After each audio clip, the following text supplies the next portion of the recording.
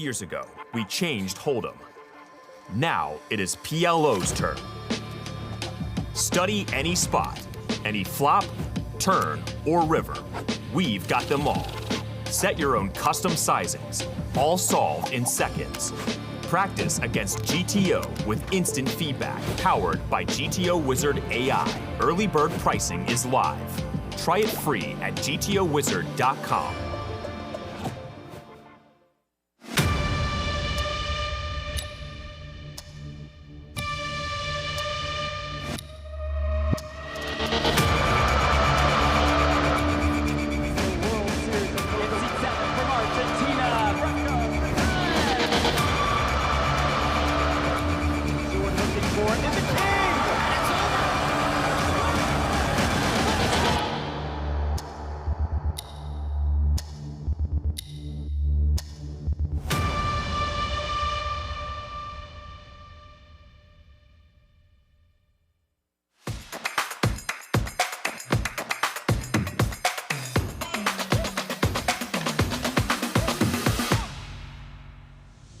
We'll be packing a little something extra. Made $50,000. Made $50,000, ladies and gentlemen. I am now guaranteed $95,000. It starts with one hand. Just go play it. I was just too tempted to play these. All right, that was strong. Never poke the bear on.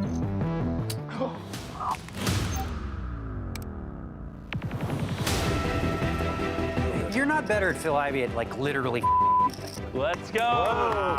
The course of 4 rounds of competition, U16 will be whittled down to just one. To be very successful, you have to have real discipline. You have to do what you know has to be done. Monte, did he maybe fall? Oh! Oh my God! Oh!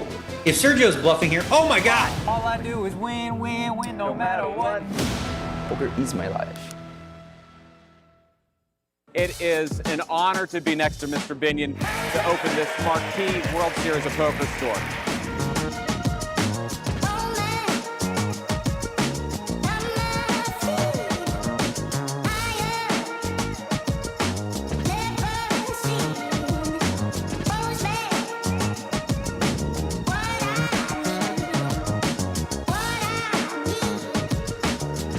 I can't fathom. Basically, it's filled up with poker.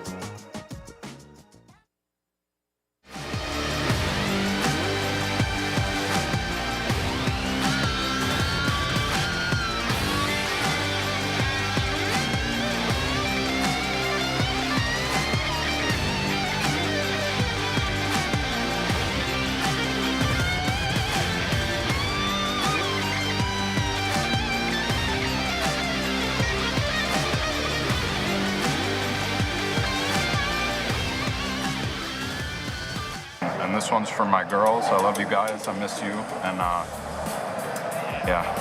How do we not end on that? This one is for the girls on the behalf of the World Series of Poker. It really is a true honor of mine to present you with your 8th World Series of Poker bracelet. There it is. Let's hear it for Nick Schulman, champion of our horse.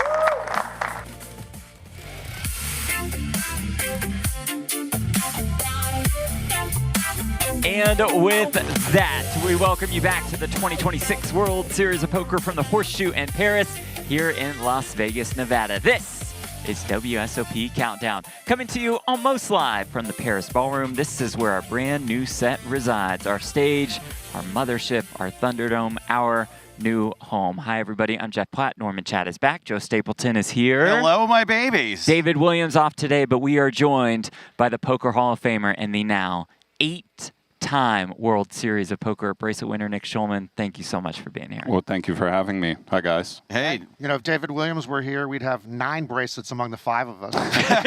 Impressive. What runs through your mind, Nick, when you watch that back hoisting bracelet number 8?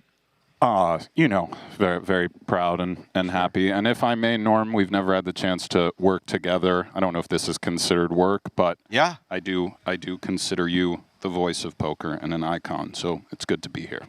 You're going to make me blush. That's the goal, you know, because he tried to make me blush, so I pass it along. I had to ship it off. We won't make you talk about yourself too much. Thank you very much. I think we all try to make you blush every time you appear on camera. It's just like, there's the guy with all the coolness, all the swag. See, we got him. Gonna walk off. Norman, you have some horse thoughts that you and Nick want to go over? Yeah, so horse is 5 games. Limit Hold'em, Omaha 8, Raz Stud, and Stud 8. Got him. Give me a scouting report on Nick Schulman. What's your best game? What's your worst game? I think maybe Raz is kind of my best game. I do love the low ball games, so, you know, I don't know. I feel pretty comfortable there. And then worst game, maybe Stud 8. Get myself in some sticky situations sometimes. I sort of, I don't, you know, I just feel of all those games, that's the game where I'm the most uncomfortable at times, but that's also sort of just the nature of that game. Now, you went heads up against Clayton Marsden, who just had final table to Dealer's Choice a few days earlier. What was heads up like for you? I came in with a big lead and just kind of started smashing the deck, so it was pretty smooth. He did keep doubling when I had him all in, so I was getting a little bit scared there, but it was smooth. I was just making hands, and somehow the final hand I won with split nines versus we actually have some footage of the final hand. Are we ready to do that, guys? As long as Nick's going to talk about it, let's take a look. Yeah, this right here. And Nick, if you want to just walk us through a little free associating with what's happening here. Yeah, I mean, you got a 9 showing. I got the 9s. I raised. He's re-raising. Here we go. We with just a deuce showing, right? With a deuce in Stud 8, but you know, split 9's not a particularly good hand in a ring Stud 8 game, but heads up should rate to be pretty good. He just somehow had 3 ducks. Wow. Rolled up, is that what they say? Yeah, he was rolled up. And, you know, we took him down with a flush on the river. Yep, so cards on their backs at this point. I like that guy, Clayton. He's cool. Yeah, same. It was fun playing with him. Dealers just winging cards at us. I'm kind of still sick at this point. Now we got the 4 spades working. Sweat time. He doesn't boat up. He asked who wants to squeeze first. He just showed first. I went kind of deep. There it is. And, yeah. Did the kind of half hug there. It wasn't a fully committed hug. Well, in that moment, you have no idea what's going on, really, right? I mean, you know you won the hand, but you've got to be just flooded with thoughts and emotions. You know, heads up limit can swing so fast that it is just such a relief.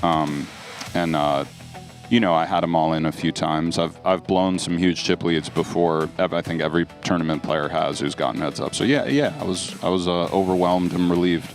So you had been in that situation before and ended up losing the heads up match. Yes, I had Galfond once, like 8-1 in the no limit deuce, and he got me. And you know, those sting. I mean, it is what it is. It's the nature of the game, but. You know, it's always in the back of your mind. I don't go into these like I have to win, or you know, you just know a part of you knows you might lose. So it just feels so good to win that final hand. Well, I noticed that your first hug and maybe even a kiss went to Ewas. Is he? What is your relationship? He's your man. That's my man. Yeah, no, I mean he's we're family. You know, I love Ewas. Little kiss on the cheek. And I think he won 3 M's last night or something. So I won the tournament, and then he won the tournament like 18 times or something in that cash game. So, but yeah, we're incredibly close, and I really love him. I believe Nick Ashley should also have a World Series bracelet for the other horse. That's 5 games plus having to deal with Ali Najad. Thank you so much for saying that. I really appreciate that. Thank you. Yeah. Yeah, well, I want you to keep winning bracelets so that you stay out of the commentary booth. I mean, you and Ali are just an insanely good combo. Like, you guys are. I mean, I bow down. No, I appreciate that, and I've been really enjoying the coverage. Falling asleep to everybody. Sorry they have you in there so late. It's pretty wild. That's right. But it's worth you know, the game is the game, and yeah, you know, like a lot of people ask me, is Ali really insane? And of course the answer is yes. And a lot of our comedic rapport is just, you know, the truth. And you are genuinely angry with him sometimes, right? Like, that's not a bit. Oh, no. Yeah, no, not a bit. Just because Stapes brought it up with Iwas, I do really love the crew that you surround yourself with.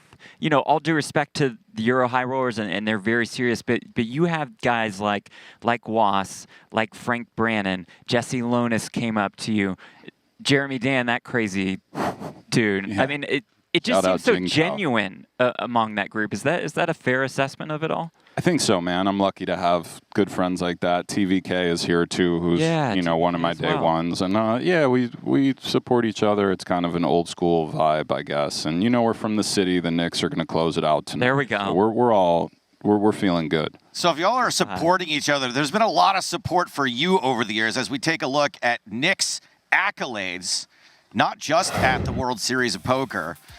2025 Hall of Fame inductee, $26 million plus in earnings, 50 on the all-time money list, 8 bracelets, 7 PGTs, 1 WPT, and a broadcaster of the year. I mean, that really is a renaissance, man, as far as poker is concerned. Which of those wins did you have the best after party? Which was the one that you guys just hit it the hardest? The after party days have been kind of over for me for maybe 5 years, so I would have to think about that and get back to you. But I never went too crazy. I don't have the gas tank some of these guys have. I would have thought it was broadcaster of the year. Yeah, that actually was a wild night. Yeah. So Nick now with 5 bracelets in the last 4 World Series.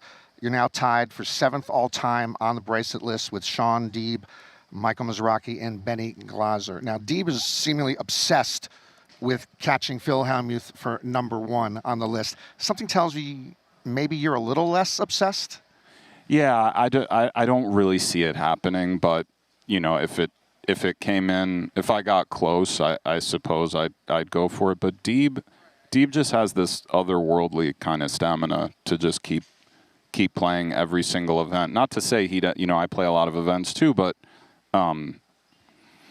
yeah, it still feels so far away that I don't really think about it too much, but you never know. And Phil could win more too. Yeah. He's here. He's getting close. Like, you know, I know he's been very vocal about some bad beats. He's getting it in good. Has he? So I'm not ruling out him, adding to the list. Okay, the talking about yourself part is over. I promise. Hope we can torture you about it in under 10 minutes. Because we can talk about Norman Chad's play. He also participated in that $1,500 horse tournament. Thank you for the $1,500, Norman. Dinner's on me. I didn't see you at the final table.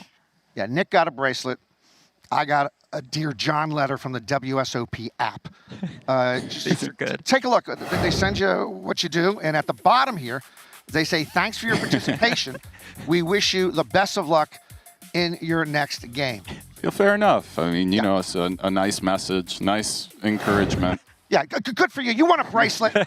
So, WSOP, thank you for having me. Thank you for taking my money. And thank you for the opportunity to get knocked out by Mike Matusow at 1 o'clock in the morning while he explained to me how the U.S. government works. That's dark. I'm sorry you had to go through that. That's dark. There's different levels of bust outs. So if there's one thing people of Norman's generation love, it's participation trophies. Yes.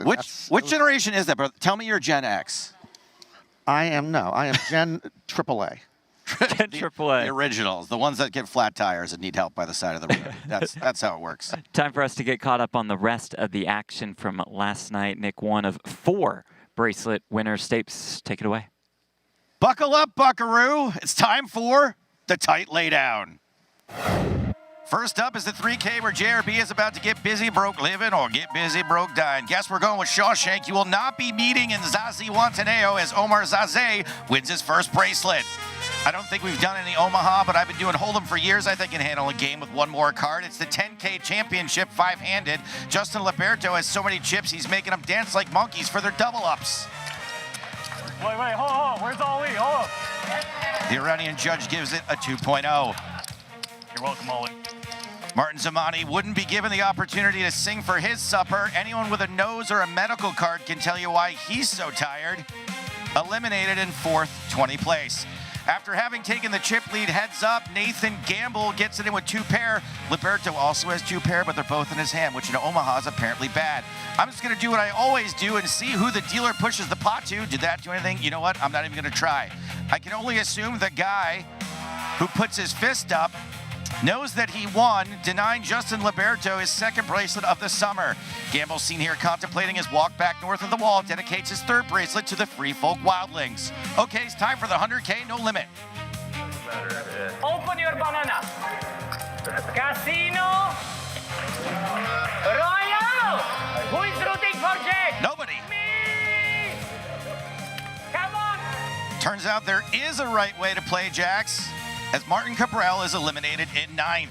Tuan Mulder gets shoved on by Alex Theologus' Kings after 4-betting queens. Mulder, all out of time banks, believes the truth is out there and correctly lays down the ladies. I bet he does. Wink, wink. -1 ally points for Alex, seen here celebrating the Kings-Queens wage gap. Alex Kulev gets it in for the rest of his chips with 2 threes and a gut shot. Both plead with the dealer, but it turns out he's a John Ritter fan. Threes Company. Technically, it's a sweat. No sweat for Kulev as he sends his apologies to Mr. Furley. Later, Theologus gets it all in, drawing nearly dead against Yuri Nope. The turn brings a little hope. Oh, no, stop. But the river's nothing but some Cope, and we are down to another Threes Company reference. Come and knock on one of those unavoidable confrontations as Kulev and Zhivalevsky get it in on this flop. Kulev, not exactly coolered, hits some bricks and then hits the bricks out in 3rd. Heads up for the bracelet and to see whose photo is going to remain taped up inside of my locker. Tuan, don't call me Fox Mulder, is looking for an ace from space, but there's nothing for the government to distract us from this week. So the only shiny things in this night sky are Yuri Martin's bracelet and his dazzling white smile. And that was the tight laydown. My man, Zuri Nope. Winning $2.8 million stakes for his first no-limit Hold'em title at the World Series. Why was Yuri my player of the year pick? He reminds me of Nick Schulman. Plays all the games well, never seems to tilt. Yuri has won 6 bracelets since 2019. Only 34 years old, a little younger than Nick, a little better looking than Nick.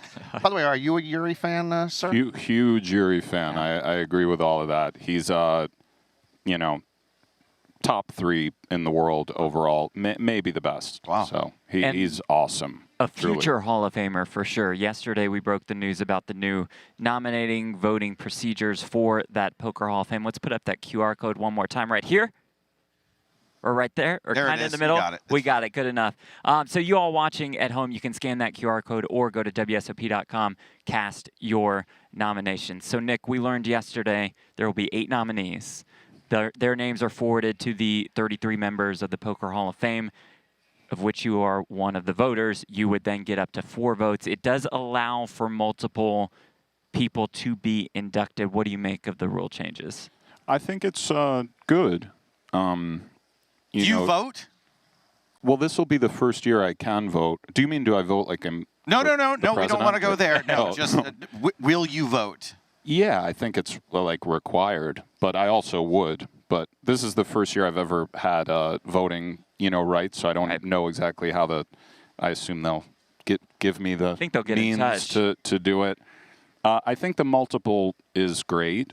What do you do when a guy like Kuhn comes along and, if he's not in the Poker Hall of Fame, it doesn't really make sense. To me, this is Seaver's year, but it is subjective, so I don't want to speak for everybody, but, and I love the fact that I can click yes for a few different players. Yeah. I feel awesomeness. Like, if it's just the question, should they be in or should they not, that makes it a little easier than the pressure of having to allot a percentage of votes to this and that. So I think it's good. You were considered a lock last year. Sean Deeb's pretty much considered a lock this year. And you're indicating there's 2 or 3 other people you think that you could get in this year.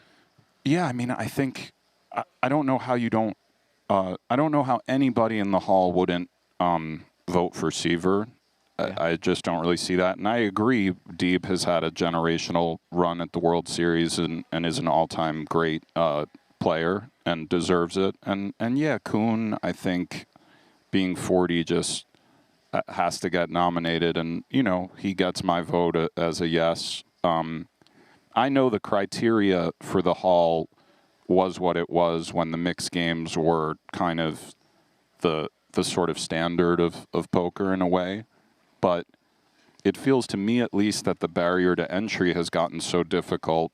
There are games still. You can always rise up the ranks and find ways to play stud and such. But, you know, in the 70s and 80s, those were really the kind of main games. And then Doyle and co. sort of ushered in No Limit. So I don't know what your take on it, but some of the kind of straight No Limit players, I mean, Kuhn is great at PLO too, but what do we do with guys like that? To me, the very best of that group deserve to be in the Poker Hall of Fame. Just a reminder, we will announce those inductees live on ESPN during our final table coverage, which everybody on this desk will be a part of. Get those nominations in. Now it is time for us to ask Why So Mad? Norman Chad. Why am I so mad? Do I look mad? Kinda. Yeah. Well, You do a little bit, to be honest. But. Enough already, Nick Schulman. Nick Schulman this, Nick Schulman that. We both do the same things, but they say you do them better. Better commentator, better voice, better player. Coolest cat ever. Fiddlesticks. Yeah, I said fiddlesticks, old school term you wouldn't know, Nicky. You've played deuce to 7 for a bracelet. I've done 5 to 10 for a bank robbery. Yeah, I've been around the block a few times, pal. I was bluffing off stacks before you were gurgling baby formula. I used to walk to Binion's Horseshoe in 110-degree heat past Indian reservations and out-of-work Chippendale dancers. Sometimes I had to dodge bullets because Benny Binion was having a gunfight out front. He was a man's man, and we were all men. Sure, now you've got 3 more final tables at this World Series and an 8th bracelet, while I have a handful of squad douche. But I've got life experience and losing every goddamn day experience that you'll never have. Do you even bowl? No. Do you play racco? No. And let's see how much flop texture helps when your head's up in air hockey, bud. Plus, I've got you 3-1 in marriages. Ain't no luck involved in getting to the altar. All skill, baby. Nick Schulman, my butt. Well, hang on a second. I do bowl. And in fact, I was actually running a bowling book here in town. What? We can talk off air, but I have some good stories. We're going bowling Monday. Let's talk. You guys know who you are. We'll reopen soon. We just need to kind of collect from some of the losers and sort some things out on the back end. But we'll. And on that note, with Nick being cool as hell, Jeffrey, we thank you very much for being here. You know, success is one thing. Commentary is another, but I think the way you carry yourself is what we all admire. So thank you very much. A treat for us to have you here. Tonight, we start our coverage of the 250K Super High Roller, day 1 with Ali Najad and Randy Liu on the call. That sound means the blinds are going up. It's time for us to make our move and pray. So until next time, we leave you with these sweet, sweet moments from here at the World Series of Poker. Nice.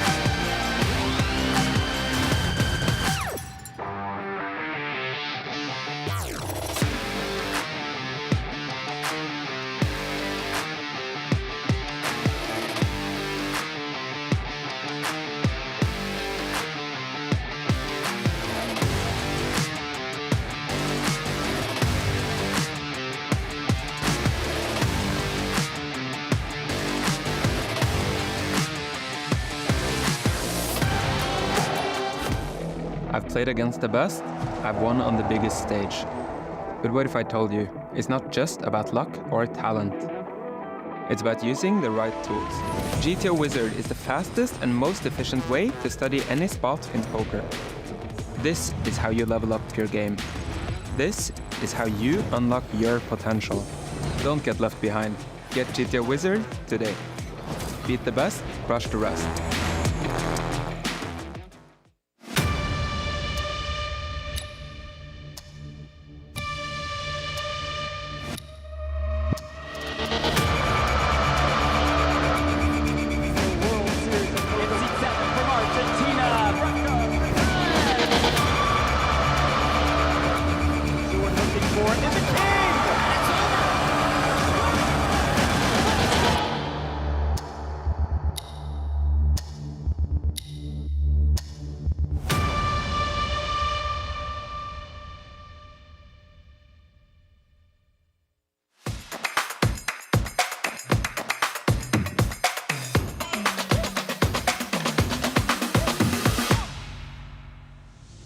We'll be packing a little something extra. Made $50,000, ladies and gentlemen. I am now guaranteed $95,000. It starts with one hand. Let's go play it. I was just too tempted to play these. All right, that was strong. Never poke the bear on.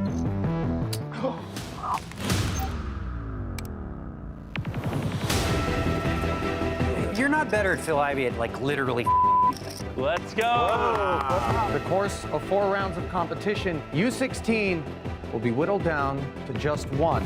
To be very successful, you have to have real discipline. You have to do what you know has to be done. Come on, Daisy. Did he maybe fall? Oh! Oh my God. Oh, if Sergio's bluffing here, oh my God! All I do is win, win, win, no matter what. Poker is my life. It is an honor to be next to Mr. Binion to open this marquee World Series of Poker store.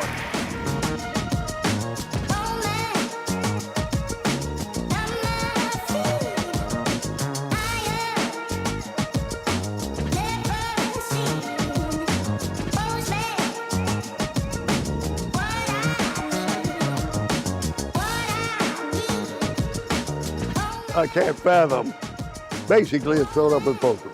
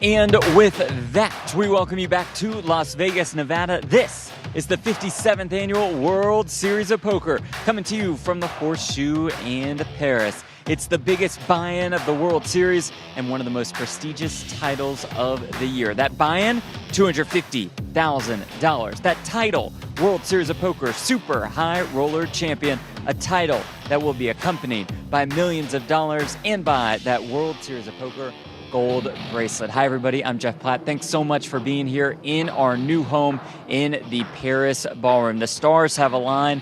They have assembled for our showpiece event of this high roller stretch here at the series. The biggest names in the game are here.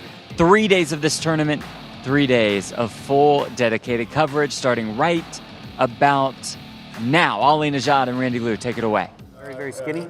McDonald's and Chick-fil-A. I'm still mind blown by that. Thanks, Jeff, and a warm welcome to those of you here front and center for the most sky-high buy-in of the summer. Ali Najad and Randy Liu, pleased to have you with us from here inside the Paris Ballroom as coverage begins with one of our 3 feature tables. Blinds at 6 and 12,000. A few levels of play in the books already, and the mighty Stephen Chidwick. Unsurprisingly, perhaps up there at 2.5 million in chips, north of 200 big blinds, a spectacularly deep affair. And that, of course, is befitting a 250K buy-in, Randy.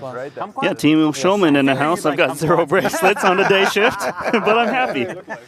We are all Team Shulman, my friend. It sounds funny. Like great to have Nick on the countdown. Seedless. Maybe not for Norman Chad. He seemed a little steamed up.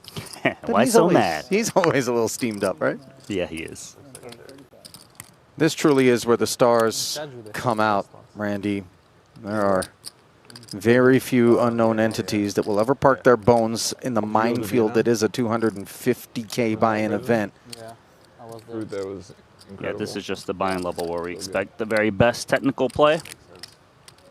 Not many are willing to pony up 250K for a buy-in. Well, once upon a time, the name Dejan Kalođerđević was one that we had never muttered. And then he showed up on home soil in Montenegro for a super high roller series and took down a title. And since then, it has been all, I don't know what to say, downhill or uphill. Downhill makes it sound like it's bad, but what I mean is kind of an easy street for him as he's very much become comfortable in these waters. Searching for all of the biggest buy-ins out here. Did pick up both blinds after open raising. Queen 5-5 and a couple of hearts, not interacting with any of these 3 as we see both blinds checking over. Kalođerđević with no appetite for a c-bet. The 7 changes nothing. Doesn't necessarily mean he couldn't have a queen in this spot. He could definitely check back some, so a delayed c-bet is probably in order if it gets over to him again. Kalođerđević, just 28 years of age, by the way, has already cobbled together 6.2 million in career live earnings. A single score of almost 3.2 million is largely responsible for that tally. But in terms of the World Series of Poker, just a couple of final tables across 19 caches. Yeah, I think a lot of people don't realize that he's actually an online cash game nosebleed expert. He plays the highest games out there and now dabbling into some tournaments and doing quite well. Not dabbling into his stack, though, after a second round of checks in front of him and now a second 7 on the end. Pretty good run out for ace high. Now beats some counterfeited pairs that Kalođerđević might have, like 4s and lower.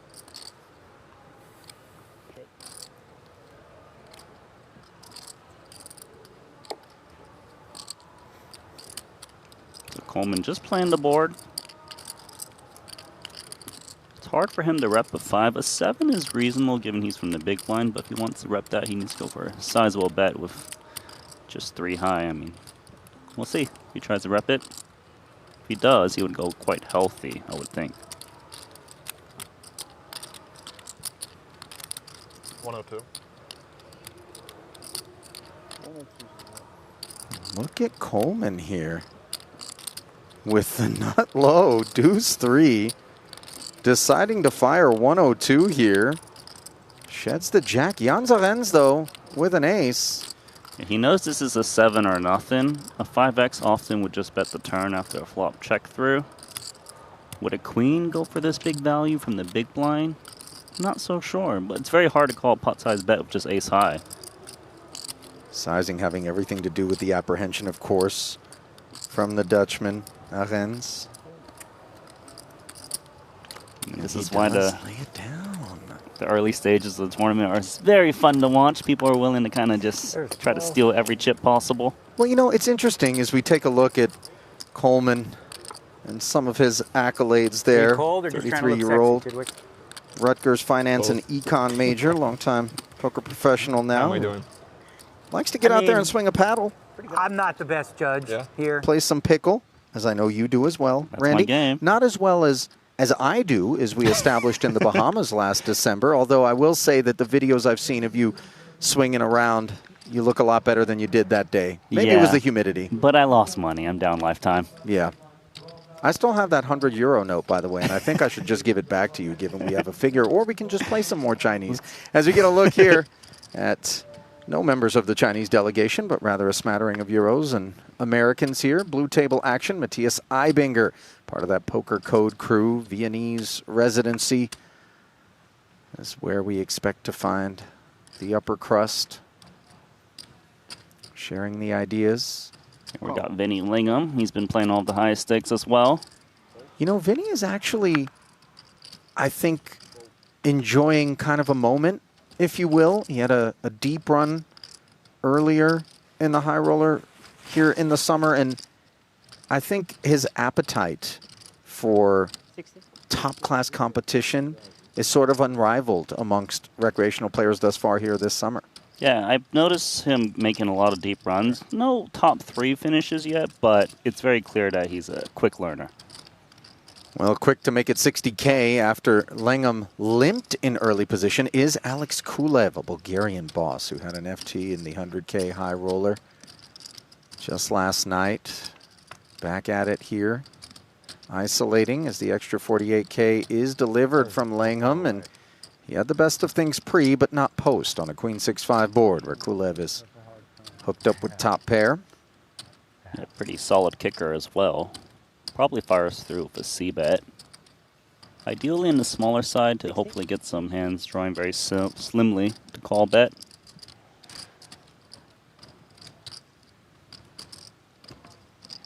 Alex, straightforward what was the thing on the final check fold for Lingham. RFID? That It wasn't on the final table. like before, like day 2 or something? Just no one. The one with Martin, or? Yeah. I mean, so just that. Yeah, Sobro didn't want to, which I think is completely reasonable. He didn't want to scan his cards. Because Martin. First peek now at the purple featured table. One of the 3 that we're going to be bringing you, and cast your eyes on Miss Kristen Foxen. What a moment she enjoyed. Randy, a very validating victory as she picked up a bracelet. What's impressive about that is she's got 6 bracelets, all in no limit hold'em. She is a specialist, is she not? Yes, she is. It was the 25K high roller, and you know what was interesting? Because the 39-year-old Canadian said, finally a real one. And, you know, there was some sense that she was being facetious or maybe pandering to the naysayers who were saying, well, there's smaller buy-in events or online events or whatever. Nobody can question what it took for her to rise to the summit of that 25K. And it was lovely to see her husband, Alex, also a beast, also in these streets out here, delivering the bracelet personally. And doing so, I think, while cards were in the air in the event that he was playing. So, yeah, so he missed a couple of hands probably. Happy wife, happy life, Randy, you know this. Ace 10, making Jack 10 a little unhappy as Foxen dresses down Bads' open and Nikita steps aside. Thomas Boivin appears to be foraging. he's got himself a salad there. Like, hey, how much is it? That was a pasture's worth of greens being housed. Meanwhile, a couple of Broadway gutters here as Muller and Heath interact with the Queen 10-7 board. Eibinger, however, with the heart draw. It was Samuel who opened this pot. Now Eibinger with the most meaningful piece immediately sees the flush draw. It's funny how many. A lot of times players would bet this in position. They've got a draw to the nuts. They see some passivity, especially with Jack of Hearts in hand, which blocks some of the further continues. But not Heath. For sure. 100%. 100%. Gut shot added to the mix here for Eibinger after Heath did not fire in position. No way. For me, I would like to see a big bet from Eibinger. He's got a nice semi-bluff. His opponents haven't bet on the flop, so less likely there's a queen out there. Nasty guy. Nasty. Then he starts licking his fingers like this. Matthias' second check now being pondered Did you see the video by of him Samuel. eating? I was there, bro. Sam for short. Yesterday's He's good with it. Ah, because he was eating on the final table as well. I guess it was similar. It's so fucking disgusting, Everything is purposeful. You know, he does it to. I think so, yeah. 100%. He does it to annoy people. When he sees that somebody doesn't have a time bank, he starts talking louder. Oh, for sure. Just so he can. 100%. But it's 50,000. He's I think conversation centering around some of Martin Cabral's antics and the distaste that many in this particular close-knit community have for them. You also talk about him when he's not at the table. He's kind of a sadist, I think. I can definitely see it. Heath, by the way, firing half pot, basically. I really would like a check raise from Ibinger in this spot. His range is quite uncapped. He can even check raise 2 pairs. 280,000. Well, there it is. No sooner do you call for it than Matthias delivers.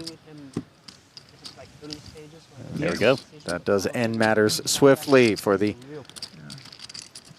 regular on the high-stakes circuits, 33 years of age. When he's not playing poker, he likes to do some skiing, as to be expected from a man with the Alps in his backyard. $33 million in career tournament earnings. 18 final tables at the series, with almost $9 million earned within its borders. Flipping back over now to Martirosyan. Artur with an ace-jack of his own that has not improved on the 6-5 tray board. It was the Belgian Thomas who was taking a break from the salad to play some poker. Yeah, see if he can take a few rubles off of Artur.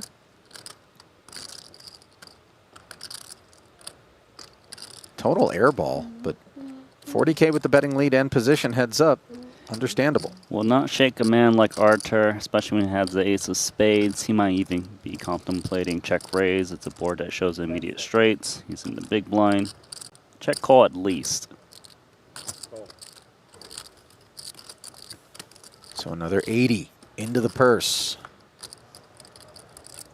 And a jack of spades on the turn. If Artur was thinking of a card, that would seem to be the best one available to him, even more so than making the ace, insofar as it gives him the nut flush redraw and ensures that he isn't outkicked perhaps by Boivin with a bigger ace. Literally the best card for him. Just because the ace, sometimes you're up against ace-queen, ace-king, regardless with Boivin. He does have nothing, so if he fires here, he would probably fire the river, but he's not going to take that option. No, and now he makes a 9 on the end. Potential payoff card here, depending on how greedy Martirosyan gets. I mean, Artur should do the betting himself. You would hate for a hand like 7s or 8s to just put a check back and miss value. He's got a bunch of straight draws that whiff, 4, 7, deuce X. He's in the big blind, so he can have all these combos. And I think he's going to get paid off by the 9. It's an overbet, though, so if he doesn't call this hand, it's read dependent that Artur just has it this time. But it's always very fun to watch players go for overbets with hands that aren't flushes or straights or 2 pairs and sets, just top pair. But he knows he's good.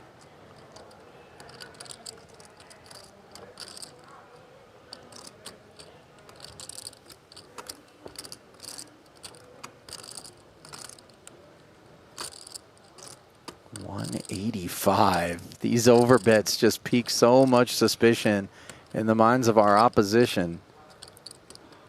Really nice find here from Artur. You might not even think Artur would go for an overbet with just 1 pair. Which makes Artur so dangerous because we can see it is just 1 pair and he's got such an aggressive image, he often gets paid off, but not this time. That is a disciplined fold there early in this event by Thomas Boivin. Correct, no less. It's a great deviation against a man like this, who was always willing to bluff. Don't ever fold. Why would I? It's crazy. So I have to be bigger size. What? D-Negs. Or you could limp. Okay, you're right. A guy who, by the way, doesn't rumble with these characters near as much as they rumble with one another on account of the fact that he prefers to keep himself Do you get any close to home, do most of his poker playing here in Vegas. Yeah, but it's good. As opposed to getting on a plane and jet setting worldwide. Just for aftertaste. Yeah, David Einhorn, like Vinny Lingham, one of the other high net worth but not professional poker players, who loves the thrill of some good competition, has befriended a few players over the years, hedge fund manager by trade, Greenlight Capital founder. 72. Negreanu's cut off limp with the sixes. 72? He's bringing back the limp. Yep. Kind of pioneered it back in the day, small ball poker, and everybody was scratching their temples thinking, what's this guy doing? And kind of rode it to great effect. Was one of those people experimenting in the pre-solver era with different ideas. Here he is being asked for the extra 60 and delivering it. It's all about saying good luck us with 100 big blinds to play. Ace, 9, deuce, rainbow. Neither player loves the board. Advantage Chidwick with the betting lead, of course. Very big advantage because he probably doesn't even expect Negreanu to be limping that many of Ace X in the cutoff. So normally you'd be pretty scared with jacks in this spot. Seems like Alex is running. Like him to size down if he falls to a C-bet to try to get some pocket pairs to pay off. 42. That's really, you know, something weird. I just had this weird feeling that now, because I don't know, something about this hand, universe, I'm going to win this tournament. I just have the weirdest feeling right now, just because of this hand. Something switched, and I'm like, I'm going to win. I don't know. You ever have that? Congrats. Thank you. I appreciate it. Third is available. Third is available. But I have just got the weirdest feeling right now. I mean, you gotta be in it. There's got to be something to me being connected to the. I'm going to win. Wow. If I do get those feelings, I generally won't share them with the rest of the table, Randy. And not Feels when like I lose a pot as well. Yeah, right. Paints a bullseye on your back a little bit. It's very odd premonition by him. Noted, though, that Negreanu thinks that maybe there's something in the air. Lord Vogel. This is an image that you will grow accustomed to if you watch enough super high roller action in terms of Christoph. Always has that cloak handy, and here's the dagger. At least he's not taking max time anymore. Uh-oh. El Conquistador tiene problemas, Randy. Gonna be pretty hard to conquer the pocket kings for him. Ace-king likes to get chips into the middle, and the 3-bet announcement comes unsurprisingly, 105 the figure. We await Lord Vogel's response. So pretty late positions here. He's going to want a 4-bet rather than a slow play. Just given how deep they are, and Mateos could be curious. Now here's the real test for Mateos. Is it better for him to 5-bet rip, assuming Vogelstein's got some 4-bet folds, and try to pick up the pot immediately, or maybe just call in position? I think both options are quite viable. Early in a super deep 250K type event, is this one of the specific scenarios in which perhaps the option for Mateos to flat would have been available as we see him announce the all-in and run into the kings, Randy? Definitely possible for him to just flat, but just depends on what you think of your opponent's range. He felt that there was a lot of 4-bet folds for Vogelstein and try to win it now. Well, the effort is going to be an ambitious one, as we can see 70-30 dog against Christoph. 2.6 million chip pot. As Mateos tries to avoid becoming Jamón Ibérico.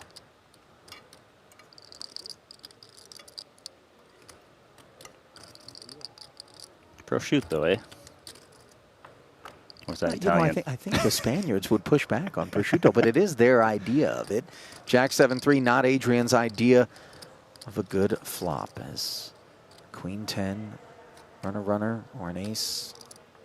It's what he needs to see. Ace of Hearts is occupied, and take that running straight off the board, and perhaps take Adrian right out of this table. He's got one more pull at it. Boy, if the 10 would have rolled off, he would have made it, but instead it is adios Adri. The silver lining, of course, you can buy in, but it'll cost you another $250,000, Randy. And the conqueror has been conquered. Yeah, I'm sure it's covered. We're both sure. I'm certain he'll put in a rebuy, though. It's not a one-and-done type player. It's tough to orphan the 250, isn't it? It is difficult to find immediately, but I'm pretty sure he came prepared for this festival. Love seeing Brandon Wilson out there, by the way, very much on form. Took an absolutely savage beat in the 100K. It's number 2 on the all-time German money list. Do you have any idea who number 1 is? Gotta be Fedor, right? Oh, that's a good guess. Well, on the topic of guesses, mystery hand time. Mr. Einhorn, who is obviously going to be a little bit more difficult to narrow into a range than perhaps some of these super high rollers, will have his cards blocked out. And your job out there, if you're streaming us live, is to register your guess as to what it is he's working with. Ace Deuce. Suited. Are you going to play with us? Ponikov's. You're going to love it because Involved GTO's along doing with like not Einhorn. liking anything I'm doing right now. It's so fun though. It's really fun. Coleman's ace king, flops top pair, top king.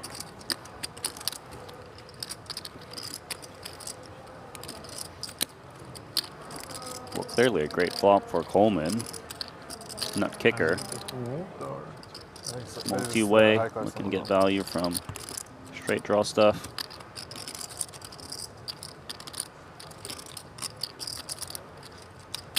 $26.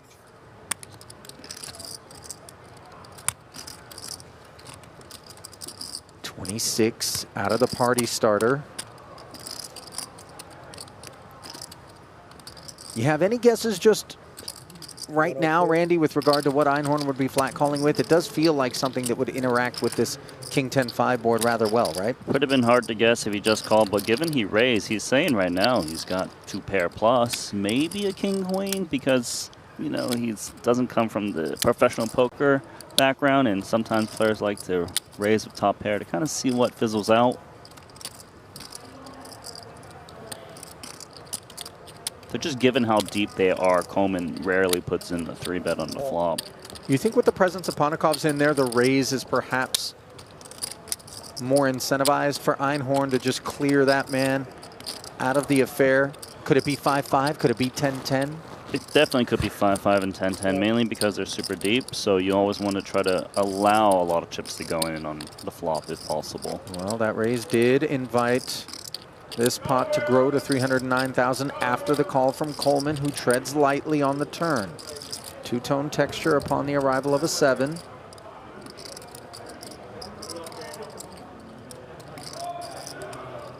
$280.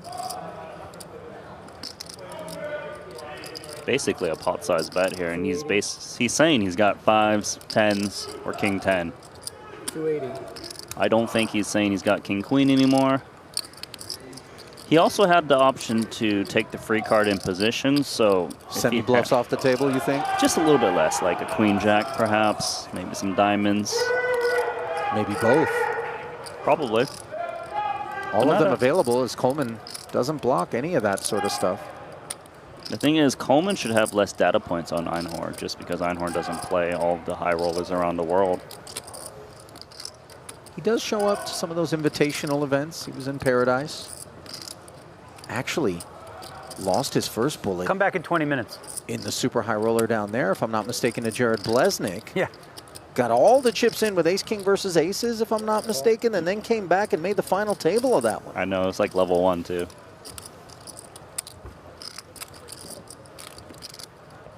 Coleman makes the call in a second 5 on the river here. I mean, as clean as it gets for ace-king, to be honest. No draws got there. Deeply reducing, of course, our expectations that pocket 5s are what Einhorn is working with, but 10s full still a thing. You hate to see this card if you have king 10, though, just on the off chance Coleman's rocking aces. Exactly that.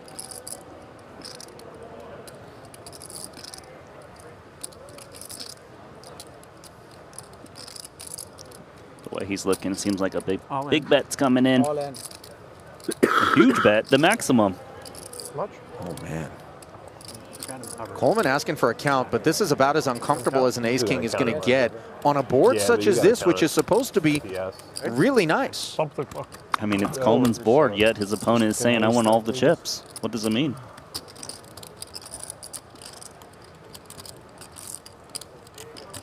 Because Coleman has so much ace-king plus as played, Einhorn rarely falls through bluff, too. Can I get a new clock? Restart the clock. Restart his clock, yeah, because he's waiting for a count.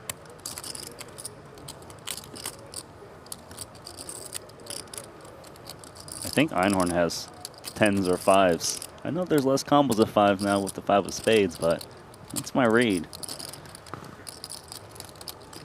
And you're supposed to call with some pairs, otherwise you're almost folding your whole range, but this is about deviating from GTO at the right time, and let's see if he thinks Einhorn's got it. But he's going to make the call. Coleman's going to look him up, and it is 10s full. Multiple people in the chat zeroed in on that hand. And certainly, that was a story that was being told if it was credible kit. And blood drawn early here as both Adri and DC have bullet number 1 torched. $250,000 gone. Huge pots over and over again. After he busts. Well done, Einhorn. Out! Out! You are out! Wow. Savage. He's not German. Brutal. Oh, yeah, I know. Okay, you're taking his seat. That makes sense. I feel like you were giving him the German accent. Yeah, they replaced you already. It's like they knew. It's like he's going to call it off. I mean, they set the deck mate. Yes, yeah. See. I know Daniel's impression of Dutch versus German. They're quite different. Oh, okay. Nice hand, David. Thank you. Not well done. Not anything about the actual Had him accent, but coolered. Yeah, but you sized it good. I could tell he was going with German. Yeah, exactly. Appreciate that. Yeah, I'm not even lying. What? I thought it was really good. Yeah. Thank you. Ron, speaks. Put him in a tough spot. Well, how about that for Capital Infusion as the Einhorn Fund has a lot more AUM than it did a moment ago. And welcome. Which one? unfortunately, even though David Coleman made the deposit, he's not going to be getting any dividends. Back to 3 outs. It's a great return on investment for those pocket 10s. 12K. 12 and 12. Yeah. Call 2 bigs and get 100 bigs blind black. 12 and 12. You remember Beavis and Butthead, right, Randy? Okay, so let me see what. Are you at all getting Cornholio vibes out of Chidwick's hoodie? Dude, I'm not going to call Chidwick Cornholio, all No, right? I know. I know he's not. He's not Beavis, he's not Butthead. But I'm just saying that the hoodie, the way it's draped with tension. Like, come on, man. If you don't see a little touch of Cornholio here, you're not alive. Meanwhile, the pulse on Chidwick, 28 BPM, courtesy of Ace 10 of clubs. Although I think his heartbeats go 28's pretty low. Ace 5 suited, the baby wheel stuff. So over and over again, we're seeing a lot of aggression with deep stacks. And Chidwick's not going to fold, just very deep.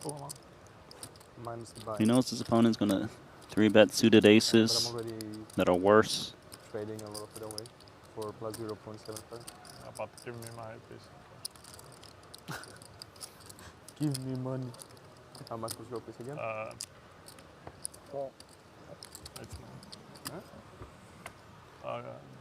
Chidwick delivering the additional 72,000 asked of him by Foxen. Broadway gutter versus bottom pair as Alex links up with the nickel for the lead. So a lot of times whenever it comes king high, you would just fold to a c-bet. Even with some showdown value here, you can still fold out Jackson lower. You're also going to be my bodyguard when I make the trade, because that's enough money to screw someone over. 57. And since you're so strong in fights, maybe it's protecting. Follow through is 57,000 here. Him as a bodyguard. Fair enough. Great shot there of Foxen, who, unlike most people, when the action isn't on him, he is looking over at his opponent. I thought Chidwick was a stare as well. Would they lock eyes after he makes his call? I always feel like the guy right next to me, the eye lock is just a little too intimate. Yeah. You know. I probably could have gotten more because the moment I posted, I got like. Yeah, it's something for like a third date, right? Are they in first base? Board pairing queen. First things first. Chidwick's call. It's not touch hands. Look, he's looking at him now because Foxen has to look at the board. I'm not greedy. I'm gonna try to solve today. Queen's a bad double barrel card. I'm not giving it to you. You're gonna wait. If you had King X, you probably wouldn't bet the turn as played. No, not. Alex Always evaluating what his range wants to do as much as what his actual hand wants to do, as all top-tier pros.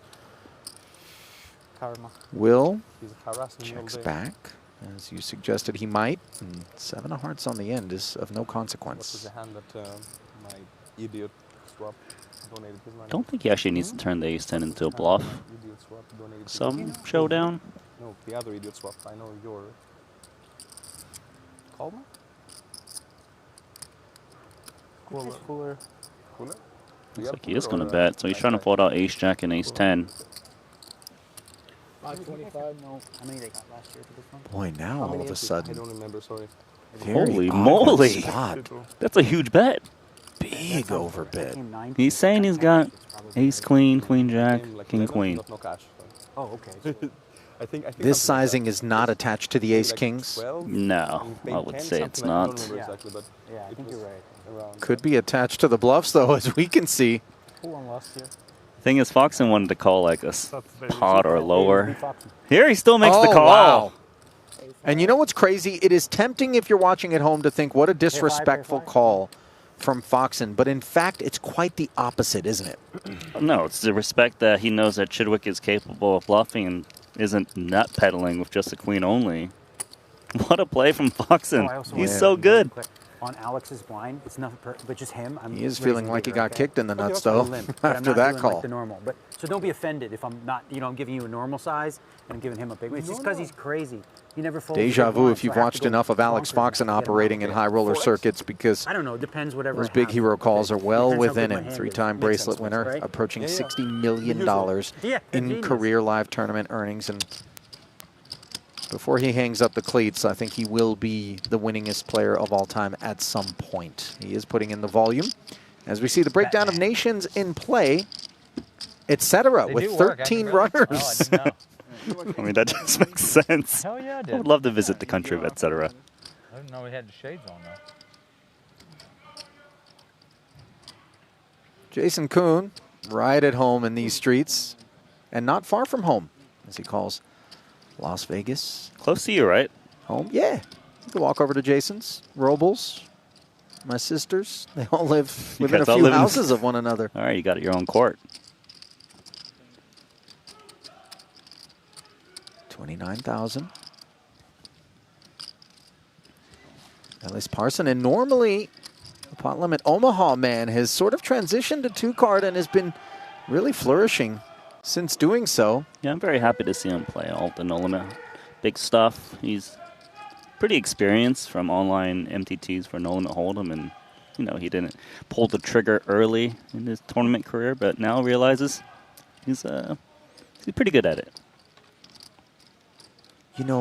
There's a measure of confidence that you really have to have in order to be willing to invest in a tournament such as this. You're looking out there and you just understand there's no layups. Very few, if any, players, even amongst those who aren't professionals, who are just going to roll over. You saw Einhorn very adeptly navigating with those 2-10s. Granted, not the toughest pot in the world to play, and it was a cooler against Coleman, but even Vinny Lingham, guys who are intelligent, successful, and are going to throw some fits and some curveballs. Yeah, especially at this price point. We know there's so many good no limit hold'em pros, but a lot of them don't really want to embrace the $250,000 buy-in. Yeah. And to see all these guys, it's kudos to them. Flop does go check, check. Parsonen now picking up a club draw to go with his 2 overs and deciding to lead into Kuhn for 32,000. Clubless is Jason, but he does flick the call in there. 4-liner on board now. I feel like Parson needs to follow through with another barrel. He would have expected a lot of ace-high to call turn bets, especially if it has a single club. All of these hands just whiffed. He's in the big blind. He could have some straights that was semi-bluffing with 5x. He can still value bet even in an 8x.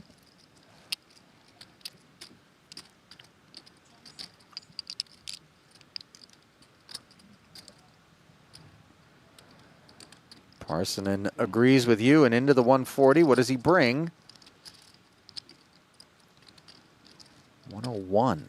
I like this sizing because it still allows him to value bet just one pair. Had he gone over bet or pot, he's more telling the story that he's got a straight or better, which is less combos, of course. Not really ever worried about Jason showing up with a 5 in his hand, so value could be coming from the one pairs of the world, targeting things like ace-king. Let's see whether or not Jason buys it. This guy's a master of his craft, and he knows how to sniff out a bluff. So first Foxen, and not to be outdone, Jason Kuhn picking off some heroic efforts from Chidwick and Parsonen in turn, which wind up fruitless. As we wind in Jeff Platt, who is standing by with an update from the 10K Limit Hold'em final table.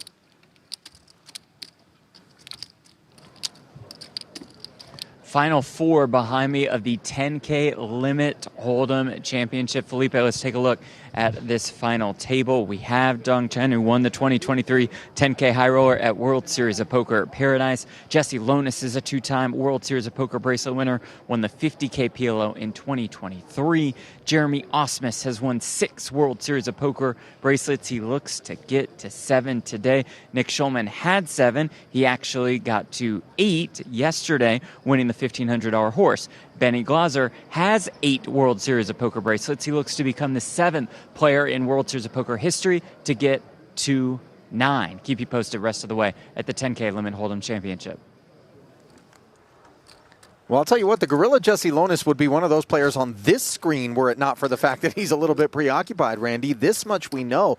And the hunt for hardware continues for him. Glaser, of course, 3-time bracelet winner just last year, looking to break the seal here this summer. As we get back over to the Belgian, Boivin on the button, on the attack, offsuit 1 gapper.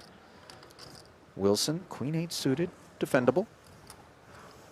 And to the flop we head.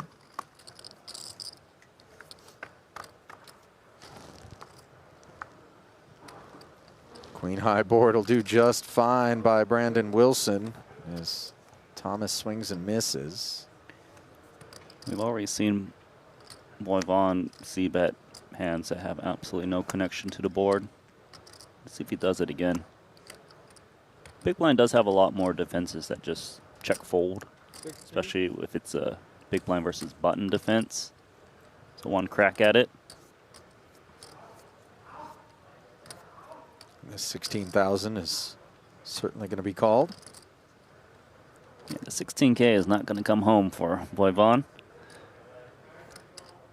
Assuming no miracle run out. Raise to 65. And look at this from Wilson. Check raising, top pair, weakish kicker. Mainly because he knows he will be check raise bluffing with a lot of air and wants to not just have nuts only when he check raises. Yeah, keeping things balanced as the best in the world do, and not just calling, but raising rather, is Brandon Wilson. Number 1 on the all-time Illinois money list, which includes the city of Chicago. A lot of poker gets played out there. It's a very specific state there. Yeah. What about the number 1 in Alaska? Who's that? You know what? You know? I think it's the Iceman. Teddy Monroe. No. Val Dude, Kilmer. No, well, similar looking to Val Kilmer, Adam Hendricks. If I had to guess. 31 of 33 remaining in this one. We saw the 2 casualties in Mateos and Coleman. Picking one up in progress here. How about this for Vogel saying 3rd pair, but the gut shot royal to go with it. The open came from Christoph. He was dressed down by the ace-9 of Brandon. It's actually a pretty loose 3-bet from Wilson. Late position action. Asking questions. He's not going to do that against an under-the-gun opener. This we know. And he is going to fire 52 into this 220 now. Christoph, lots of options, Randy. I would think he rarely check raises because the pre-flop 3-better smashes this board, right? Ace, king, ace, queen, queens, kings, and aces. Well,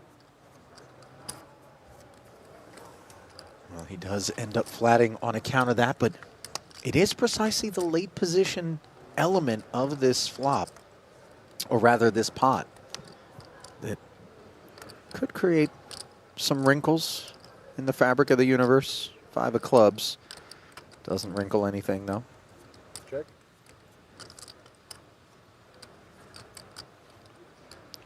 Two options here. Could bet and just check back the river, assuming he doesn't improve to target pair straight draw, pair flush draw, like queen jack, queen 10, things like this. Could check, but then, you know, you give your opponent a free card when they have those kind of hands that probably would fold to double barrel, unless it's the good stuff like hearts. 360. 360,000 is the bet. That's a meaty bet. It's quite mergy. Yeah. On the heavy side. There's a term for this. I believe it's like Megamind or something like this. It's basically you can fold out better hands and then you get called by worse. And what I mean by that, worse is hands that have a lot of equity, like hearts, queen 10. And then the better hands might be like ace 10, ace jack. That's just a little bit afraid of, you know, ace king. Megamind.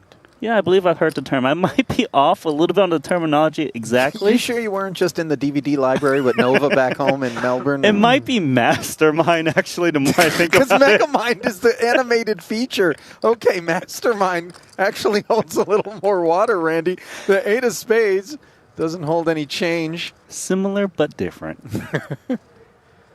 Note, by the way, that once Vogel makes this call, you really begin to have concerns about the durability of ace-9. So the snap check back from Wilson, and he will be thrilled to roll over a winner. And this one feels unfair, if you're Vogel saying. Did you see Arenz? He was nodding like, wow, well played. You got max.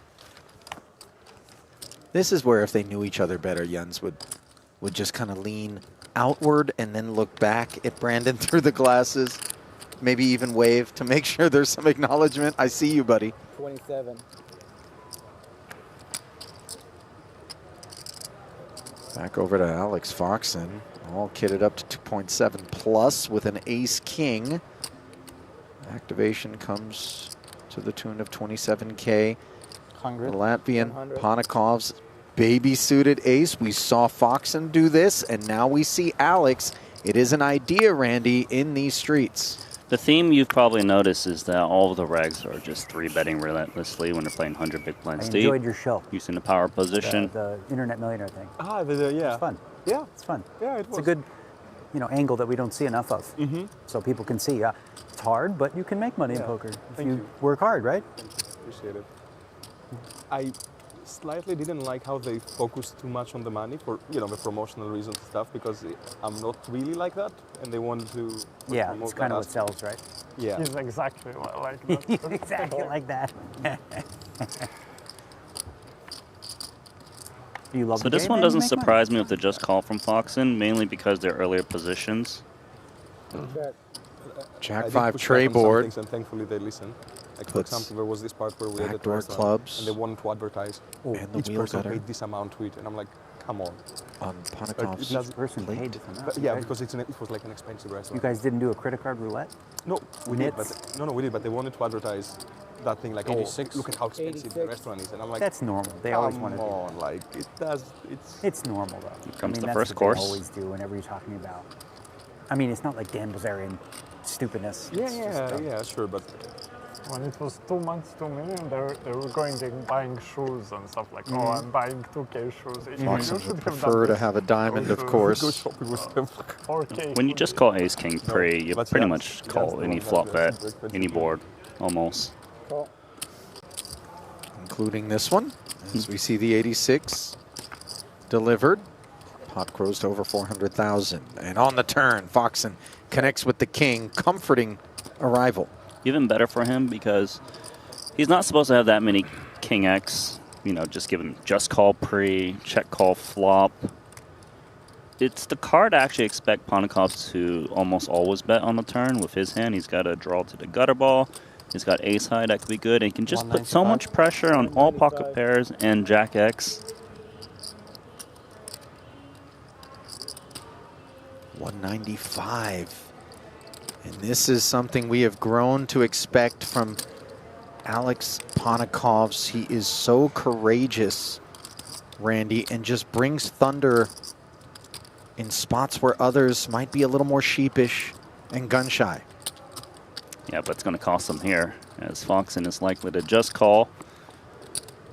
He's not afraid, just laying the trap to the most aggressive player, one of them out there.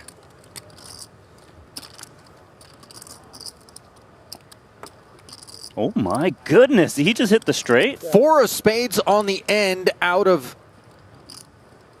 upper orbit. This is just an interstellar development.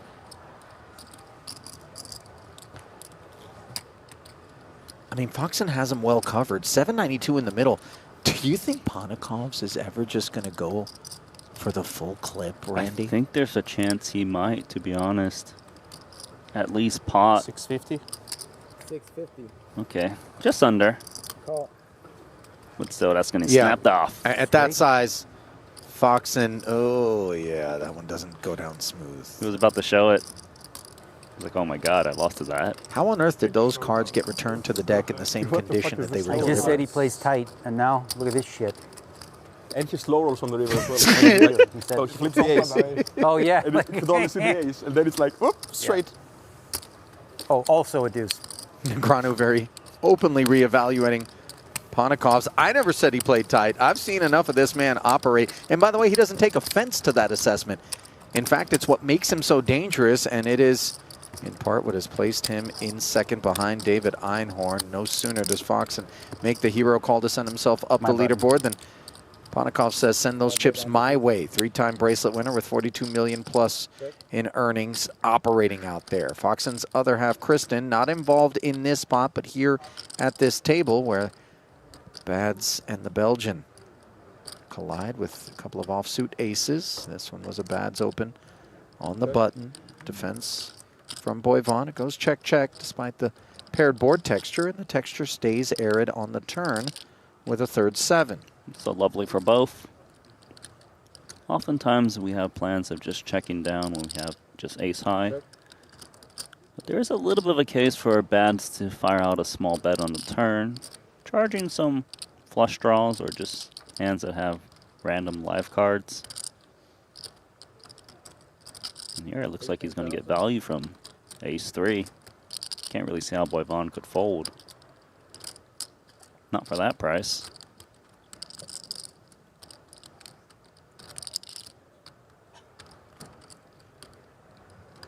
Yeah, this is certainly off the sale rack. Out of bad, so the 18 flicked in there. Note that the 8 plays right now, Randy. Yes, it does. Well, oh, well, the fourth 7 makes that kicker completely irrelevant. Both players have the nuts. I thought there was only like 3 dials on a slot machine. So 4 7s is what we're working with. Modern slot machines, as I've learned from sweating Sam Soverel, 5 columns, all kinds of weird animated, you know, gods, I dragons. assume he's not playing the penny slots, right? But he hit $1.5 million jackpot the other day, he posted. 5K a spin. 5K a spin. Jesus, can you imagine throwing in buy-ins? But you mash that button and you can get upside down real quick. Meanwhile, Bads. That's 32,000. Boivon is going to raise, and of course it'll be straightforward. They should just keep min raising until they get all the chips in there. Just by having the nuts. Isn't there some rule where you can't just call the river if you've got the nuts, so you don't get some penalty? 96,000.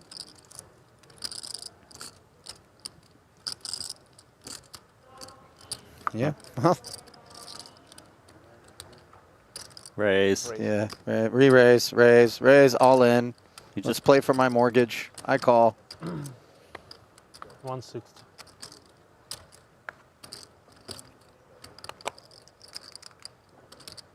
So they're just trying to exhaust each other's time banks? You see the smiles on Christoph and Kristen? They know what's up. Yeah. I think we understand. All right. What's happening here? Let's go 260. What if they click their way to win I all know. in? It's like That'd be so dope. The Limit Hold'em Championship here in the 250K. I can't believe he's clicking again. I love it. Just go all in. Yeah, now they can actually laugh out loud. What is the rule on that? Like, can you?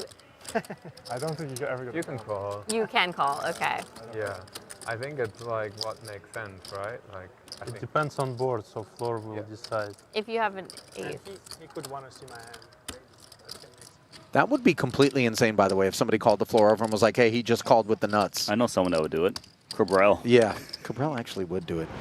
Meanwhile, it's your turn to do it. And by it, we mean guess what Jason Kuhn is working with as another mystery hand is brought to us.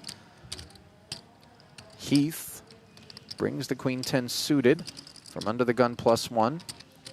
These are the sorts of things that you're going to see a lot less of late in a tournament when the stacks are super shallow and the ICM is wrapping its arms around you. Yeah, but that's here, why early, we speculate. Level 1 is so much more fun to watch sometimes. You get to see all these big pots, and trip 10s is lovely. Yeah, plenty of fun for the Brit. Snap checking after Kuhn 3-bet him to 80. I mean, Kuhn is expected to see bet range on paired boards like this. Whether he's got value or bluffs, but usually the small sizing. 76 down. I would like to see Heath come with a check raise quite often. He's probably going to be bluff raising. He can still get value from pocket pairs or ace high with ace of spades, as long as he doesn't make it too big.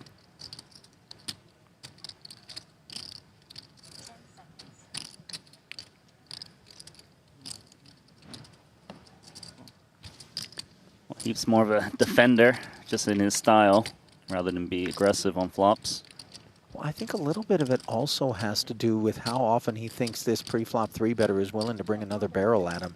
And Kuhn does skew slightly toward the aggressive side, I would say, on average. But, you know, he's very tight aggressive. You know what I'm saying? Like, it's in the right situation. They definitely have a bit of a contrast in styles. I agree with you on that. Thank you. TAG is the acronym that is... in caps. Yeah. 160. Associated with the tight, aggressive player style. The other one is lag, but you probably a lap. Loose and passive. Wow. Nah, man. I'm just kidding. Maybe I'm a tap. What's tap for? Tighten. What do you mean what's tap for? I mean, you don't lose as fast as a lap, I guess. Yeah, loose and passive is a bad combination. And trip 10s, when there are 3 spades on board, is not as attractive as it once was, especially given that Kuhn is carrying on, and so Ben just content to play this one passively. Ace on the end now. Card we actually kind of like in terms of the prospects of Kuhn, maybe an ace high on the flop, maybe a big spade on the turn, and now picks up the ace on the river. Yeah, does the betting for us. I would say it's a good card because aces doesn't bet the turn that often. Plus, if Kuhn was semi-bluffing with, say, ace of spades other or just ace X in general, he would check back this river. If he brings out another bet, he's saying he's got trip 10s at least. Really, you expect the check back from the ace X on the river much more so than you do a little value. Yes, because you're trying to get value from like 9s, jacks, 7s. And those hands probably wouldn't call another bet. Especially if you're holding ace of spades, because then there's less combos of other aces that would call. Seems like the action from Heath had not been registered by the dealer, so turn our attention over to Kuhn. Want to take a shot at what's behind the question marks now, Randy? I'm just going to assume he's going to bet. So like I said, I don't think he's got like ace king, ace queen anymore, unless it's the spade variety, which would be the nut flush. He can still value bet some 10x, especially the strong ones, flushes, bluffs. Probably like king, queen offsuit with like a king of spades. Maybe Ooh. queen, jack. That's a big one, right? A chunky, near all in here. Wasn't there only 662K in the pot? Yeah. It just went 2.5x? Oh my gosh. Okay, so Jason going ham on the river. Heath's job now to find out whether or not it's baloney. man, I wonder if Kuhn ever does this with ace of spades now. It's just dude, this is over 2x pot. You just don't see this, Randy. And, okay, what boats could Kuhn have? Ace 10 comes to mind. Yeah, tough to produce it, obviously, when Heath has a 10. The combo specifically would have been Ace 10 of hearts, which is available. Wow. It looks kind of bluffy. Oh, and Heath lays it down. Oh, my goodness. 5-4. Heath has his plums turned into prunes as Kuhn elbows out and sends trip tens into the bin. Nastiness here in the 250. I'm going to scroll through the chat, Randy. How many 4 or 5 of diamonds guesses do you think I'm going to come across? No one's got that, but I'm just curious. Hall of Fame is open, right, for Jason Kuhn? I mean, wow. Heath on the receiving end of the Darjeeling as the full teabag was delivered there. Ew. Jack 8-7, meanwhile, one in progress here. Backdoor hearts and an ugly-looking open-ender in terms of the 9, putting a 4-liner on board where 10x makes the bigger straight for Foxen. Can you believe it? Everyone's got a straight draw. Check. Nobody wants to bet it, understandably. 5 now pairs up Foxen, and that puts him in the lead. All 3 picking up something here. We got double gutter for Chidwick. Best hand open-ended for Fox. And of course the 9 is not great for him, as a 10 would make a straight. A better double gutter for Theologus. Foxen doesn't need to turn his hand into a bluff of a pair. He's got a type of hand that can call most turn bets if one does come in from Alex Theologus. Let's see, he is reaching for chips. Man, everyone's in betting mood today. Again, this is the delight of being able to pick up this coverage on day 1 early where the stacks are so deep, and that's where these guys shine, Randy. Yeah, this is the type of stuff from Cash Game, you know, deep stacks. Here we're playing a $250,000 buy-in tournament. There's always that dream of hitting the 10 for Alex, and winning a big pot against another 9x. Heads up. So to the river we go with only 2 parties involved.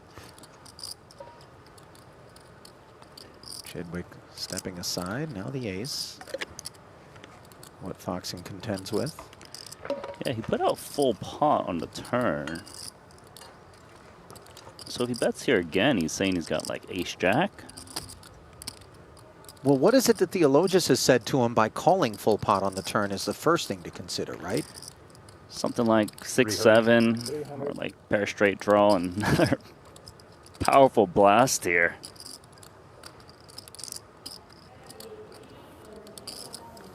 Theologus doesn't need to take long to put the queen high into the muck, as Foxen doesn't know that 5s were best, but he'll gladly accept the spoils. Is it too early for me to say this is the best coverage I've watched so far in this series? It isn't, and we're going to have hours upon hours of it, not just for today, but for tomorrow, and then a 3rd day of coverage where we crown our champ, and certainly one of the most respected bracelets awarded each summer. The 50K PPC, one of the others, the 100K, of course. Can't scoff at that. I knew some kind of trolling is coming. The main. Come on in there, wizard. Grimace before I called. Water's fine. I mean, you speak like you had 2 pair. No. Not that good. Hi. Why I thought 5 outs. Okay. I thought you had king with a flush draw. No. Pocket 8s now for Negreanu. 1-8 occupied in front of Chidwick as he surveys the discount available to him from the small. Is the saying limping is pimping produced by Negreanu? I don't know if it was him or not. But he likes to use it. Yeah. From shuffling chips. I think if I had to guess, I would say yes. It's dangerous game. And Foxen says no, as the ace-jack suited seeks to call the herd. 72 if you do. Definitely better than that. So far, we've had 2 data points on Negranu's limp, 6s and 8s, pocket pairs. 205. Oh my, Negranu! The limp and then 3-bet. How much are you playing, Daniel? And you better have a little bit of this 1.5. involved with your limping range, Randy. Otherwise, you're just going to get torched. I mean, Negranu's just opening up a new strategy once again. Your, jacket. Where is it from? France. Thank you for helping. Yes. I feel like Negranu's doing this because he's trying to throw off Would you these like to explain GTO wizards and stuff off their game. They know that they haven't studied these spots. I mean, it's atypical for somebody to limp and then 3-bet in general. To do so with pocket 8s, I'm not so sure is something Foxen would be expecting here as it comes Queen 4 Deuce Rainbow. Well, if you sell the story that you've got aces or kings with this limp re-raise, you might as well follow through. No club out there. No pair either. I think the hand For is just Foxen. over. Effort appreciated. Sorry? Effort appreciated. Yes. No, but besides that, I actually like it. I mean, Negranu did say that he's having fun here in this 250K, playing his own style. How is this hand not over? What's going on? We got some sticky boys on our hands, Randy. Foxen, not only does he not check call, he turns this interview around and asks questions of the limp 3-better. This is Alex saying, I don't think you're doing that whole kings aces limp 3-bet business. Oh my. And this is Negranu saying, yes, I am, by calling, retaining the ability to rep that, right? He wouldn't necessarily bring another raise with the overpair. That's true, man. Now I'm just wondering who's the judge in this hand. Well, the 10 does deliver the Broadway Gutty to Foxen.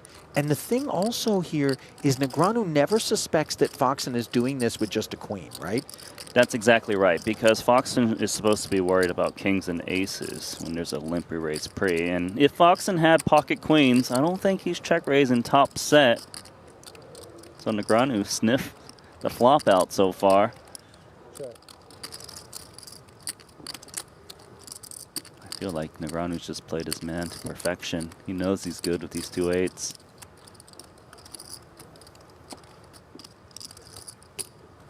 Oh, he's so good.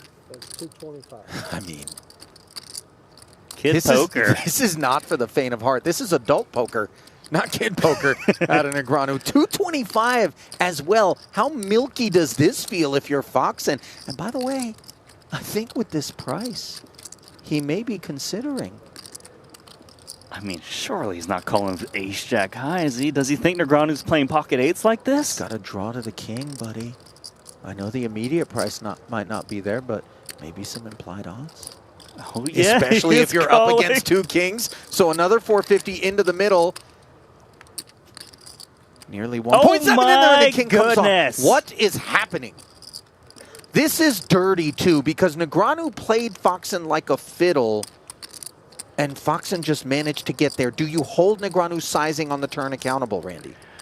I mean, Negranu's size is very credible that he had a big overpair or like pocket queens. If I'm a selfie stick owned by Daniel Negranu, I am holding my breath right now. Yeah, I would be expecting a smash. Well, let's see if Foxen does the speaking himself. Oh, God. Yeah, snap fold from the 8s is suited spade combos make a lot of sense. You wanted and certainly actually needed to check. I didn't think I was getting it either way. No, you were getting it all. Yeah. Thought you were fooling around. I wasn't. I had the best hand for at least a street. Maybe not, I don't know. Good hand. And wait for stream to find out what was going on here. Well, you see those meters inverting there. Looking over at this limit 10K, Jesse Lonis all in and at risk. Put 90K in there. Benny 3-bet him. Lonis had ace king against king 8. 10-10 6 board and then a dirty 8 on the turn. Very fortunate is Glazer. He was dominated pre. He's up to 3.65 million in chips.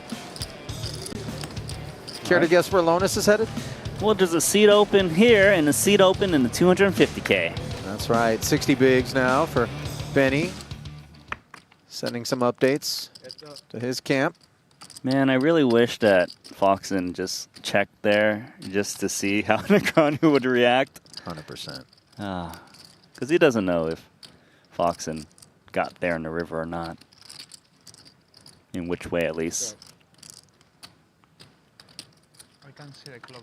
I mean, that has to be one of the craziest hands I've seen in a very long time. You know, you and I, we've worked together a lot. We've been in many booths and we've observed these savages in their natural environments. Poker's David and Attenborough, if you will. However, what's going on the Serengeti today, Randy, is unlike anything that I've seen. A true collection of wildebeest. And to do it at the highest buy-in possible at this festival, $250,000. It takes a lot of cojones. That it does. Meanwhile, it would take an ace or a 6 here for Heath to make a straight. King is also a winner for him, if he can find it. Mateos was the raiser on the button after rebuying. 24. Flop went check, check, and so it is Heath who understands that this board texture belongs more to him as the big blind defender and brings 24,000 forward. Call.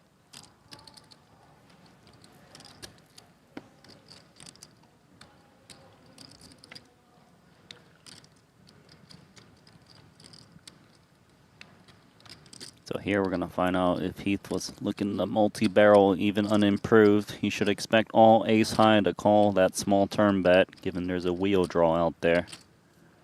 I think he should bet again. Maybe like 90K or something like this. You kind of feel insulated by the board texture even when you are beaten. When you fire into this 120, right, Randy? Because there's just not a lot of hands that are supposed to be able to raise you. Looks like Heath's just given up. It's always hard to barrel into a guy who's willing to call you down like Mateos. Man, Adri content to check back. He'll be thrilled to be shown king high. As things going a little bit better with this bullet. Still early.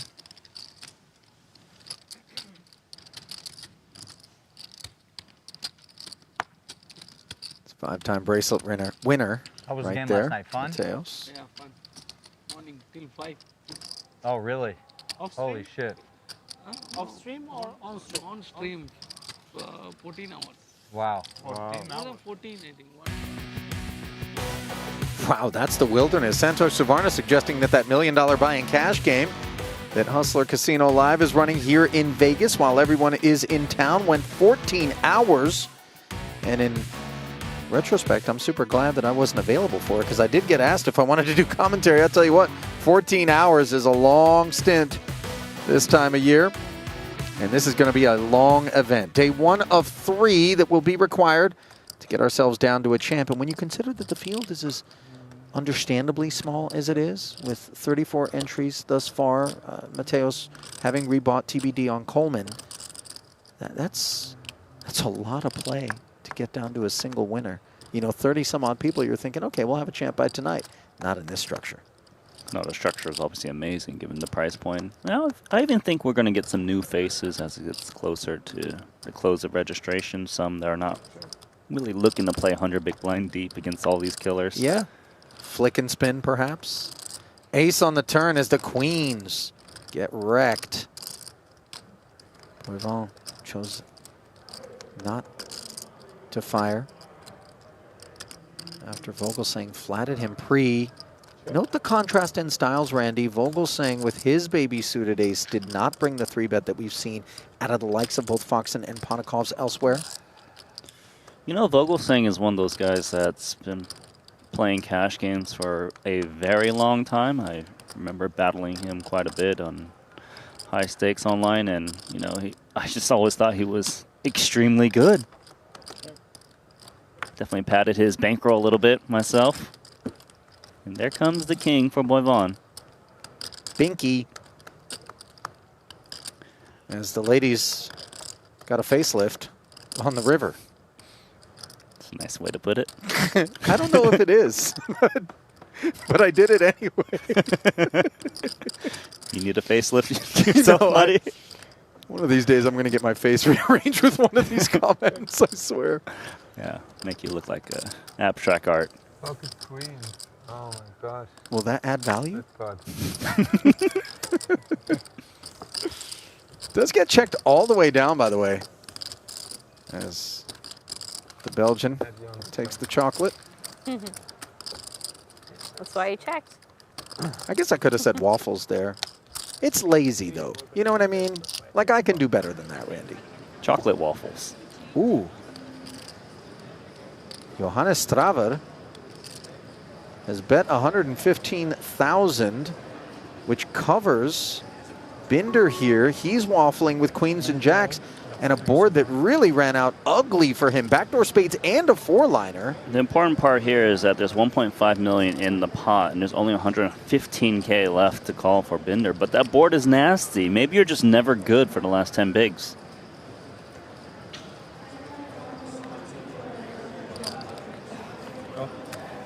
Okay, Binder just decides that the price is right, and he gets shown both the king and the spades. So Bernhard Binder bringing the ambition, but Straver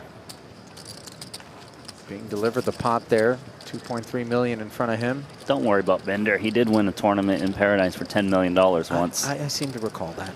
Wasn't that long ago either. What do you think is the most expensive thing that Bernhard Binder bought since then? A new computer. Like a laptop? He's like, oh, I got that M5 MacBook. It's not even out yet. I can get the newest graphics card out there. He does like to play some online poker. 55. 55. Well, we got the stretchy bands going for Ben Heath. 55. Could you scan your card? Oh, sorry. Rhythmic. Yeah. That would be amazing if he just came with like a rhythmic gymnastics routine back there. You know, the little ribbon? Yeah, I know. Starts prancing around the table. Ace 8-7 board, Parsonen and Ibinger both with top pair here as Suvarna's nines actually firing. Three people don't show up, they'll let me play. It's always like a half Position a second. bet. They let me play in Triton a couple times. Yeah. That was sweet. Recent? Or? Yeah, I played the last Triton. 1K, 2K with a 5K, or no, 500, 1,000 with a 5K big blind ante. It was a sick game. It wasn't streamed. Yeah, it was streamed. It was? Mm-hmm. One of the ace really X's finds the bin, the one belonging to Ibinger, who just didn't see a lot of upside from here forward. Suvarna now getting a little upside in the form of an open-ender. Yeah, don't fault Ibinger there. Matthias was the pre-flop raiser, mind you. Flatted in three spots. Spanish rapper. I remember now. Yeah. I saw that one. I saw it. Wang Ye Yeah, and Paul. I remember now. And Wai Long Chan. Yeah. I remember. I like your boy. He's cool. Goes check. He's check, really cool, and dude. now aces and fours, leaving Super fun to play Parsonen with, a lot too. more comfy. He wants to win every hand. Happy because he can get value from bigger aces now. Yeah. Yeah, he's the man. I see it. He's actually winning a lot online. Is he? Yeah. Good for him. Not big sample.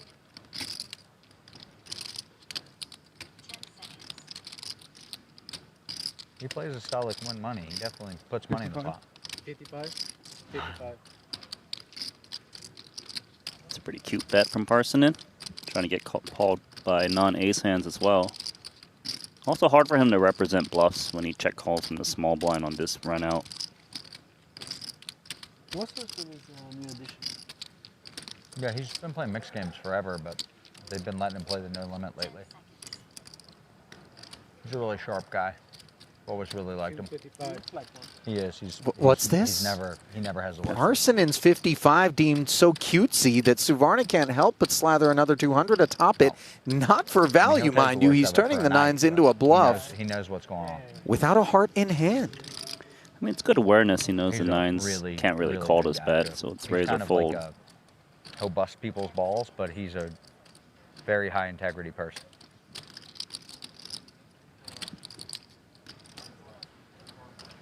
Oh, he folded? No, I didn't expect that. Aces up, binned as the gloves once again come off in this 250K. And we send it down to Jeff Platt, standing by with a disappointed gorilla.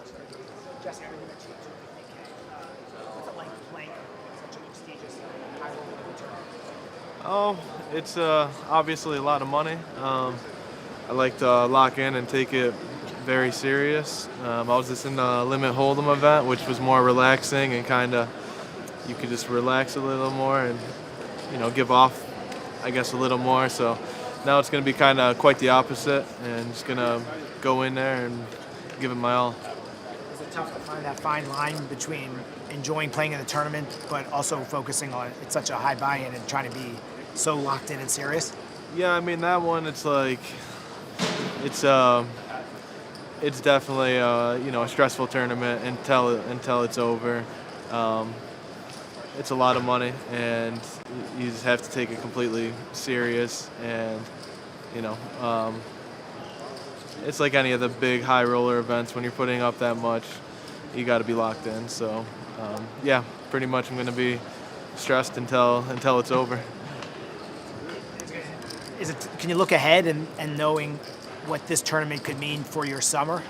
Yeah, I mean, it's the biggest buy-in. It kind of can make or break a summer in a way. It's like all your other buy-ins almost combined. So yeah, if you do well in it, it's kind of hard to have a bad summer. And if you brick it, then you got to win some other tournaments to make up for it. So it's definitely a game changer. Obviously, you've played in some of these, and obviously most of these guys can play, but what's your confidence level like against these other high rollers? Yeah, I mean, we battled through all different stakes and everything, so the game's the game. I'm going to go in there and just play my normal game, and luckily it doesn't, you know, the money I don't really focus on when I'm in a decision. I kind of just play how I'm supposed to. Good luck. Thanks. Yeah. You know, therein lies one of the differences between Jesse and I. I only focus on the money when I have a decision. Ace-King on Ace-King violence breaking out here as Brandon Wilson has the suited variety. Early position are both he and Jan Zarens. As we know, tokens are going to be shoveled toward the middle. Let's see just how many and in what fashion. 3-bet to 100.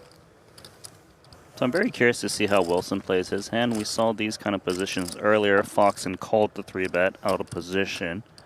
But we got two different operators.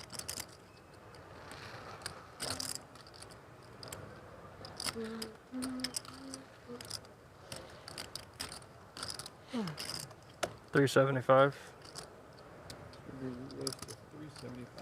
So a massive 4-bet to 375. When you see a big 4-bet like this, this makes me want to 5-bet rip more because you're getting a worse price to see the flop. You're getting a better price on your jam in case your opponent does have 4-bet folds. Also harder to realize your whole equity if you just call and it comes kind of raggedy and you're up against the same type of hand and you both whiff.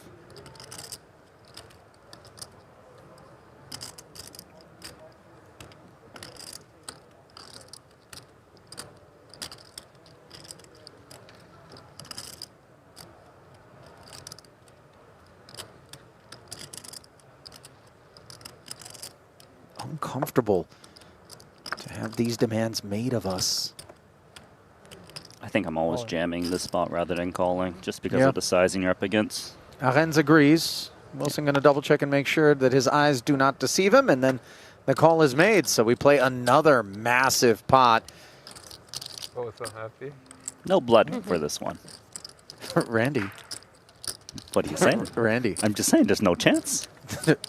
You know, have you ever seen aces versus aces and someone losing $1 million tournament? Yeah, I actually have, my friend.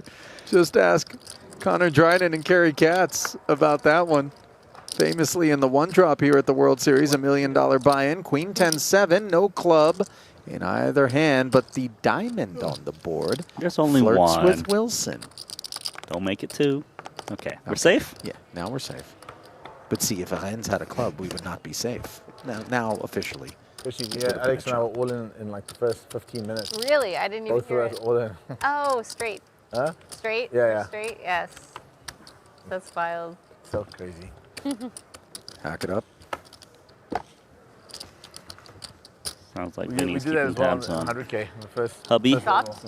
Well, I'm doing my best to keep tabs, Randy. Pardon the interruption on the YouTube chat, which is just blazing, especially given all of the tantalizing exchanges that we have delivered you early here. One of the comments, greatest coverage yet. And shout out to whomever it was, as I couldn't really clock the screen name. But if you two agree that that's the case, obviously, do us a favor and let us know by clicking the thumbs up and liking our streams. And while you're at it, make sure to subscribe so you don't miss any of the notifications once our streams get underway. And we have so much more to go, as we're not even halfway through this summer, as Ibinger now gets through this ace courtesy of a third queen on the turn. Kulev was the razor pre from the button, understandably. Ibinger's defense check calling, and now taking the lead. Kulev doesn't barrel again. Yeah, some hand will be finished. And Now plays the 9 kicker on board. guys. Tough river spot. Talk with the floor man. Call everyone. Put out a big bet, trying to get called by an ace. Knows Kulev's range is quite capped to check back turn in position on a board pair in the middle. Probably if you stand up and scream something, 100% I'm going to show. 36,000. 36. It's actually gone small. A lot of times players would put out a big bet. Might have missed a little bit of value against the ace. You see Kulev just flicks the call out there at that price point. A little bit of a discount, but he'll take it, even though he loses the pot. You know, just because poison's on sale doesn't mean you should buy it. But I get it. Nobody taking any issue with Kulev. Did well to check back, and then obviously Ibinger just milking him on the end. A hand of poker, as it were. Now this time I'm sending it down to an actual Jeff Platt involved in an update on today's action. Out here in the 250K Super High Roller, where there is one table in the cluster, and let's take a look at that table. Felipe will dive in. We start in seat 1 with Johannes Strauber, who won the 10K GG Millions at WSOP Paradise in 2024. The champ is here. Santosh Suvarna won his 3rd World Series of Poker bracelet at the 50K High Roller just days ago. Nick Petrangelo in seat 3, a 2-time bracelet winner, won the 100K High Roller back in 2018 for almost $3 million. Leon Sturm, I think still considered to be a young gun, won the 50K High Roller here in 2023 for more than $1.5 million.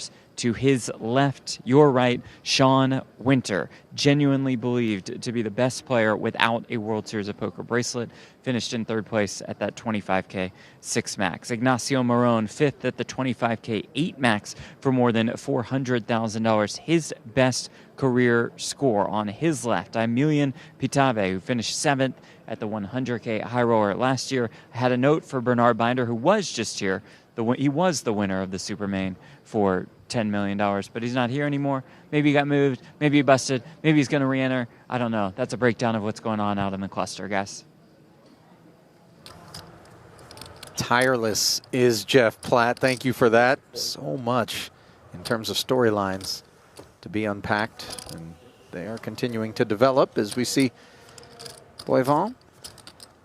I just want to second that comment again, that this is by far the best coverage we've had so far. And the thing is that players have been talking about wanting to see all the mixed games, but how you miss out on his 250K early levels. Oh my goodness. Look at that, top 2 in that flush draw. The deck really is choosing violence in this spot. But who's going to get killed this hand? You see Boivin's weaponry. 21,000. This is more of a penknife than a machete. Yeah, a penknife into a gunfight. That's what he's saying. He's got a weakish hand, and maybe that makes Wilson go aggressive with the nut flush draw. He doesn't mind building a pot, given they each have over 100 big blinds. Because his hand can always, take a check raise if I mean a 3-bet on a flop if it does happen to come in.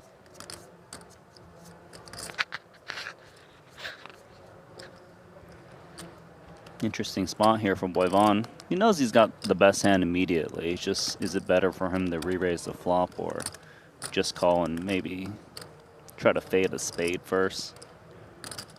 If he re-raises though on the flop, it is pretty hard to get value from worse besides flush draws. Because let's say Wilson had like Queen 8, like he check raised before. He's probably not going to call a 3-bet on the flop. Oh yeah. Binky. 10 of spades on the turn. Wilson makes the nut flush. Little royal redraw for dessert. Not required, of course. And not drawing dead as Boivon, mind you. So he could fill up. A lot of times when you check raise flops and flushes come in, we start to downsize our bets a bit, but there's so much stack in there. I wouldn't fault him for going for a big bet again. But here, just checking. Huh. Very trappy. I actually wouldn't mind a check back from Boivon just to not open the door to get double check raise with a hand that can make a full house in case you're up against a flush. I mean, the 10 of spades is moist.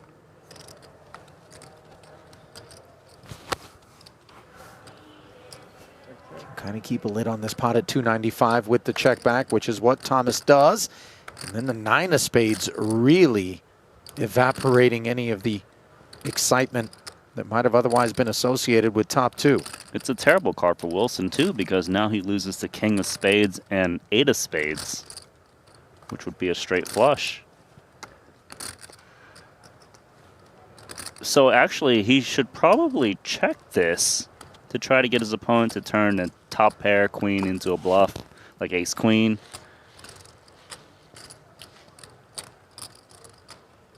Looks like he's going blocker-ish. For him to bet here means he still expects to get called by a king, a straight. There's not that many worse spades that Boivon could have because, like I mentioned, king of spades, 8 of spades is a straight flush. Anything lower than that doesn't really make sense with the line given so far. Never before has top 2 felt worse than right here. Bernard Binder had similar issues, being laid a massive price, of course, in a different spot. But Wilson able to take that one, took the aggressive line on the flop with the check raise. And now Einhorn with 1-1 under the gun. Black table action. 40,000. Up we go. Note, by the way, the 40K near 3x. Yeah, just more stylistic. I wouldn't read into it too much. Don't think he's got bet size tells in terms of pre-flop opening sizes at this stack depth. 10 seconds. DK loves to play pots. You know he's coming in. Which way? 125,000. More of these 3-bets, especially from the suited aces. Kala-Djurdjevic slapping another 85K on top of things. Aces specifically often like to slow play in these situations, Randy. Einhorn, however, going to keep things a little bit more straightforward as the 4th scoop is applied and Kala-Djurdjevic just steps aside with no hesitation. Yeah, so even though he didn't get action with that 4-bet, I still like the 4-bet with aces. I'm going to get value out of other pocket pairs. I know. When you mucked, it was kind of like you were taunting it. No, I wasn't. Sure.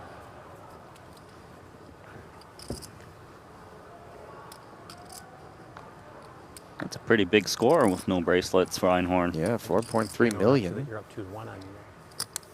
I stopped keeping score, so lucky for you. It's hard for me. Yeah, I understand.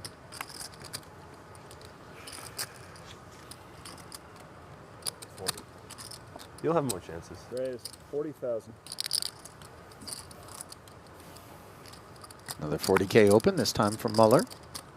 On the button. Call. Jack 7 offsuit. qualifying. Einhorn dominated, but the 10-7 suited wants to see 3. Perhaps not those 3. 5-5 and the 6 clubs. Before you check. So they have like 2.650 and now just have. David slips it over to the aggressor. Expecting Moeller to c-bet this flop at very high frequency, especially against Einhorn. Here he's just checking, so he's giving Einhorn the respect that he's the type of player to still put in the proper frequencies of defending flops. And this, the type of turn that both players can enjoy in terms of the open-ender arriving. Note that a 9 would be no good for Muller, as that would give Einhorn the 10 high straight. Should see some betting soon. 2777. Can fold out Maybe actually. queen high and better. That's 53,000. Wow. And when I called all in, I had 666. Wow. What does that mean? Let's ask. It's a pretty nice open-ender for Einhorn, at least calling. Not about 666 though. No. We know what that means. I mean, check raise is a decent idea as well. Represent trips or straights. The thing is, Muller's opening range on the button doesn't have to be narrow, so it's not like you can lay exclusive claim to this board texture, but that is the idea that Einhorn has as well, Randy. 175. Yeah, I was saying it earlier that these non-professional players, they've definitely improved with all the reps they've been getting, all these big buy-ins. Just witnessing how these pros do play, and I love this play from Einhorn.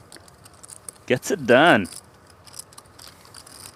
Nice work. And, you know, we told you at the onset, just because he doesn't play for a living doesn't mean that he doesn't know how to manage a stack. And Einhorn performing very well 8 levels today. thus far here today. Is this a 4-day tournament or just 3? 3. It's 3. How come they did the dinner break in the 100K, but not this one? Very good question. I mean, I prefer not having dinner break. Right, but I'm saying, why did they play 10 in the 100K? I wasn't there. I wasn't telling you. I believe because Reg is only open for 10 levels in this, whereas it was There was 12 in the levels. 100K. 33,000. Oh, okay. And they just expect a big field, and they want to get it done. Yeah, I'm not sure if there's any true logic behind it, but I think that's just the. Kala Djurdjevic. King Jack offsuit open. Yeah, change it up. Raised to 75,000.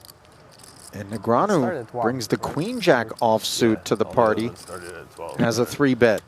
The 100K was. Started about 600. Again, this is a product of that deep stacked poker that we're playing right now early here. 4, yeah. Day 1. Negreanu with 1/3 starting stack at the moment. That's why I got 6. But he has really ramped up the aggression here in this 250K. What's the point? At least this one, though. Everybody ate their Wheaties. Chances to eventually get this watch. You also play I'm more of a Frosted Flakes guy. I like a good Frosted Flake, but you know, it's a little boring. Lucky Charms. Wheaties a little bit too healthy for me. Yeah, I can't, you know, Frosted Mini Wheats, though, that's a different story. Those are the bomb. Strong. So little amount of Open-ender and a flush draw here versus top pair. Was that recent? Or a while ago? Negreanu trailing, but has the bulk of the equity by 10% over Kala Djurdjevic. Rare that we'll see things like this, but Negreanu puts 30 into 190, and we await Diane's So nice to play there. response. Yeah, Negreanu with the micro bet getting called. I No like need to Madrid inflate as for a city. DK. It's not the size of the bet, Randy. It's what you do with it. And how about the ace of diamonds on the turn here as It Negreanu was a beautiful area. does the Broadway thing. There's like a lake in the center. Kala Djurdjevic picking up the gutter, but doesn't like that card. Time to build the pot. I think that's what it is. Oh, so we were located there in Mandarin Hotel. So beautiful. Yeah. The hotel was amazing. And just like Things walking thicken. through the casino was On the amazing. turn, Kala Djurdjevic concedes.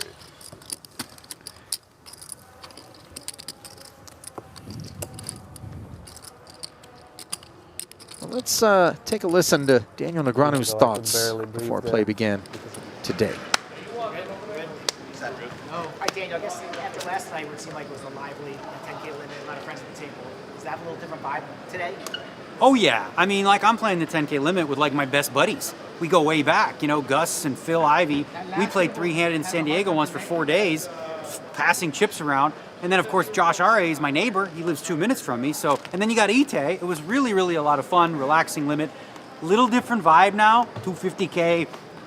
Well, you know, everybody's so serious. But I got Foxy there. We were going to have some fun. Are you still able to be your energetic self or at these high limit rollers? Yeah, actually, I have to be me. Here's the thing. You got to be you. You got to be authentic to who you are, right? I'm not at my best if I'm trying to mimic what they do. I got to do what brought me here all these years. You know, I'm going to use my curveballs and things like that. And I know that I've got brain breakers, is what I call them. Not theory approved. You know, people look at it, they go, that doesn't make no sense. But it made sense to me, and it's me playing off of what I'm seeing.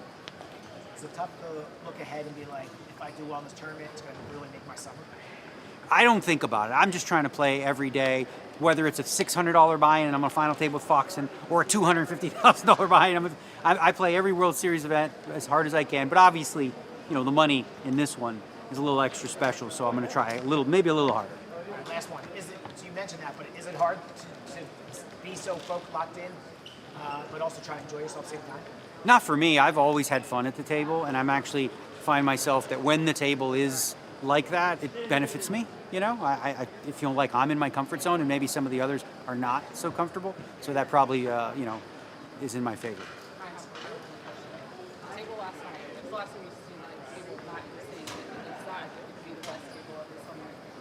Well, that table was rare, and it genuinely reminded me of that rounder scene. You know, because it was just like the four of us, and we're like, well, who's next? You know, we could have just stayed home if we're going to trade each other's money. But yeah, it's like the old timers. You know, rare you're going to see that, especially in, you know, today's age. With a lot of those guys don't play as much. So to see Gus come out, you know, and of course Josh, who's a Hall of Fame, you know, he's a potential inductee, nominee, and then Ivy, who's a legend. Thank you. Check. You know, I seem to recall a similar quote earlier in the series from Daniel. This one actually vibes like chinchilla, although I feel like as a vegan, he's not that guy. It's not actually No, I don't think it's chinchilla. But you know what I mean? It looks plush. Looks more like hamster. Hamster is strong. I'm just kidding. Gerbil, maybe? I like the word he used, brain breaker. That's a pretty good line. Yeah, like Megamind. Got me. Eights didn't go so well for Negreanu last time out. It was Muller's Ducklings that opened this one, got flatted. You saw the check on the flop, and now the turn. River ace. Negreanu's still a winner at Showdown, provided that he's allowed to go there by Muller. Muller's pair is actually rarely ever good as played, especially off a cutoff flat. I can't really name a single hand he would beat in this spot. So he might even turn his hand into bluff to fold out bigger pocket pairs. He doesn't even need to bet that big to get those hands to fold, but he's going very big. Not a good turn and a worse river. It's okay. This hand's been unlucky for me so far. Eights? So Muller evicting the best hand.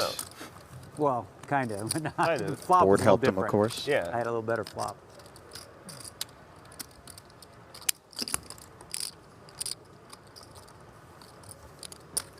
Chat, by the way, having some fun with the cereal discussion, by the way, Randy. Some offerings. As we see the offering for Ibinger in the small, 2 queens. So this weird thing in poker, though, like once you're Captain so Crunch. good, Corn Pops, Apple Jacks. if you're really lucky. I don't know about Apple Jacks. Honey Smacks, you remember those? Yeah, dude, the little bumblebee. So who could forget Cinnamon Toast Crunch? But you had to get it quick before it sogged up. It was disgusting once it got soggy. You had a 30-second window to eat it. Raisin Bran, by the way, is a fail, and I think we can put that person on time out here. I thought he was amazing. 10-7. He fucked everybody up, and then he was just like, I'm Ibinger done, I'm out. with the overpair. His name was like Raging Thinking 70 naughty on full thoughts tilt, against and he was really good. Tails. Like, he was sick. Like, I'm not saying that it's necessarily he was so much better than everybody else, Yeah. but he was a great talent, and he left, you know?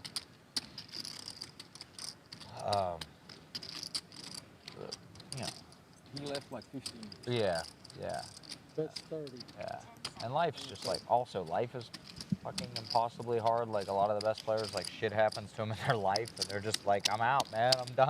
Yeah, it makes sense. Yeah, so, you'll never know. I That's mean, kind you're of the beauty couldn't of the game, ensnare though. That's what we Mateos. all play. we all can have our day.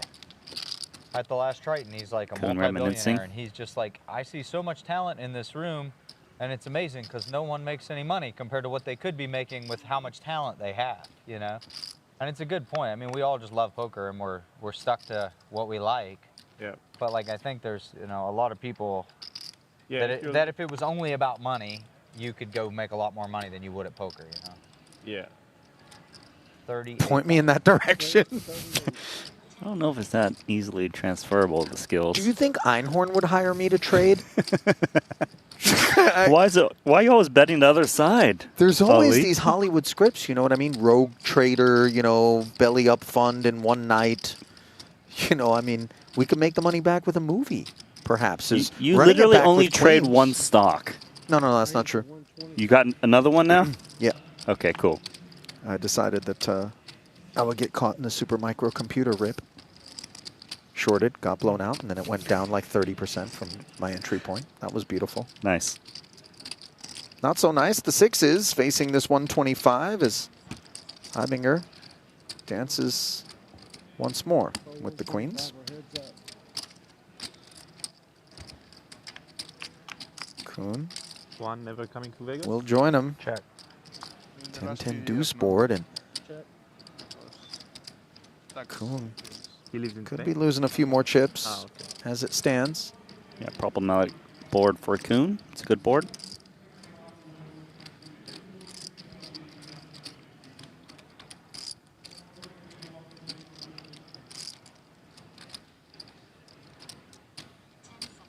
Unfreeze now, Heibinger. You may bet. Yeah, right on cue.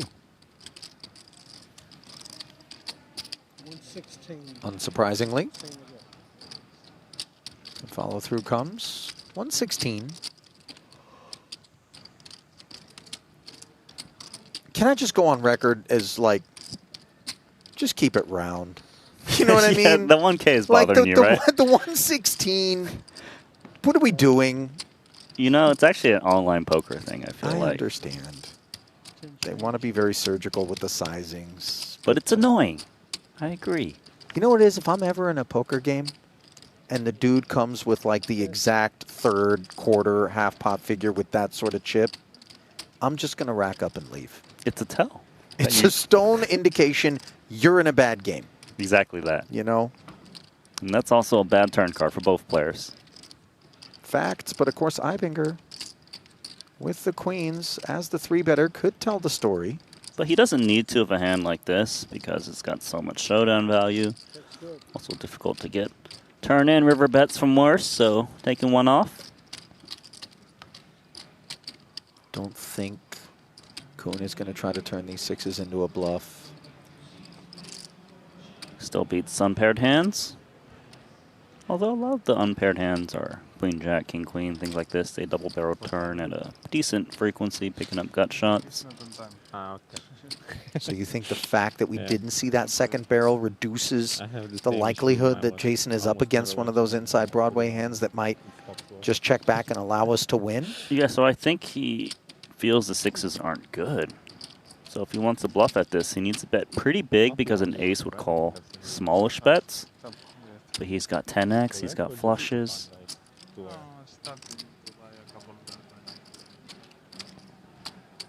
It seems like he's realized it, but he doesn't think he can get better to fold this time. Sure enough, it does get shut down. And on the topic of shutdowns, anybody in the chat who is suggesting, as very few are, that grape nuts was a good cereal, you're just stone banned. Nut low. Johnny Love in there says grape nuts is like gravel. And that's fairly accurate. Anybody that ever sunk their teeth into some grape nuts, it's like a spoonful of sand and milk. My goodness. I had forgotten about that cereal, though. I'm sure most dentists haven't. If you want to connect with us, you know how to do it. YouTube chat is generally where we park our eyes. Twitch, I'm sorry, I'm not a Twitch guy. Randy, you a Twitch guy? I mean, I used to be, but no longer. No? No. Maybe if you open up the Twitch window and I'll open up the YouTube window. I'm good. Showering Twitch. You know, Stapes, in our group chat said Twitch, people are a lot nicer. They are on friendly. Twitch. So shout out Twitch for being a more civilized place. But, you know, I kind of like the psychos in YouTube chat. I like that the chat moves just constantly. Yeah.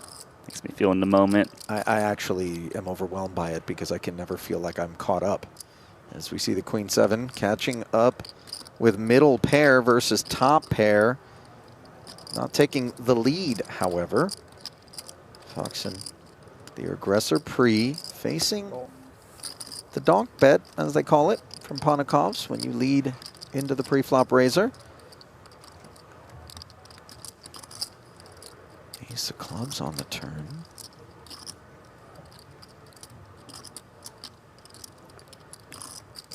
Yeah, it's pretty cool to see the lead from Ponikovs. It's a strategy a lot of the pros has been employing on boards that rates to hit them a bit more, and also where they expect a lot more checkbacks from ace highs and not give them free equity to realize.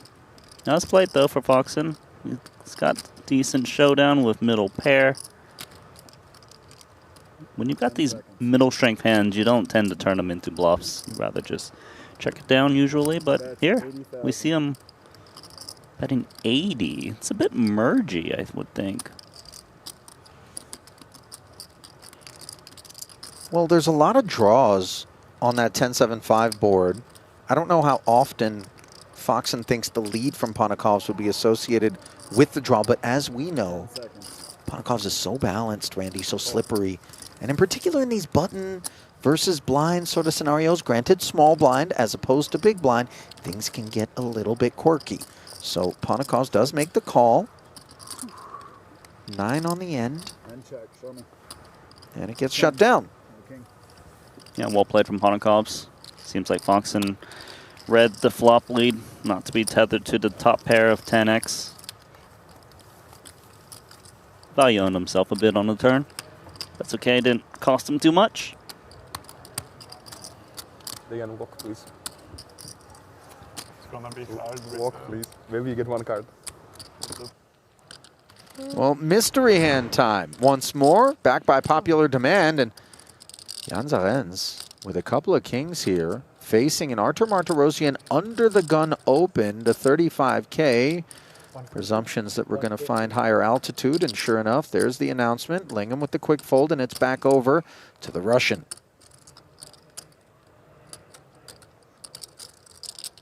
I'm just now noticing that the Dutch flag and the Russian flag are basically mirror images of one another. Yeah, like you're looking into the pond. Yeah. It's not like the Lion King where you see Mufasa on the other side. You know, I never saw the Lion King. Oh, one thing I've seen that you haven't seen. Nice. Okay, don't get too proud. There's about 8 million movies that I've seen you haven't seen. 3-bet to 150, gets called. The flop comes 9-9-10 with a diamond. Thus far, fairly difficult to surmise what Martirosyan is working with. But as this one takes shape, we'll be able to narrow it down further. No extra credit for the early guess, is there, in the chat? No extra credit. Let's just wait till we have a little bit more complete information. As Martirosyan awaits Aren's follow through, and there it is. 160. First thing I want to note is that Martirosyan raised from under gun, got 3-bet from the small blind. The small blind 3-bet in this spot is a very condensed, strong range. It contains a lot less 3-bet bluffs. And the fact that Archer's still called, you know, it means something.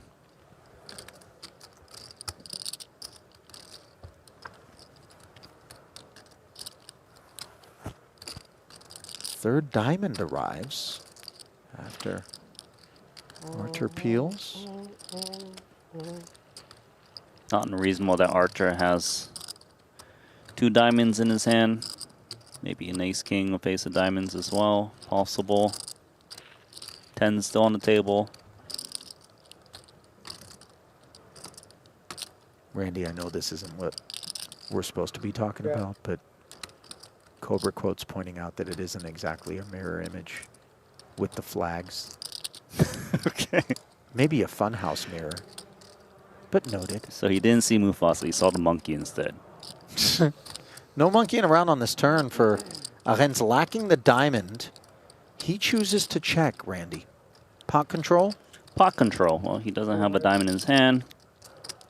He sees 200. Now, it doesn't necessarily mean that he's behind. It's not unreasonable that Martirosian has, like, queens, for example, that's going for some protection. So he can't really lay it down at this point with 2 kings. But he's definitely concerned, and once he check calls here, he's basically hoping no bet goes in on the river, assuming he doesn't make a full house with kings.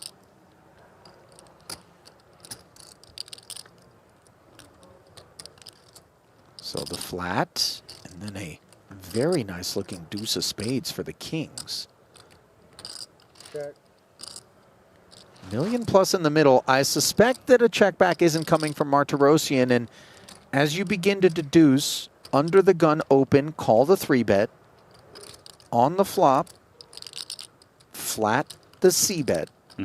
Activate on the turn for 200 into 650, and now the sizing is going to help inform you, Randy, with regards to your guess as to what Martirosian has. He always goes all in, just only 3/4 pot remaining. And the thing is, Artur doesn't have worse hands for value. When I say that, I'm talking about other pocket pairs like queens and jacks.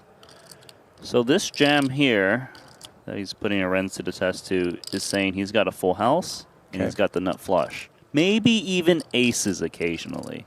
Yeah, the slow played aces certainly not to be overlooked. Yeah, and I definitely think he could have aces because he raised them under gun. If it was a 4-bet, this spot looks a little too strong. But still, 10s, 9s, flushes with the ace suit usually, and aces are the value he loses to. What would the bluffs be?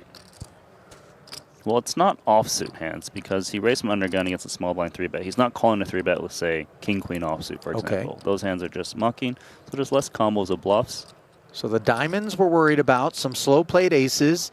10-10 ever a thing? 10-10's a thing. But Archer doesn't have a hand like ace of diamonds, jack offsuit, for example. That hand would have just folded pre.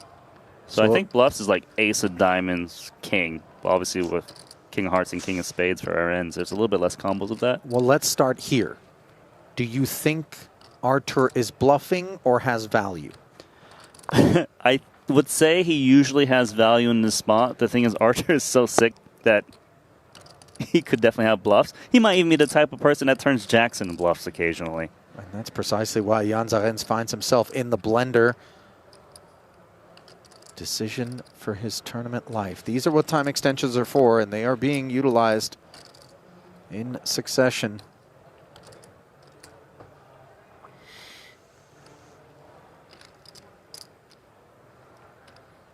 And actually would be very helpful for him to have like the king of diamonds right now with the pocket kings to block the flushes of ace, king of diamonds, king, queen of diamonds that Artur could go for value with. What say you, chat? Value or a bluff? And if it's value, where do you have it? Bottom end ace-ace? Very bottom end is ace-ace. I still don't think ace-ace could go for value, even with a flush out there.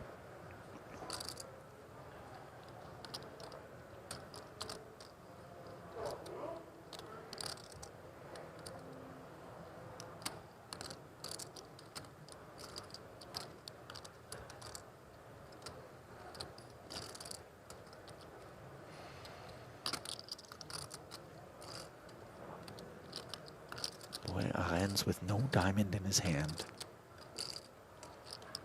I feel like against certain players, this is a pretty easy fold, but against this man... That's exactly where I was going with it. It's plenty of familiarity with Artur and plenty of opportunities to have witnessed this man go ham. Sorry? Yeah. That's number 5 already? This is 5 right now. It's about to expire. Time flies fast. What's he working with? Ultimately into the bin go the kings, and did Martirosian abuse his man? No, he did not. King, queen of diamonds for the flush. Nice laydown as Arends spares further losses, but winds up at the back of the pack, while Martirosian moves up and toward Vogelsang at the top. You don't want to mystery. Why, they won't show it? Well, then it's more often the bluff, I think. Were they speculating that it's often a bluff when it's the mystery hand? Listen, guys, we're balanced too. Oh, we're super okay. balanced. Kings for Negreanu, hoping to do a little bit better than Jans did moments ago. This is blind versus blind. He brings the pot to 45,000. He too is balanced in the small blind raising, so he definitely has some garbage. That's why Einhorn is still defending 10-9 off. Einhorn covers by a wide margin, defends, and finds top pair in an open ender. Threats to the Kings quite clear here. Just an 8% advantage for Negreanu with 2 to come. He brings the C-bet, 75. It's always nerve-wracking when you've got to overpair 3-3 straight immediately on the flop. Lose the 2 pairs and straights. But the good news for Negreanu is he's so short that he would still be willing to stack off. Without randomizing. Seems like we're getting a raise, so chips are going to go in. No, here, just button versus small blind. Suited? There we go. Okay. So Einhorn, always prepared for this reaction from Negreanu. I don't think we take it to 215 with the intention of simply folding from here. Just a confirmation of the price. You're going to realize that this is a good investment. Yeah, I don't know if he's calling them. Great opportunity potentially here for Daniel as the call gets measured out. But only slightly ahead against this hand specifically. Yeah. Called. But ahead is the key reality. You got a 9-10. Ooh, big flop. 7-8-9. He's got 100 outs. It's all right. Either I have not 100. 1.5 or I have 1.5. One way or the other. One just 13 costs by our 200 count dollars. with 3 of them grayed out. How much does it cost? 4 of them. Well, an extra 2. If I'm gonna have 1.5 million Yeah. out of this hand. Yeah. It's gonna cost either 250 or 53. Yeah, I thought you said 150. No, 250. Yeah. 250. I was That's like, the are buy. you getting a discount? Yeah.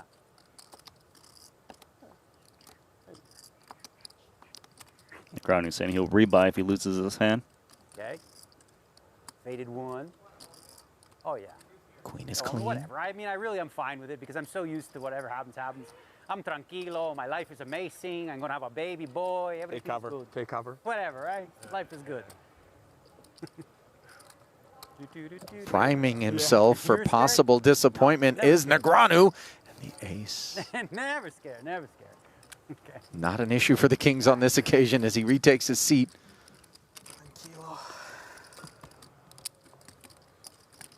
I confess it's like 98 degrees outside. Of the things that I'd be reaching for in my closet, that it looks like a repurposed ShamWow. All right. You saved 250,000 for now. I missed that commercial. You know what I'm saying? The dude with the crazy eyebrows? Isn't that what they were like? Get some stupid hands against it. I don't think we should test if this can soak up all the water in I'll one tell go. you this, if I needed to wax my car, I would ask Daniel if I could borrow that hoodie. Yeah, he can use cheaper towels for your Like if you zip it up, throw the hood up, and then just tell Daniel to swim all over your car, that would also buff things out. Meanwhile, 9's being buffed out here by these jacks. Foxen takes it to 33. Theologus in the hijack, recognizing the under the gun open, and yet still willing to 3-bet. That was nice.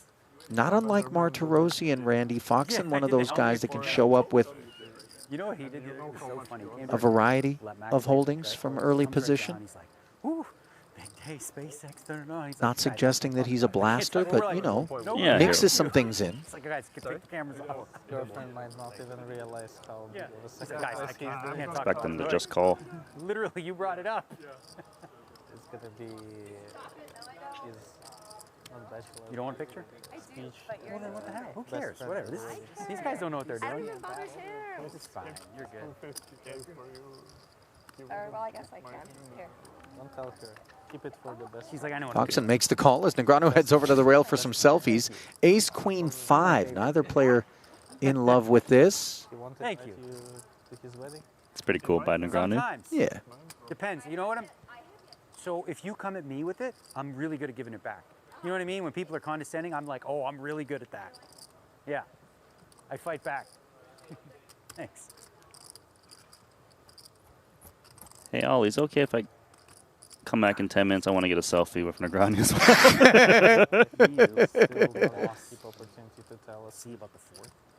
$75K, the C-bet on the heels of the third scoop application from Theologius. And you see Foxen looking over. We really don't like this texture. Do we ever just bow out, no spade in hand? I think so. I think it's pretty standard to check fold the flop. He probably doesn't even expect Theologius to C-bet. I mean, 3-bet nines, but here, this guy's too good. This is wild. He just seems to always know. He's not afraid of the scariness and the 9. Spidey senses were tingling for Foxen. He made the right call on the flop. Now, of course, Theologius, who would not have had near the appetite for a barrel, absent the 9, is going to feel a lot better about firing. Brian Ballsbaugh, by the way, longtime agent of Daniel Negreanu on the rail. A lot slower than the limit hold'em. Limit hold'em we played. Put in all the like and stuff like this. Let's go. Let's kick that one. There you go. 300. All right. Got it. 300 into 430. Yeah, so the Greek is now This morning, I'm still the greatest of all hoping time. his opponent has something. Oh my God, this actually happened this morning. It's in the video. Amanda came out with our house guest, Andy, right? I was teaching him how to chip a little bit. And then she's like, let me chip a few, right? So he's standing there on the green. She can't get it in the air. She just skips it. She finally hits the best chip she can, right in his freaking face. Hit him. I didn't get it on video, but hit him. She finally got one in the air. Hit him right here in the mouth. She felt so bad. Like she never got it. They were always this low little concession. She finally got real high. As we expected. I missed And it. give Alex credit. He called when he was ahead, folded when he wasn't. This is the pee-pee dance, by the way. I should probably just go in between hands because That's the PB dance bit? We all know the PB dance. Okay, there it is. Try to prevent those Just a kidney flex stones for from you. developing. You've got plenty of chips. I needed it more than you did. If you get too aggressive with the PB dance, you can break the seal, though. You don't want to flood down Yeah, there. no. Well, That's that no hand good. wouldn't have made a good mystery hand because like he instant called. So Yes. Oh, that's true. That's true. 7-7 deuce board as we pick this one up in progress. Bad's the aggressor with that suited ace. Pre-flop. Picked up Martirosian for the ride. The fours actually don't mind this texture whatsoever, nor the sizing from Bad's. A little tinkle on the flop. See what you did there?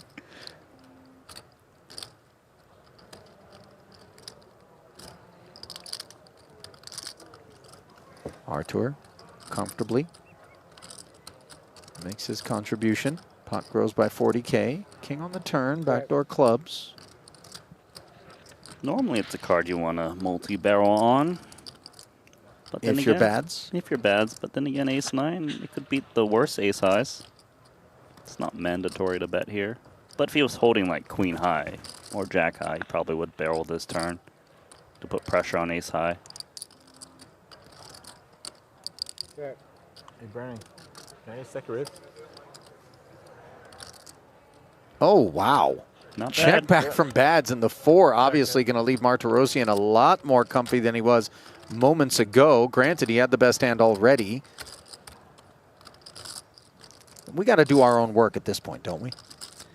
Because he saw the check back from Bads on the turn, he probably thinks he's up against ace-high quite a bit. Or some smallish pocket pair. In those hands, they won't bet when check 2. 20. What is this? He's 20 into 125. He's putting a little tickle himself. The same amount. It's actually perfectly sized against this type of hand, ace-high. Maybe induces bluff raises occasionally. Or maybe even some thinner value bets. I could see Bads raising if he had like king-jack or king-10 even. You know, I understand at the price. Yeah. Bads just makes the call. We accept these things as poker players. But David and I have been talking about this all summer. It's like your whole life you make that call waiting for that one time that it's going to be good. It wasn't like 1/10 pot. But you know what I'm saying? It's like one of these days. It's like limit hold'em. The pot has 100 big blinds in it. You have to call one more, and you just know you're never good. But the price is amazing. Well, look at this jackpot flop. Trip queens. That would pay out big. Outer table action involving Suvarna no longer as he steps aside. If you have this in Chinese, isn't it Fantasyland? On the top? If it's on the top, yeah. I mean, you got to specify there. Okay, it's not my expertise, even though I'm up money on you in that game. Petrangelo and Sturm involved here. Sturm's 30K. Got called. 3 of diamonds now. Shouldn't be an issue. I mean, Sturm could even value bet some smallish pocket pairs, which are full houses against ace high.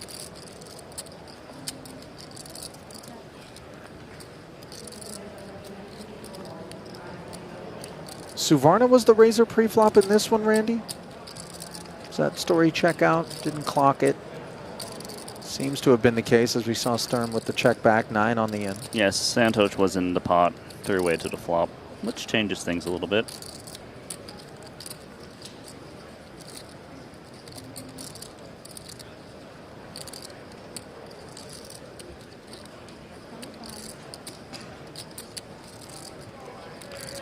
A string of small bets lately. Different table, of course.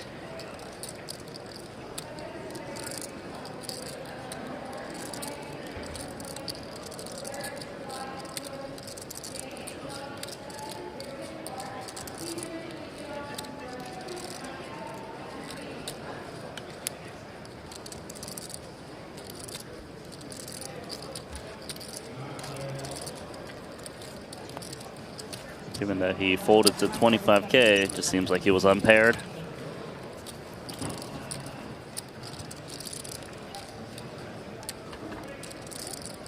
Massive stack here for Nikki P. The high roller Nikki P, that is.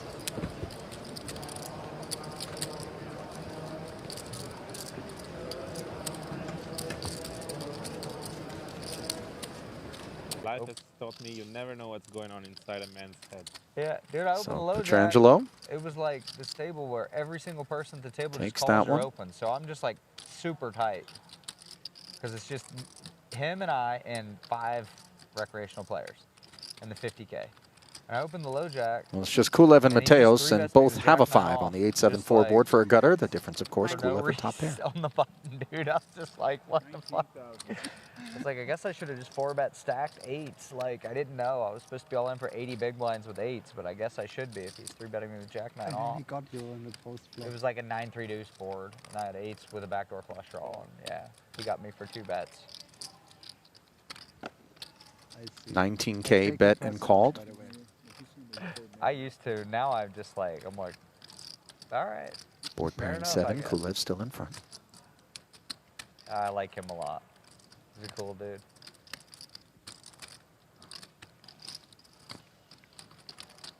A lot of times on these board Yeah. pairs, the Yeah. player in the big blind likes to put out a little dink bet into the he's very kitchen. nice. Alex check raised me on ace 10 4 with 7 free suited. Mainly because the big blind has more of Oh, yeah, these sometimes trips you gotta do hands. that. And then he triple barreled it and showed the bluff. Oh my god. 52. No love. Would imagine Mateo still calls with the gutter ball ace high, beating up the straight draws that whiffed. Turn 9. You just need to keep an eye on Kulev. He's so slippery. And now an ace on the end is going to make a call a lot more comfortable for Mateos, but perhaps that third barrel doesn't come forward from Kulev. No, Kulev doesn't need to turn his 8 into a bluff. He still beats a lot of hands. Just check the side. But I didn't have the balls to call queen high. 10 seconds. I mean, imagine he has 4-5 and lose to a bluff. Yeah. Sure enough, Kulev comes off the throttle.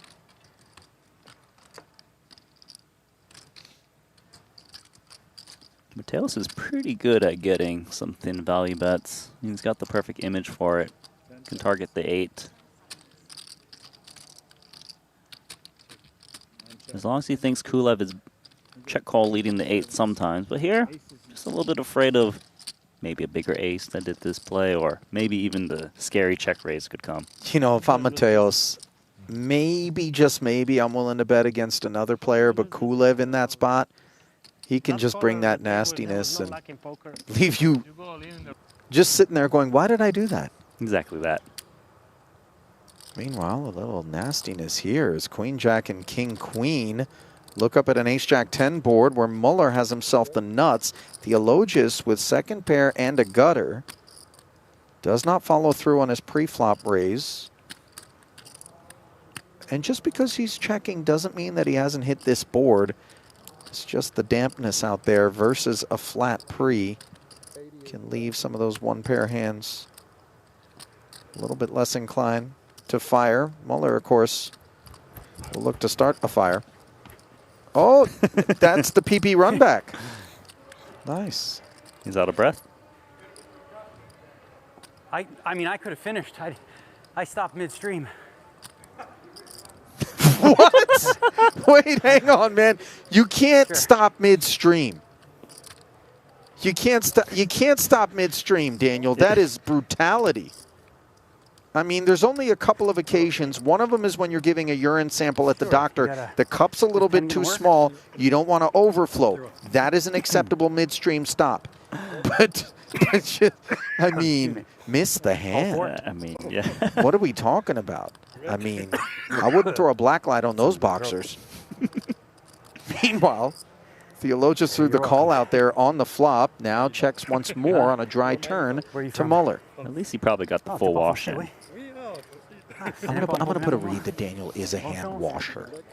Yeah, not the half wash. There's nothing better than when the guy just kind of quick water and then out. You know, I mean, I guess it's better than the dude that just walks right by you. And then tries to give you a handshake. I had a guy that was in my game. You know, buddy, I'm in the same game. I see you. And he just walked right out. I was like, are you insane? It's a new way to mark cards. I walked up to him, put him on complete blast, and threw some hand sanitizer over there. And I was like, hey, dick fingers. Freaking, you know, clean it up. Crude way to put it. It's an accurate way to put it. Meanwhile, 230 ahead, add 460 to the pot, which adds a pair to its texture. Theologius had other ideas, ideally the king. Are you surprised at all by him calling twice I'll tell in you this spot? Why he's calling. He's very well aware of Muller's game, and he expects Muller to flat pre-flop with all of the pocket pairs. So a lot of times the small pocket pairs will run a 3-street bluff, or at least 2 barrels, to fold out bigger pocket pairs. So he's expecting Muller to do just that. That's why he hang tight on flop and turn.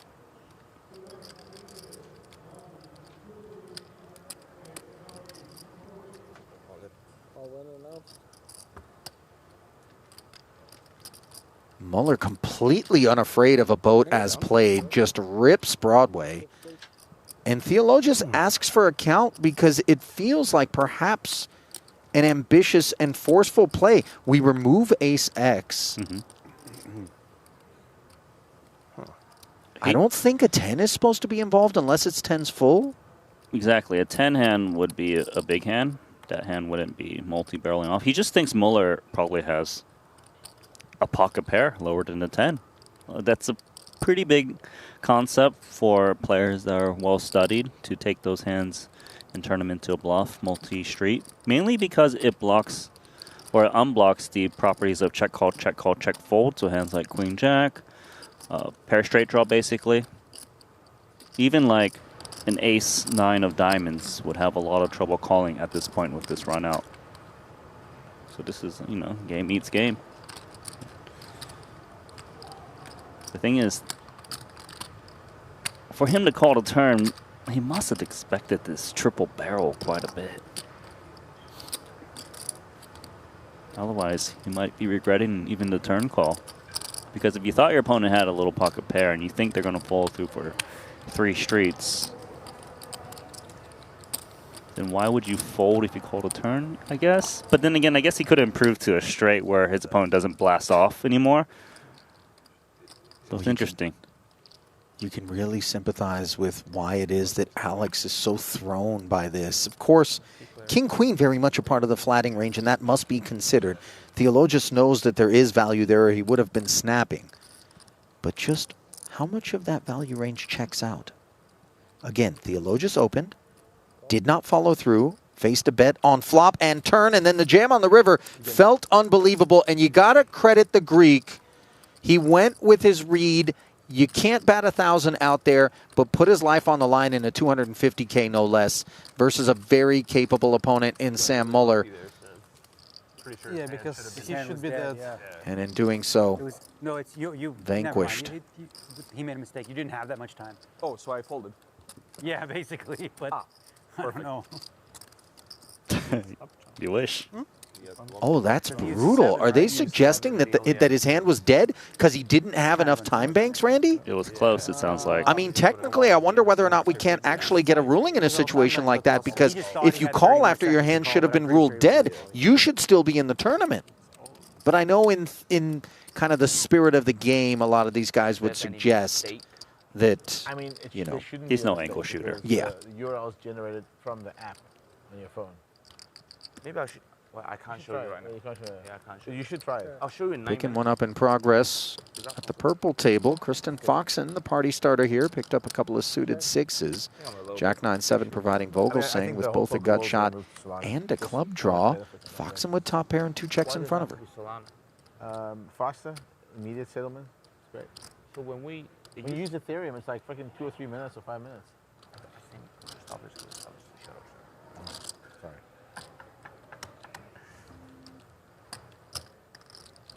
He's just getting to put his hood down. To say anything. No.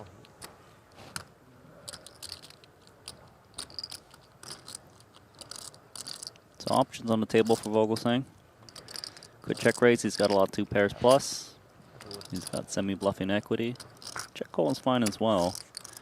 However, given it's a button open from Foxen, Foxen could have these kind of 2 pair plus type hands as well. If she had raised from early position, then we throw out like the 10-8 suited. These hands are not really opening. 9-7.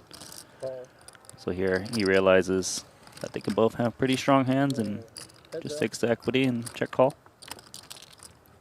So predictably down to heads up as a nice turn card arrives for Foxen on a fairly damp board. Yeah, pretty good for her. Beats Jack 9, Jack 7, 9-7, just in case.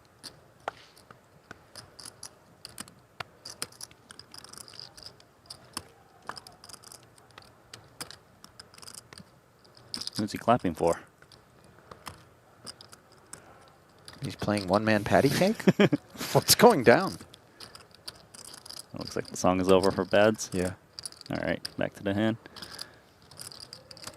Well, this is interesting, right, for Vogelsang, because he still has that really nice combo draw, but he's the passive player out of position, and sometimes a lot of players don't like to check call when they're out of position, just forcing themselves to hit the hand. I think he might even just pass because the 8 is not clean at all. Yeah, and your clubs aren't the strongest. 5s and 6s, unlikely to be good. Yeah. There we go. Tidy from Christoph, as he was up against a strong one for Kristen.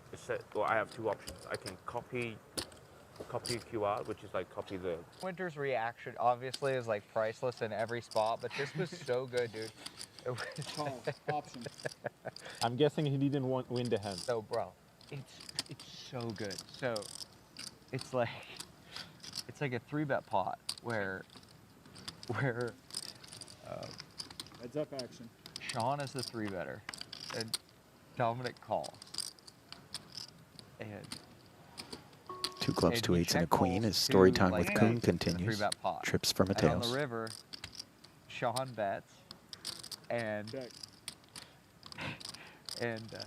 Nietzsche goes to like do the 1 chip thing, but it's not enough to be a min raise. So he just called his bet. So he meant to go all in, you know, but he didn't have enough. He should have put his whole stack in, and Winter's reaction when Leach put the bet in and left the stack back, dude, I swear to God, it was like the fucking funniest thing I've ever seen. He was so confused, and Leach was confused because he meant to shove, but now he's being forced to call. It was hilarious, dude. And what was the showdown? Ibinger appeals and finds the ace. Aces. And just like called to, and Sean had ace 10 on a 10 high board and was just like value betting. And he didn't get the stack, and it was so good, dude. 25,000. Sounds like an amazing hand. If you play with Dom, he's like, you know, he's very like stone faced, like in a, like basically like pure statue, you know. So he's like, he's just kind of like.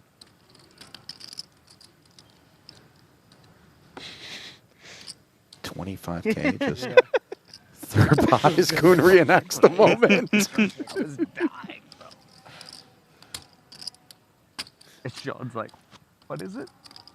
Like, what is it? It was so good, dude. Oh. Now I want to find the hand. I don't think it was on television. Okay. And it was also like 2 in the morning, so I was deliriously tired, and I was like somehow paying really close attention to this hand, and I just couldn't take it. I was dead. What was Dominic's reaction there? I mean, he was tilted because he would have probably got a double up, you know. 185. 185,000. Now matters getting a little bit more challenging for the ace-4 as Mateos brings the dreaded overbet. Curiosity has killed these cats on more than a few occasions. Ibinger, a non-believer, and he didn't take very long whatsoever, Randy. I mean, Ibinger's not dead, but willing to pay Mateos in that spot. And that's why Mateos is able to build stacks. He gets paid off big. That was blind. That was blind versus blind. Limp pre. Check call 3 streets. And free barrel, yeah. So El Conquistador We'll check all faring better on bullet number 2 as we send it back over He's like a Russian to the black structure. table. And we're like protecting him from himself. Come on. 75 over bet jab. Let's go to break. Something like this. Should be. Yeah. Ready? I mean, 35. Are we staying on the pitch? If no one said that. Suited connector for Foxen. Yes. actually, maybe Cut off we raise I Muller assume we with will. 10 cents. Daniel. Daniel's here, and there's only one Defends the table big. that's not. Anyway. 13 cents is more playable. Oh, never mind. Well, Hold on. open ender versus middle set. Players headed to the break, but perhaps with some fresh wounds, depending on how this one runs out. Alex has it checked over, understandably brings the c-bet forward into 95, comes 29. Time to check raise of middle set. You tend to want to check raise middle and bottom sets because you unblock top pair that can pay you off. 95. 95. And I'll tell you what, a lot of players would fear losing a customer with middle set, but not Sam Muller. He recognizes, as you've pointed out, Randy, that when you're playing deep stacked early in these sorts of events and structures, check raising and opening up the opportunity to win a very big pot is important. And of course, there's plenty of King X in that cutoff open range for Foxen. And Foxen has the perfect hand to win a huge pot against the set. He's got open-ended with position, and he's clicking it again. Oh boy. This one now getting very interesting, and again, we return to Muller's choice on the flop as unlocking this. If Muller had position, he probably would always call here because he doesn't have to worry about a check through on the turn. But here he's out of position. So there's merit for him to re-raise it again. The thing is, he would hate to lose his customer. Here, just calling. Just praying for no club to show up. Yeah, that's the card that I think really begins to contain this pot, which is broken out to over $500,000. 9 of spades. Not a concern for either.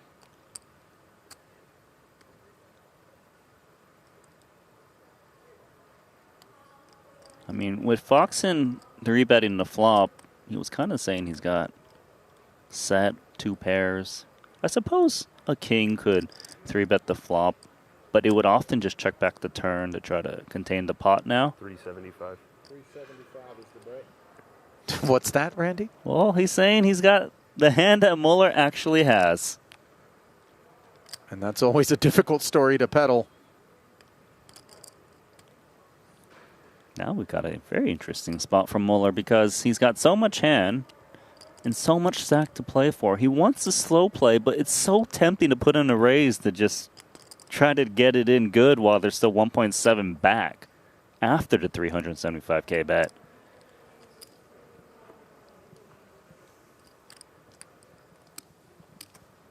Muller just flatting here. I think he recognizes that Foxen is in a world of hurt. The deuce, boy, hard skip to beat. I thought it was the 3. I'm not convinced that Foxen doesn't lose more chips here. It's not unreasonable that he's up against some kind of big club draw that is better than 7 high. He might put out a smallish bet to try to fold out unpaired hands. I don't think he thinks he could ever fold out like King 4 or King 5 as played. And Muller's check is designed to induce from all of the busted stuff. If you have kings, congrats. Basically that. I'd be pretty shocked actually if he doesn't follow through from that because he unblocks Ace X of clubs. Even Jack 10 of clubs. You think that there's any player dependency associated with Muller's choice here, given that Foxen has somewhat of a reputation for being on the aggressive side, Randy? 100% this is player dependent to play the hand the way he did and not put in another raise. Certain other players he would re-raise again knowing they've got something they want to go with. 940. 940,000. Bait taken. Understandably, a 7 high not a winner at Showdown. And if Muller were to have shown up with something less than a set of 5s here, it would be a challenge. But this hand in particular, he's never folding. Ace 3 getting there a problem for us? Probably not. I don't really expect Foxen to 3-bet the flop with Ace 3 too often. It's a very condensed range that's willing to bet 3-bet. I think Muller's more between, is he up against pocket kings, or is it like pocket 4s, or like King 5, King 4? Do we ever ask for the remaining 723, or do we just assume never ever are we getting called by worse? No, I think he definitely should be jamming here quite a bit. Which he does. Yeah, I think it's a pretty good play. And that is enjoy the tokens. Poor way to head to the break, as Sam says, I'm not going to make you sweat. Same slot we play. Shows the set of 5s. So fucked up. Alex. This grins. happens so often to me. A set.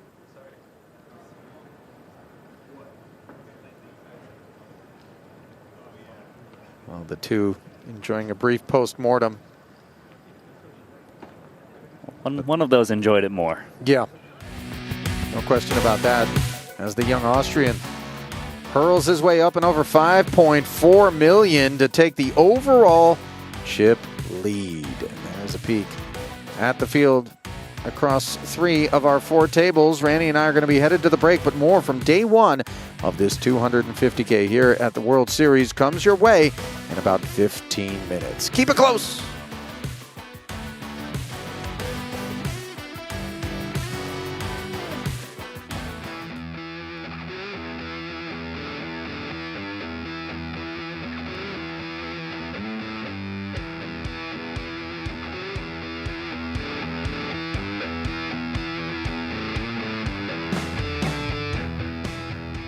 For centuries, poker was a game of instinct, bold bets, and leaving the rest to fate. Vegas turned the game into a dream worth chasing. Players started asking a different question. Not did I get unlucky, but did I make the right play? Online poker opened the doors for anyone, anywhere, to compete at the highest level. Skill became something you could train. Today, the champions don't leave it to chance. They study. They train. GTO Wizard, official poker training partner of the World Series of Poker.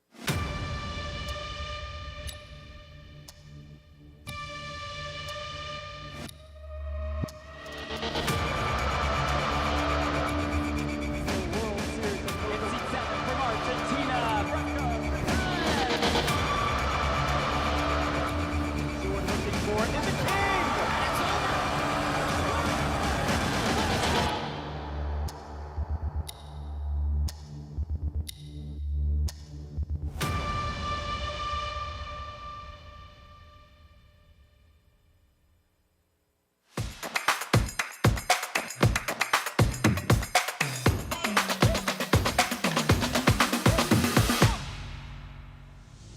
We'll be packing a little something extra. Made $50,000, ladies and gentlemen. I am now guaranteed $95,000. It starts with one hand. Just go play it. It is an honor to be next to Mr. Binion to open this marquee World Series of Poker store.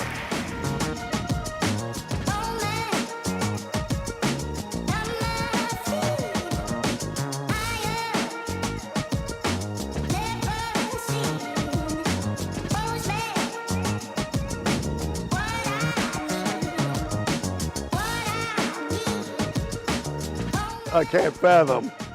Basically, it's filled up with poker.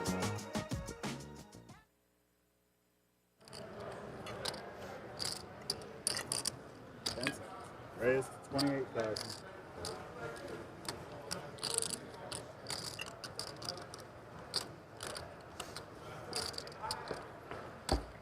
Ten seconds.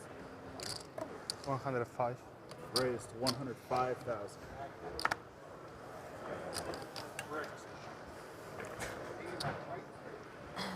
I had to hide it from you. 10 seconds.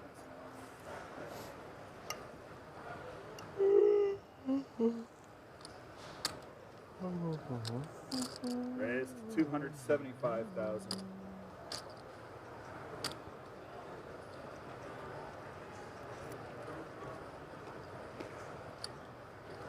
Seconds.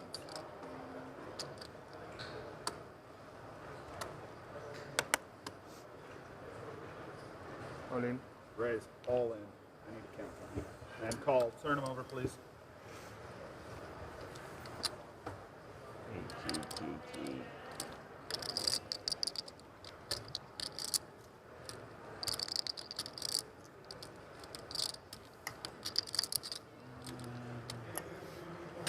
This one's a real snitch.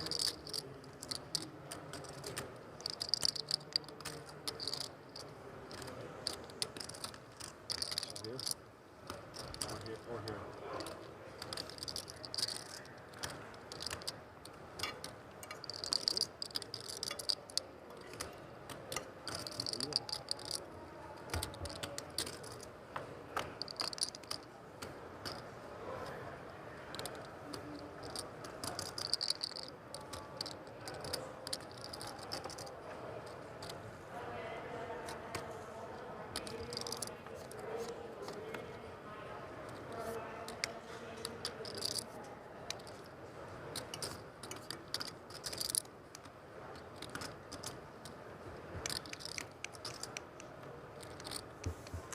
GG.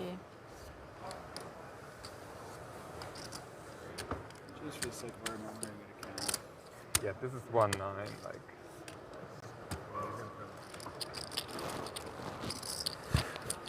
That.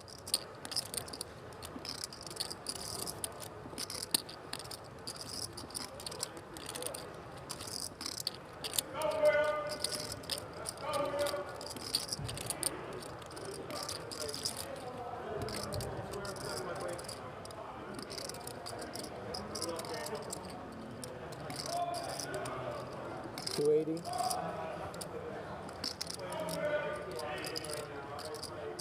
$280. $280.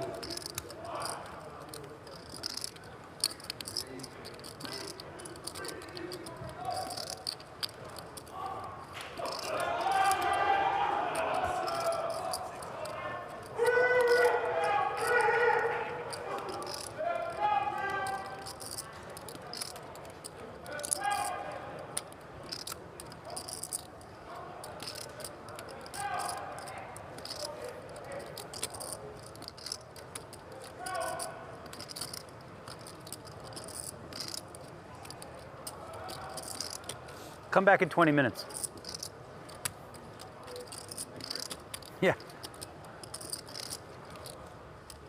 Call.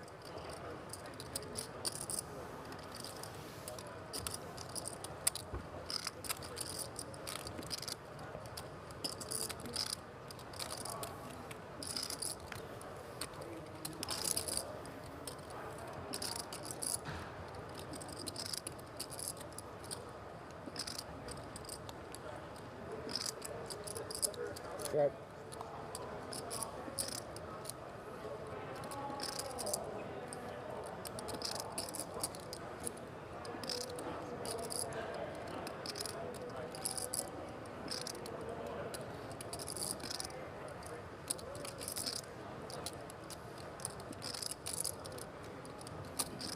All in.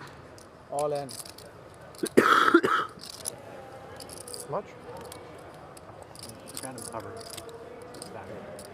I'm count? You still gotta count it, Lindsay.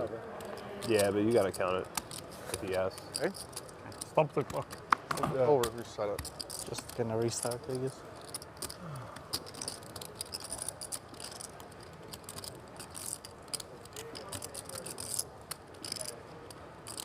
$1,178,000.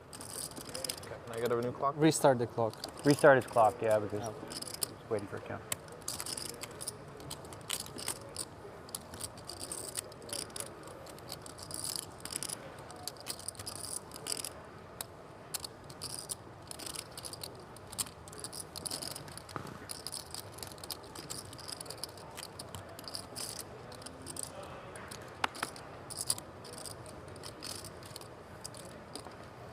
Call.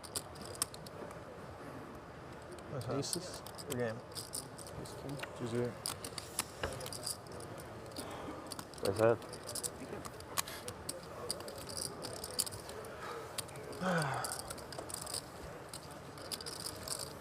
Oh, down goes tea. Green tea, yeah, with lemon.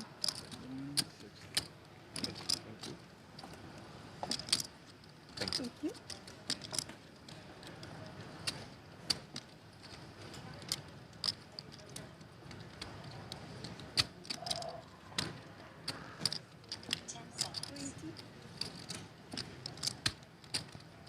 I think it's good. You had a green tea as well, Alex? I did. Sorry, I had a green tea as well. If you have a spare one, otherwise. There you go. My green. Yeah. What's turn action? Turn action. Turn action.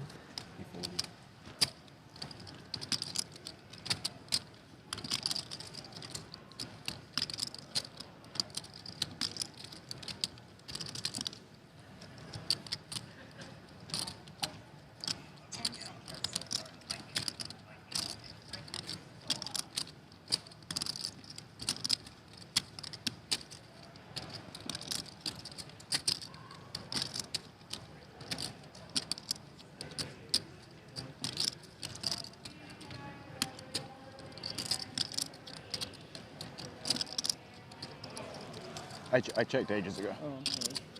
I didn't see it.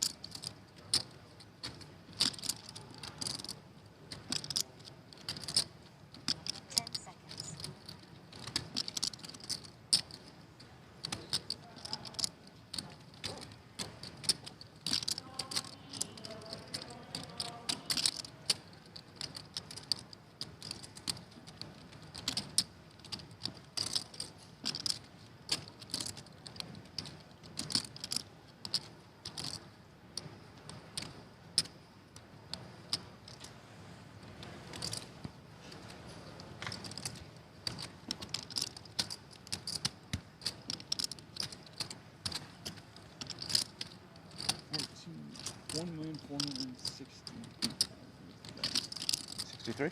63, thank you. 1,462,000.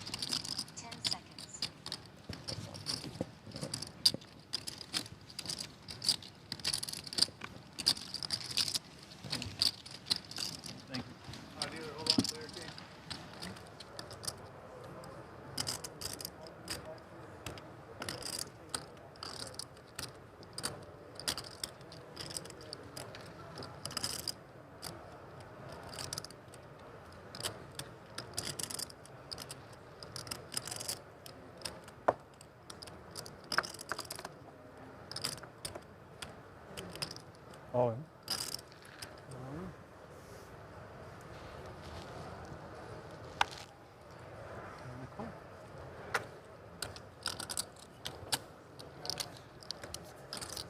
Both unhappy.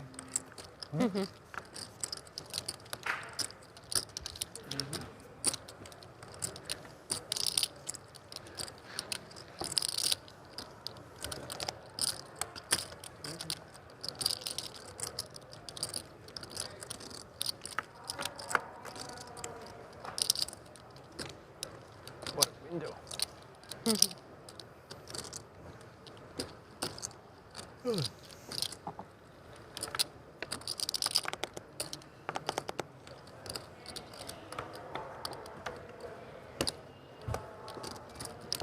Especially, yeah, Alex and I were all in like the first 15 minutes. Really? I didn't even Both hear of us it. all in.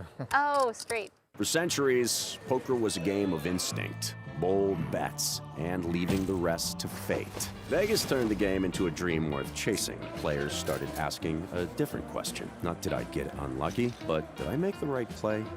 Online poker opened the doors for anyone, anywhere, to compete at the highest level. Skill became something you could train. Today, the champions don't leave it to chance. They study. They train. GTO Wizard, official poker training partner of the World Series of Poker. I was just too tempted to play these. All right, that was strong. Never poke the bear. All in.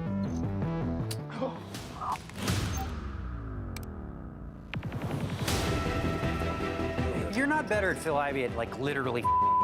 Let's go. The course of 4 rounds of competition, U16 will be whittled down to just one. To be very successful, you have to have real discipline. You have to do what you know has to be done. My daisy, did he maybe fall? Oh! Oh my God! Oh! If Sergio's bluffing here, oh my God! All I do is win, win, win, no matter what. Poker is my life.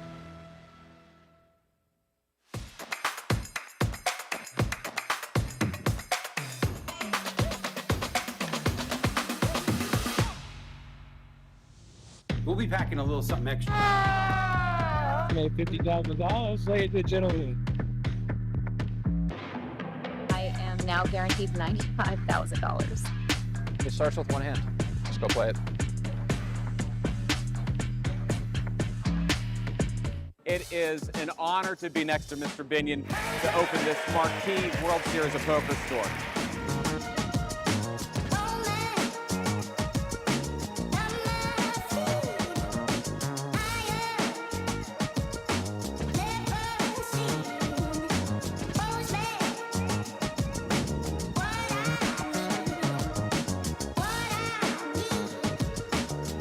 I can't fathom.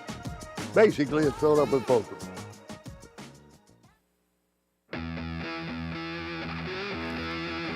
Welcome back to Las Vegas for continuing coverage of the stratospheric 250K Day 1 action from inside Paris, Las Vegas. The ballroom playing host. Ali Nejad alongside Randy Lou getting set to get the cards back in the air here. Yes. Oh, I didn't know.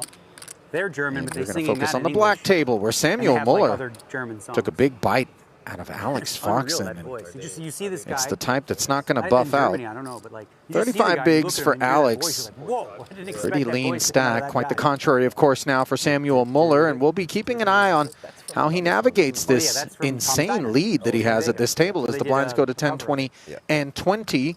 And it's Foxen being needled by the deck. It was pocket fives that put the hurt on him. Why'd you put it over here for? I figured it's safe over there. Oh my God. I Well, you put a lot of it. Go back Damn. for it later. Is it 45, 45? You really think Loan. You put all, what was the hand? I'll tell me after. You saw showdowns. I had to go pee. Did we miss? I had a set of fives. We left when they played the final hand. It was a big call. Negreanu out flopping the fives. 3 overcards presenting themselves after Daniel defended from the big. Foxen's 45K open. I put 45. You did? Okay. Check it.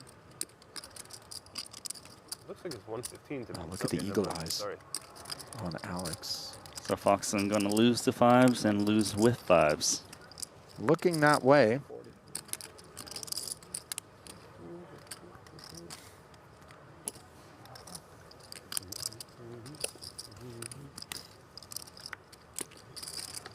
Follow through of 40. Called. Negreanu now picking up a gut shot at the same time that Foxen does. The 8 would be a problem for Alex. Yeah, the straight draw. Useless, but he doesn't know it.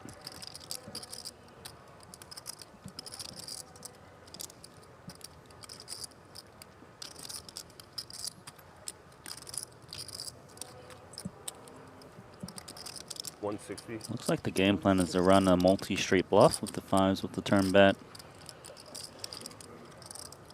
Mainly trying to target the 7, 6x that has a high kicker that won't be looking to call again. But also, if he gets called in this spot, he would be hoping he might be up against like an 8-7, 9-8 that would check call again and fold a lot of rivers. I would expect Foxen to bet the river quite a bit. Just assuming it doesn't change the board too much. Well, he is setting the stage, courtesy of this turn 160. Oh, and the 8 now shows up. Negreanu with the 10 high straight. Is Foxen ever not betting this if Negreanu gives him the opportunity, which is not a given? I think he might actually check it back if he gets the opportunity, and I think that's why Negreanu is even considering a lead. No, he does come with the check. Guess we're going to find out. Now, it's not that the 5s can't be the best hand. It's just, are you opening the door to only get called by the straight? Would 2 pair call you with the current line so far?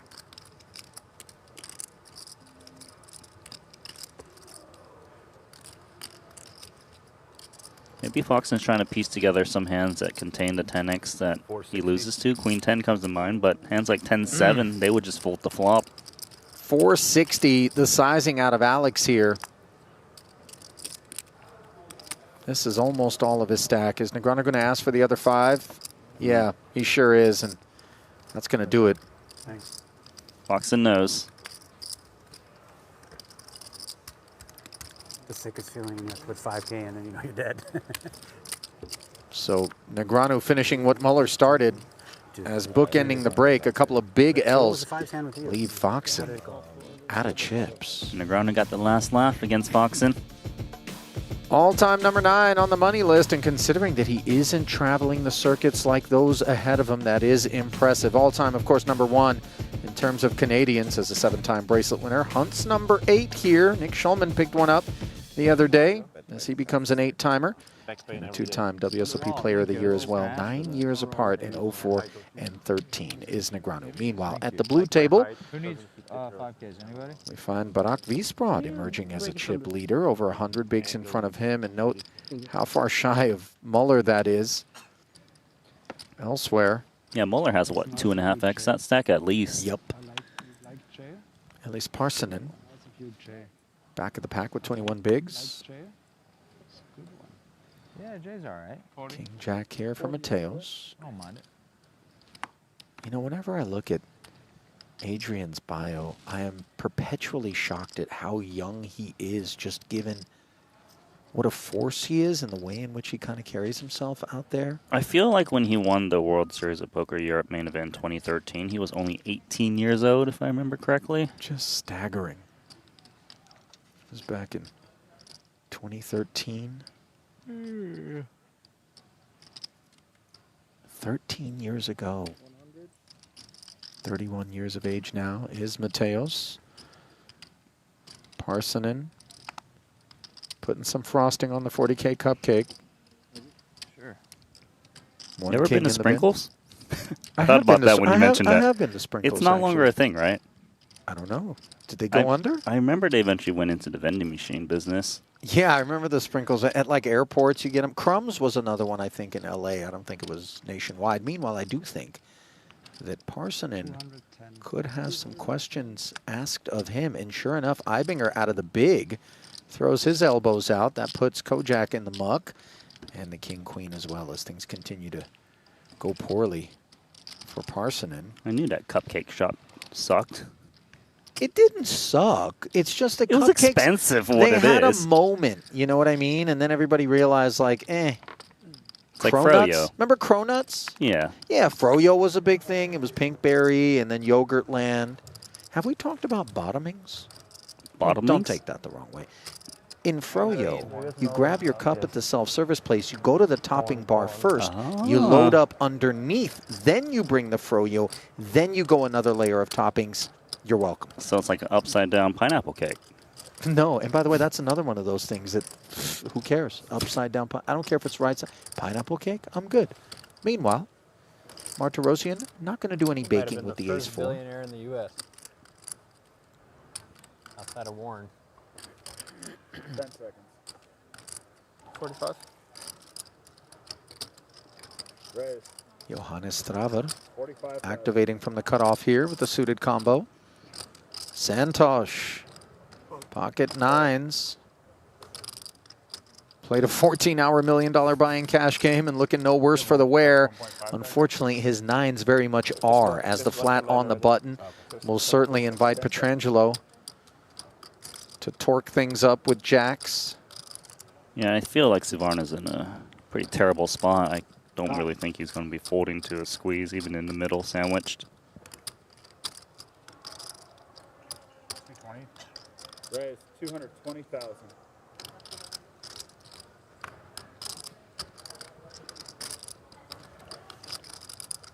So a big question here for Suvarna. Is it better for him to call and maybe try to fade some high cards to perhaps move in post, or back raise if you feel like there's some bluffs in Pietrangelo's range, like a king-queen that might not call a jam?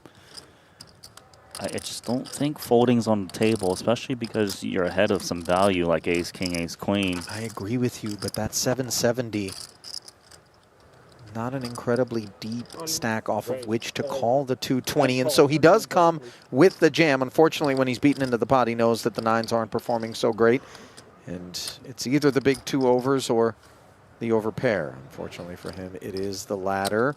1.7 in the middle. Nicky P in a good way here. 4-1 favorite.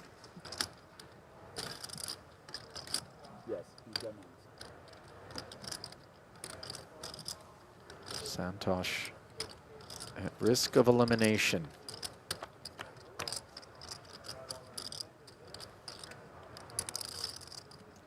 And the risks grow greater on an ace-8 deuce board.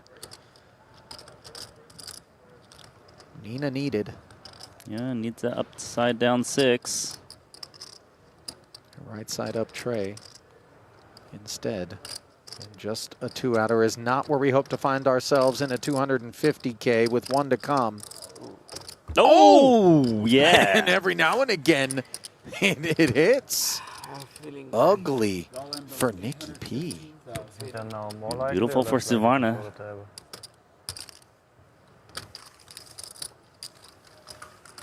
Oh, yeah. No need to pony up another 250K. He knows he got away with one there. 85 bigs moving forward as Pietrangelo takes it on the chin. I don't know what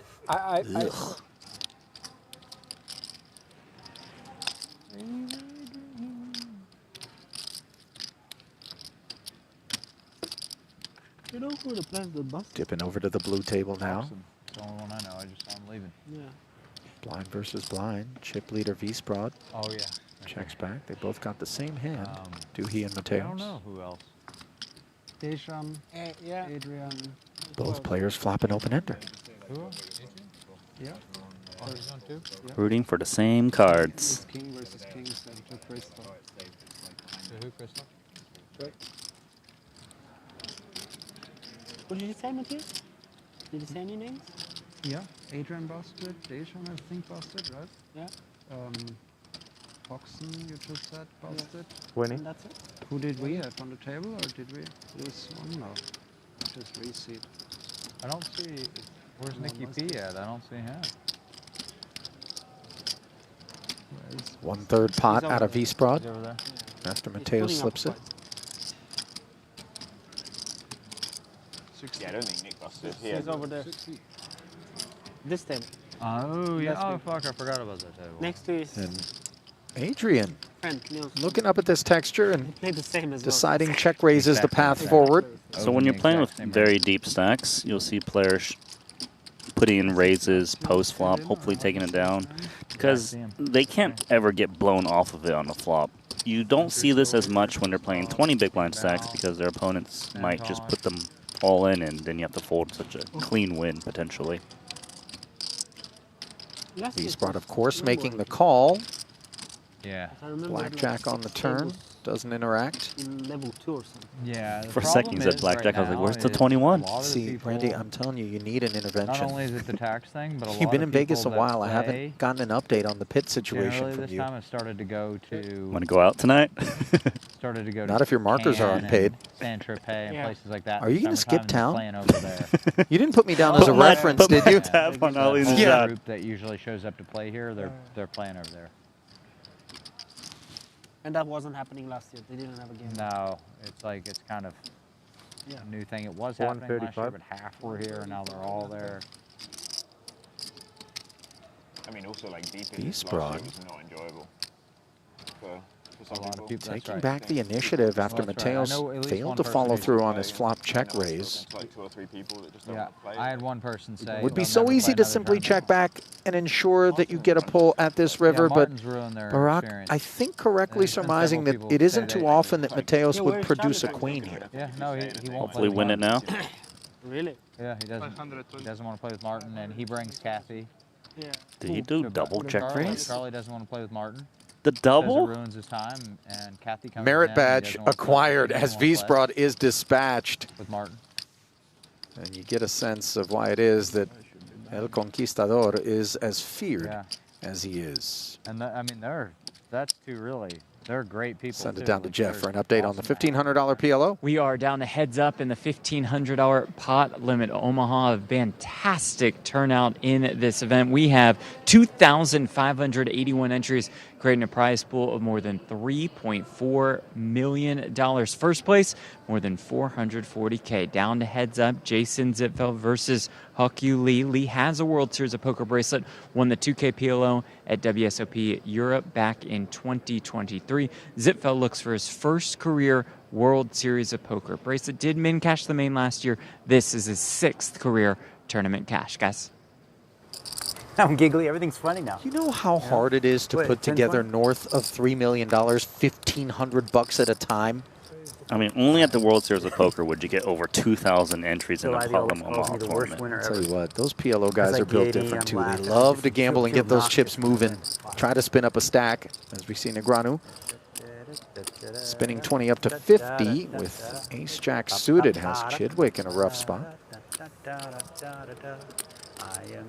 Jack-high board isn't going to bring any relief to Steven. Top pair in both camps. And he put it only halfway and didn't even argue. Negranu singing his way through this 80K C-bet. How about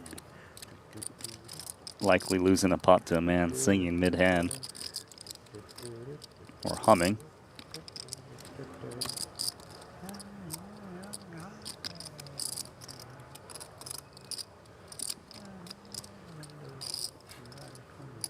Can they raise the 225? Check raising, understandably, is Chidwick here.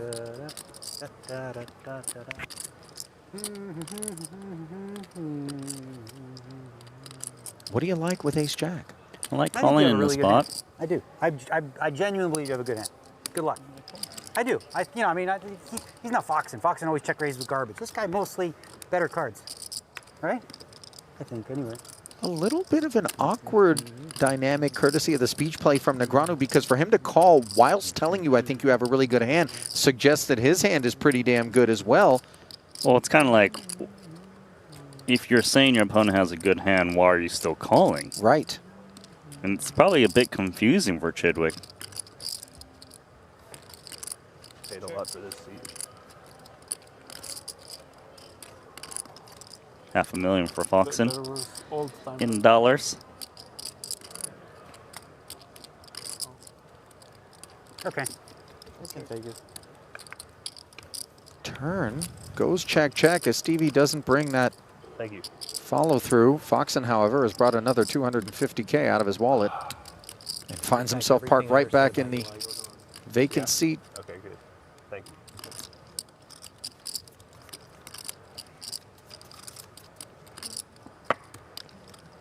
Almost like I won that pot versus Daniel.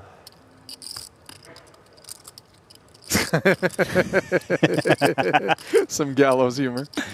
Oxen's funny. I think I'm funnier when I'm stuck than when I'm winning. Wow, Negreanu checking. What are you gonna do? See, I believed you. You know, you did. You're not foxing. You have something with your phrase. This guy, nothing. You always something. So I respect. Didn't go crazy, because respect. Appreciate that. Yeah, no respect. You know, Negreanu. I appreciate that. Speaking to Chidwick as though English is not Stephen's first language, but you know, they do learn English first in the UK, don't they? It was peculiar as we flip it to the purple table. 10-Jack Queen board. Both players with top pair. Clear advantages for Sean Winter. The pre-flop raiser. Suvarna defended his big and has checked. Here comes more. That's 90,000. Into the 120. Comes a 3/4 pot C-bet on the larger side from Winter. The reasons associated with the coordinated texture, Randy? It's actually because on Queen Jack 10 boards you have a massive range advantage where only you can have the nuts because the big blind will always 3-bet Ace King. So if you have a nut advantage in that way where your opponent never has that kind of hand, you tend to see the range bet very big or just check. And it allows them to get, you know, a lot more value from these hands. And here he's going to slow down just in case he's up against some 2-pair, because 2-pair wouldn't be raising with the immediate straight and nut advantage to Winter. This allows the 8 of diamonds to roll off free of charge. Suvarna, 145,000. maybe the 9 advantage perceived? He does, but he actually is trying to value bet against Ace Jack, Ace 10, I believe, if it's half pot sizing. It doesn't feel great for Winter, but he still beats King Queen.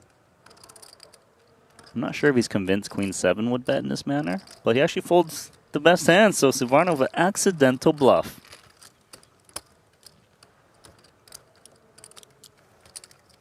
Things really going his direction. First a 9 on the end, and then telling the story of a 9.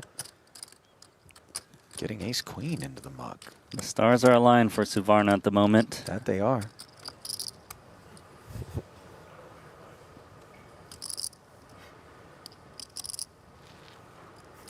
Foxen lining up the extra 250,000, has himself 68 bigs and 1.3. 45. Right now. 45. Sam Muller continues to hold court. Yeah, Muller at the peak.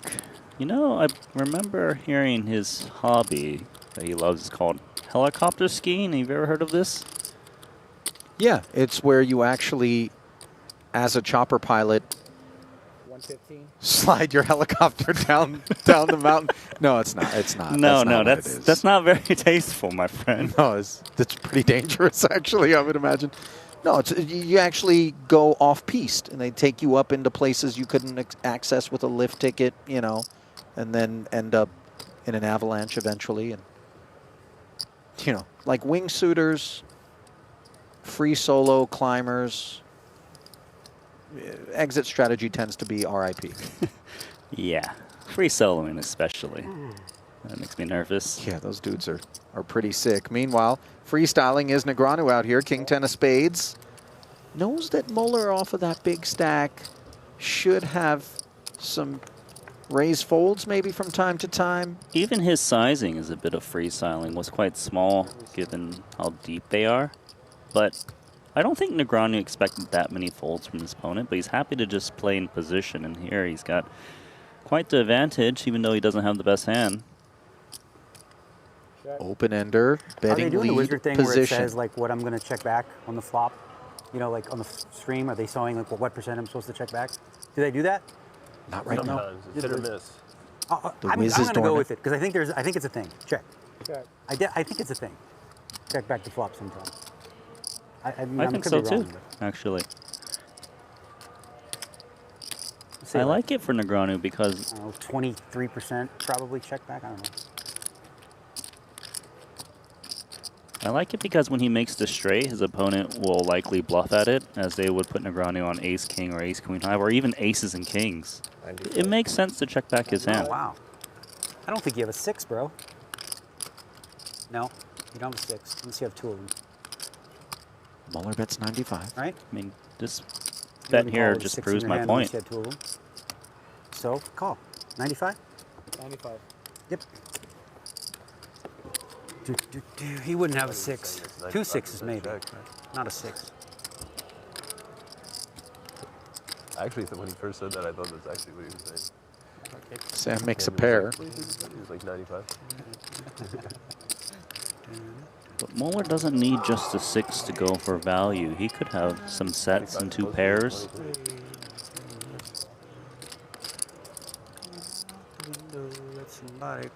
Ace high was already good. Even sets and 2 pairs could go for big value, just because Negreanu doesn't have a 6 very often to 3-bet these positions. 65. Boy, look at this. So you don't have a 6. 65 into 470. I don't think you have a 6.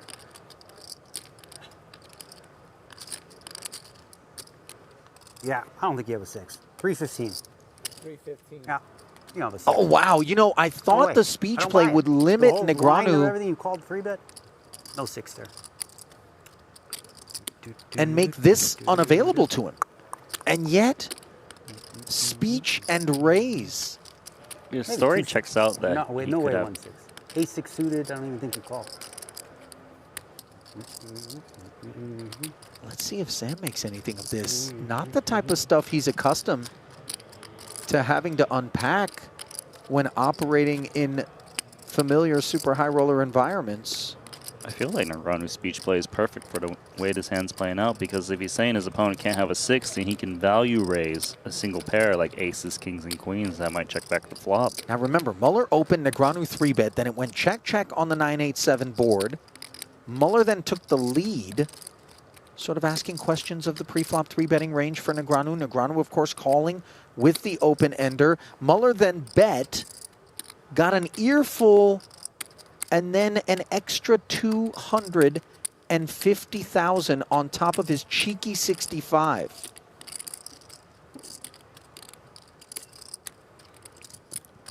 Something doesn't seem right to Muller, though. But with the speech play, I could see Negreanu actually raising an overpair. Brain breaker, Randy? Oh, what a call. You crazy? I don't have anything. You? I have a 3. That's good. Nice hand. Good call. That's a brain breaker hand. Well, it is Sam who is playing neurologist on this occasion, as Negreanu threw everything that he had at that spot. But Muller I was right. just didn't buy it. I didn't. See? I was right about that. Okay, no more bluffing you. 40. Sam taking off the people I can bluff list for Negreanu there. Credit to the chip leader for the find. That was an awkward one. It was a very fun hand. All the incredible hands have involved Daniel Negreanu. Well, Snowman about to get the blowtorch here as Martirosyan has aces. Remember, this guy can't win with aces in that 100K. I believe he stone cold bubble. Got it in twice against King Queen suited and Jack 10 suited.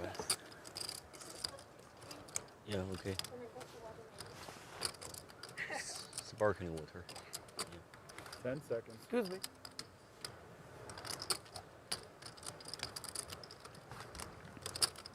Extra 100K. 350,000. Not enough, says Winter. Plays back at Artur. This feels very player dependent. Yeah, I mean, leaning into the fact that he's the under-the-gun opener is Winter, but the bill of sale, unfortunately, going to be tough when it is Artur who has the aces. I think Artur might even just call here. He knows he can stack kings and queens anyways post-flop. If his opponent is bluffing, he wants to leave those hands in, as they do terribly against aces. And call. Heads up action.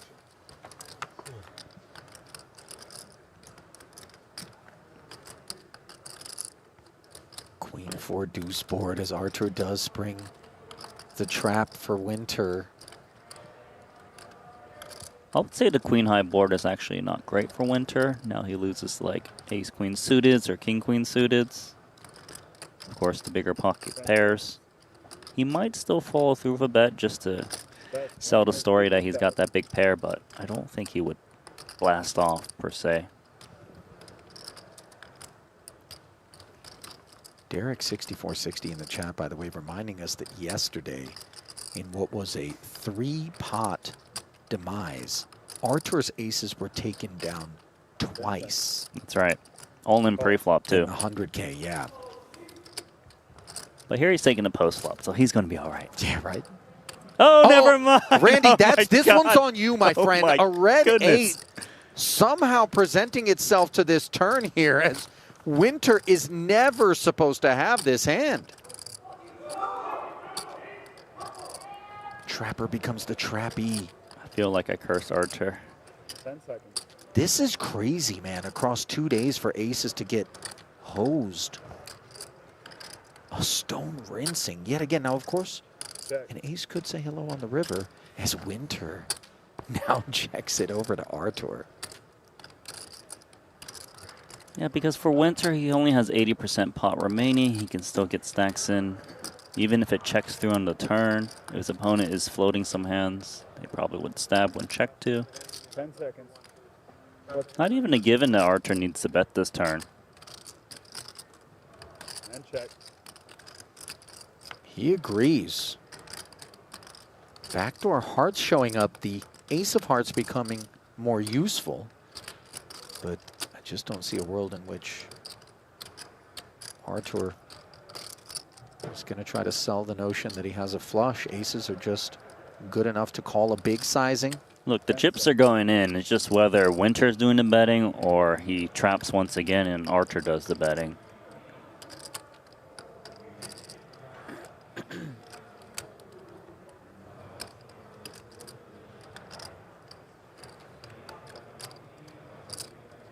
So it's not a matter of if, but how. Yeah, I think Winter probably does the betting himself, just in case he's up against King Queen that's a little bit shy of putting in the rest of the chips. Just try to force it in there. But here he's checking. And of course, Martirosian is just thrilled at the prospect of sub-1 SPR. Hauling in all of Sean's stack potentially. I mean, he just thinks he has the best hand, given the line. Yeah. Of course. Snapperoo incoming. All right, we have an all-in a call. Both hands, please. He's like, what do you have? Yeah. Oh, man. Did you see his hands go up in there? Like, sure. How? How do you have 8s? That's a bad bowl of goulash right there. Right or not? I shouldn't play the aces. Sean Winter likes the taste of it, though. Look at Sturm looking over at Artur like, buddy, Slow play, no pay. you know you're cursed, right? Not slow play. Speaking of also. curses, let's hope Vinny Lingham isn't the Well, victim Vinny, of what one. would you say draws you to these high roller events here at the World Series? I love just the level of competition. Yeah. This is literally the peak of poker, right? These are the best players in the world getting together to go at each other. Is it intimidating? Is it nerve-wracking? Is it cool? Is it all of the above? It's all of the above. Okay. I mean, come on, you're sitting down next to some of the guys like Alex Foxton. It's intimidating. Yeah. You mentioned the level of competition. How do you feel you are starting to stack up to that level? I know you're somebody who wants to get better and better every day. Well, look, I'm a recreational player. It's not my full-time job. I'm never going to be a pro, but I love competing, and I think I'm holding my own. I think so too. Wishing you the best. Thanks for the time, Vinny. Appreciate it. Yes. Jeff, don't do Vinny like that. You know, I don't know if it's just the main event where Platt curses people with the interviews, but, you know. Meanwhile, looks like Martirosian set to do a little bit more cursing, potentially. Top pair and a flush draw for the Spaniard, Ignacio Moron. He was the opener pre. Artur decided to get after him with a 3-bet, but does not follow through. on this flop texture, so well served to check back. Now, Moron. He's rocking the leather jacket, eh? 160. You know, he looks like a guy that works in a white van. You know what I mean? Just surveillance. A white van specifically. You know, the ones with no windows parked outside, you know. The suspicious someone's ones? house. Yeah. Yeah, not parked outside the playground. Not I mean, that guy. That also is parked outside of certain houses. But yeah. 160. That's what Arthur's dealing with. Half pot gets called.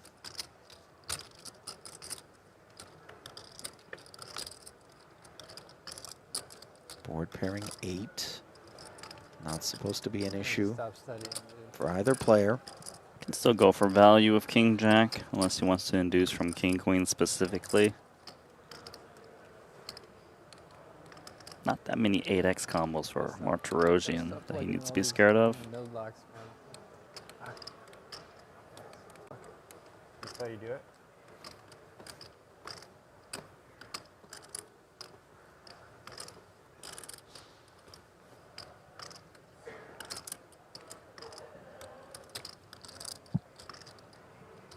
Moron has not made up his mind quite yet. Just trying to figure out the sizing he would go for. He definitely has bluffs in his range. That's why he's probably going to bet in this spot. He's got King Queen, Ace Queen.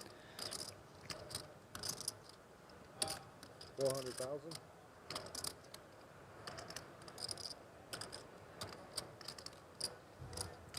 400,000 into 640.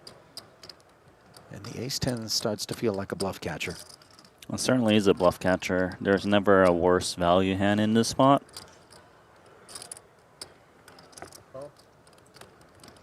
Things going from bad to worse from Martirosian, Randy. Another pot downhill for Arthur. Not feeling great. Feels like the table's just taking turns. Taking bites out of his stack. Yeah, but Arthur can't just sit out. He just needs to play on through the bad run. As I hear you say that, though, we do flip it over to Sam Muller with trip 8s against Negreanu, who's got air. Blind versus blind, limp pot. Both players checking. Don't think Negreanu's going to get into any trouble here, although one never knows. Especially if he's got vengeance on his mind. I mean, Negreanu's been playing a little bit of opposite day today. 60. This one, Nada. he's gone.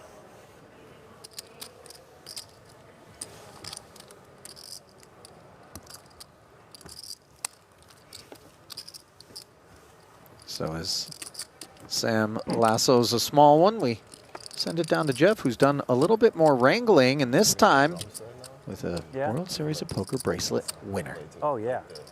Yeah. Jason Zipfeld, winner of the $1,500 PLOU. All right, World Series of Poker bracelet winner at the age of 24. What's it like to hear that? Man, honestly, I can't stop smiling. I'm a little bit shaken up right now, but it's a great feeling. Yeah, I'm sure the emotion hits you. And are you that experienced in PLO? You're mostly a no-limit hold'em tournament player, yeah? If you ask anyone, they'd say I'm the biggest donkey in PLO. I'm not even kidding. But yeah, I don't know. Maybe I have a knack for tournaments. This is like my 3rd PLO tournament ever, so maybe I'll play more. I bet you would. How would you sum up this overall experience over these last couple days? I mean, anytime you sun run, you're going to love it, right? Yeah, that's so true. And that's pretty much is what happened to me. What does a World Series of Poker bracelet mean to you? It means a lot because I love poker. I play poker every day. Like, I don't know if you would consider me a pro because I'm kind of a pro donkey, but I mean, I play poker every day. I love it. You know, I watch all the vlogs, all the streams. I play on stream, and I don't know. It means a lot just because this is like the mecca, the World Series of Poker. You know, Yeah. Everyone dreams of winning a bracelet.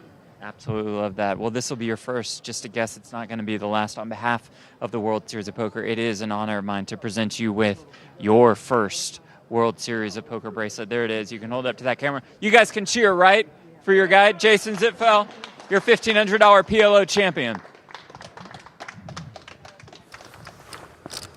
Congratulations to him, and what an incredibly humble young man there. He's like, listen, I sun ran, and if you ask anybody, they'll just tell you I'm a donkey. 3rd ever PLO tournament. The only thing I think that's sweeter than that is when you misclick register an event that you don't know how to play, as famously someone in the Deuce to 7 Streets did, and then bink that bracelet. First time ever playing. That's the real I mean, look, he says sun running, but truthfully, there's probably some skill in that. Just don't take our actual run out in the sun in Vegas. That is scorching.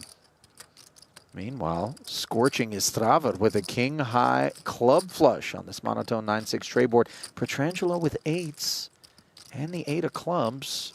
A round of checks as Straver has too much hand to c-bet, he decides, especially with a couple of players behind. He was hoping to induce from Petrangelo. That often would bet in position, but still Petrangelo is in some trouble there. With this turn card, no overcard to the 8 added besides the 9.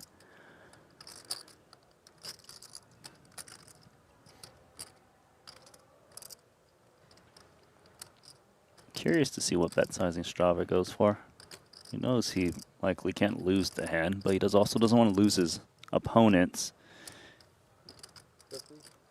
Yeah, I really like this small bet from him because he doesn't even mind if ace-queen with the queen of clubs calls or ace-10, just because those hands are just drawing dead. And here he also gets called by random pairs. So gut shot flush draw plus 8s. Happy to call this 50K. Not exactly unhappy to see a 9 on the end. It's a decent run out for pocket 8s. What makes sense in terms of hands that we beat when the under the gun raiser fails to c-bet on this particular board but then activates on the turn? I suppose it would be some kind of offsuit hands, like maybe the king-jack offsuit with just one club. King, queen, these type of hands.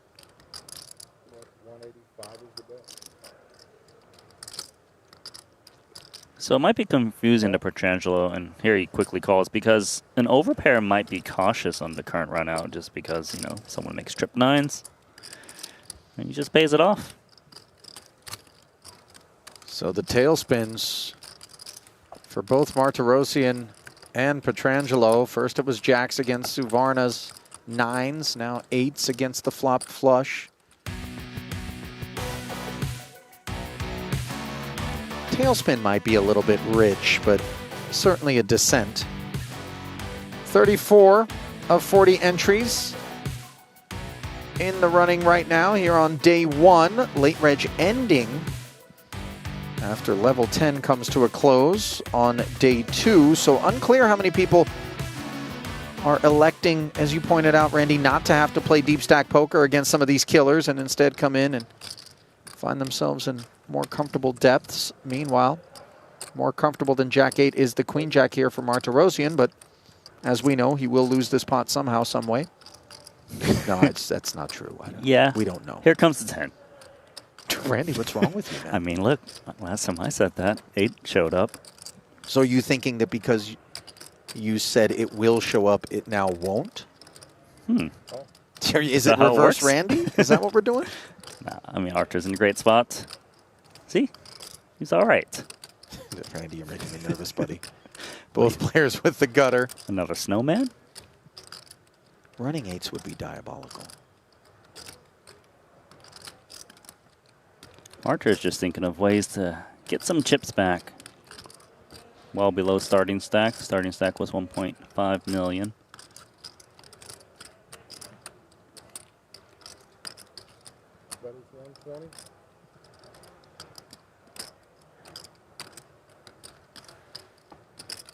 Full pot. It looks greedy, but to be honest, just works really well with his play style to get called by worse. We've seen it multiple times already. So Straver probably continues again. He's got pretty solid outs in case he's behind. He could hit the 8 and win a big one against top pair. Maybe make the straight.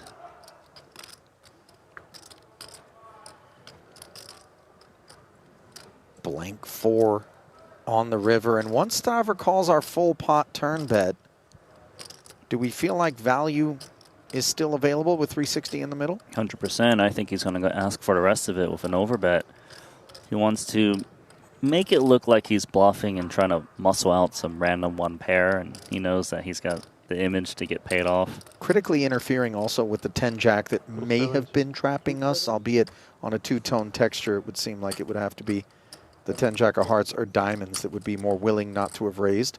Well, he actually goes smallish, so hoping for some crying calls, but I don't think he's worried about the Jack-10 at all.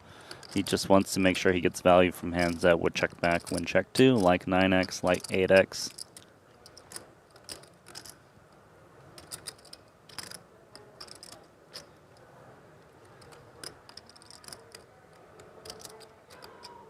Yeah, so Johannes has got to be quite worried he's up against the queen, especially against the half-pot-ish sizing. I would say he might even be happier to consider a call against a more polarized sizing, like an overbet.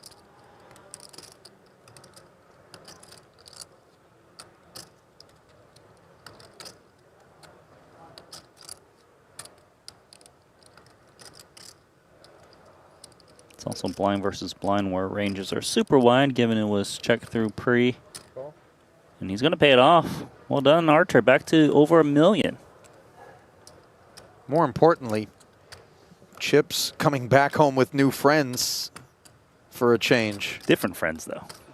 Not the same ones that left earlier. No. You can change your click. That's all right. I think he'll take them where he can get them.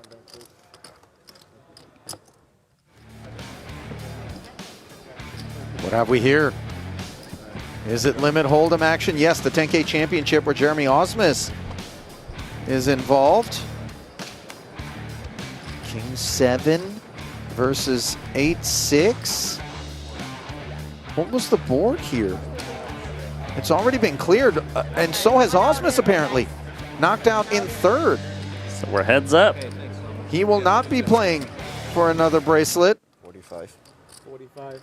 As Benny and the Dong going to be squaring off heads up for some jewelry. 4.1 million in front of Dong, 3 million in front of Benny. Could Benny. bracelet number 1 of the summer be coming his way? You said Benny and the Dong? You caught that? You could have just said Dong. Yeah, well, you know, it sounded more like a Benny and the Jets is what I was thinking. Oh, okay, got it. Which is a band from back in the day. But anyway. Shall we move on? Sometimes you got to leave them alone, Randy, because you're putting heat on me, dude. Sorry. I didn't realize you were trying to sneak that's one like in there. During the break, we take the headphones off. You look at me and go, "Did you really say?" And I go, "Yeah, I did." But then when you bring attention to it again, you know, I don't want to get the pink slip in here. Okay. Contrary to what it might seem like. Meanwhile, 45K ahead. Party starter is Muller. Note that Negreanu has the same stuff. Einhorn. Flypaper effect. Gets in there from the hijack. And then Chidwick says, I want to separate mice from men. As he takes it to 215, albeit with a 9-8 suited. Deep stack poker on display. He's reading the just call from Einhorn, and Negreanu is very weak. Squeezy, squeezy. Everybody squeezy. It's a nice take. Risk 210K and win 185. How bad?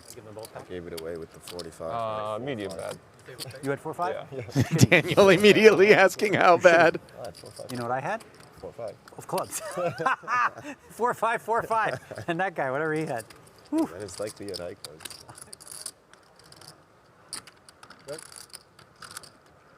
Looks like another 9-8 suited is involved, this time against a set on a monotone 8-6-5 board. Moron, the Spaniard, with top pair and the gutter.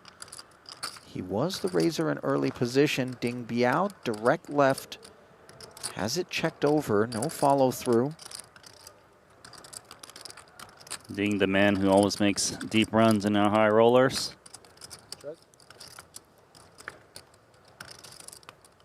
That's a sneaky check back from a set of 5s. Queen on the turn. I'm very surprised by that one. But maybe he's going to play some catch up if he gets checked to him again with a larger sizing. But it's convinced Moron to think he's got the good hand, and he kind of wants to charge against some pocket pairs with a single heart or Maybe an ace-jack with jack of hearts. It's kind of odd because it's pretty tempting to raise with the set. However, the line you've taken with a check back on a flop, you wouldn't raise many turn cards. Like if you had just a random pair, for example. 140. Now, Ding makes a little bit of noise in the face of this 40K delayed C-bet. Just another 100K. Yeah, very small. Doesn't work against Marone. Tell you what, he didn't make a meal of it either. Ding Biao does have a reputation for throwing his stack around a little bit, but in that situation, the 8-9 just... I said I wasn't going to talk about this today. Like it? Huh? Good laid out. I don't. Meanwhile, Dejan Karađorđević He wants to win bracelets. I mean, finds a couple of jacks behind an Alex Foxen Queen 9 off open from the high jack. Negreanu with a pretty one in the big, asking for a count. He might even put in a cold 4-bet against these positions, and knowing Dejan's the type of guy to just 3-bet very light pre-flop. And he's got a decent hand to do so with. But just calling. You don't rarely see cold call 3-bets just in general in poker. You know, it's a very condensed range. Usually it's like 9s, 10s, jacks, king, queen, ace, queen. So Foxen. Okay, so I probably don't have a 6 this hand if it comes up. Just saying, because it's called the 3-bet. Probably not a 6 in my hand. Just FYI. Check. Check. 10-8-7 all spades. Not exactly what Daniel wanted to see. Karađorđević doesn't mind it one bit. Gut shot, straight flush draw to go with the overpair. And once again, Negreanu just throwing these pros. Bit of a curveball with his, curious pre-flop strategies. Cold calling 3-bet, one that I would say these pros rarely would study. What a card. 9 of hearts after the check back. Upgrading jacks to a straight. Jack on the end would be filth. Almost looks like a mandatory bluff card for Negreanu, especially with cold call 3-bet. He has hands like jacks that would make a straight. He agrees with you, Randy, as the 125 is sent in to that 355. I'd like to see DK call here in position, let your opponent bluff, make it look like you've got maybe just a big spade, like ace high, or maybe even aces, kings, and queens that's making the crying call at the moment.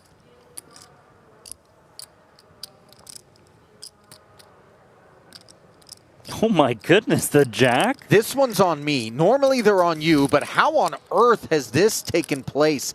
Karađorđević interfering with 2 jacks. Now he doesn't have a set or a straight, he just plays the board. So granted, in that sense he has a straight, but he doesn't have the one Negreanu has. And Daniel checking, Randy. He's checking because he knows DK is a hyper-aggressive player and he's going to try to blow his opponent off a chop.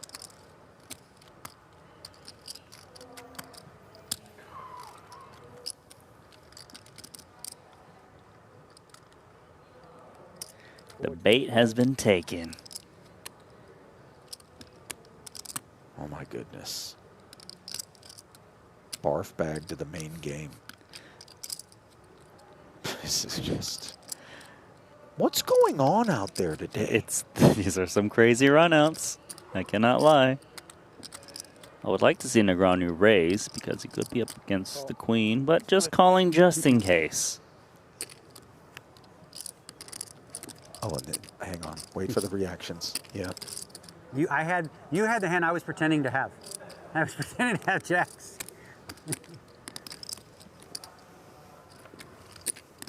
I don't think that leaves Diane feeling any better about the outcome. Anything else you want to tell him, Negreanu? Yeah.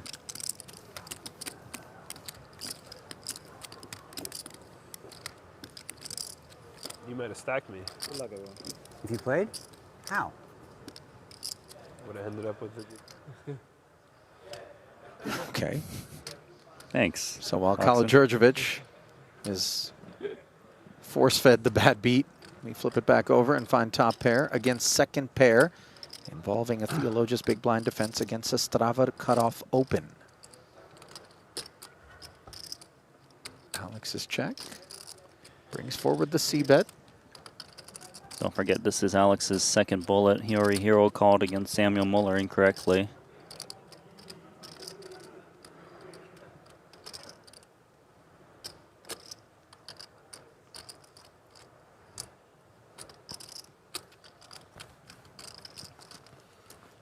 Quite standard to just check call middle pair from the big blind.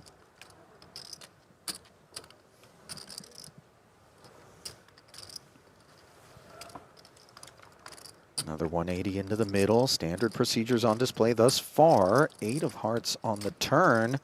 Above average for Theologius as he picks up that queen high heart draw, but not any additional pride that would lend to him leading. So this is the tricky turn to play for Strava, because straights do come in 2-pair combos.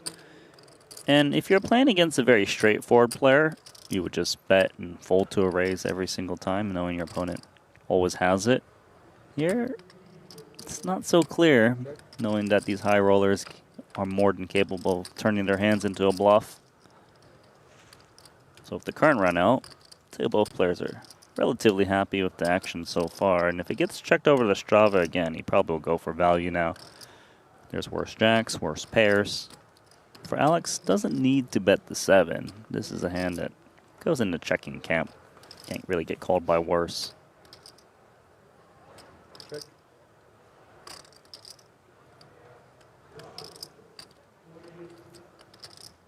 Board pairing 4, obviously a disappointing arrival for Theologius. Did come free of charge, given the check back on that tricky street, as you put it, Randy. Of course, the 4X belongs to Theologius, but one would presume he'd be doing his own bidding into this 300. Exactly that. And also the bigger kicker that he could be up against would probably bet like ace-jack. And so Strava comfortably brings 2/3 pot.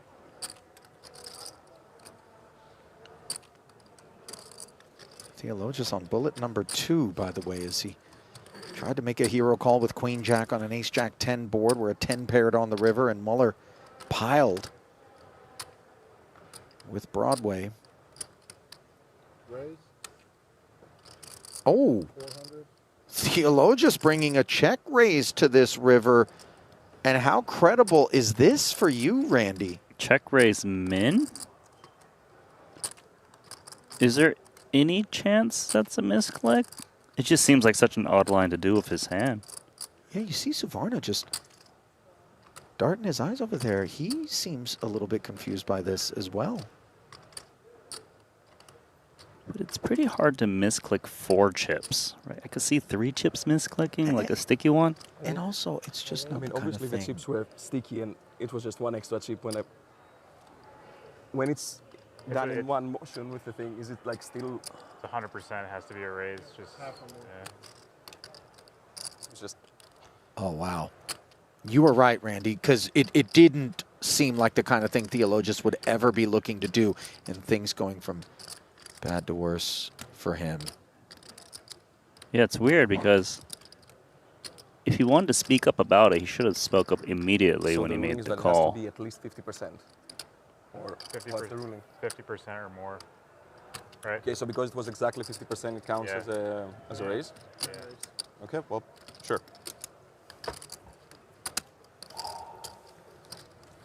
Painful.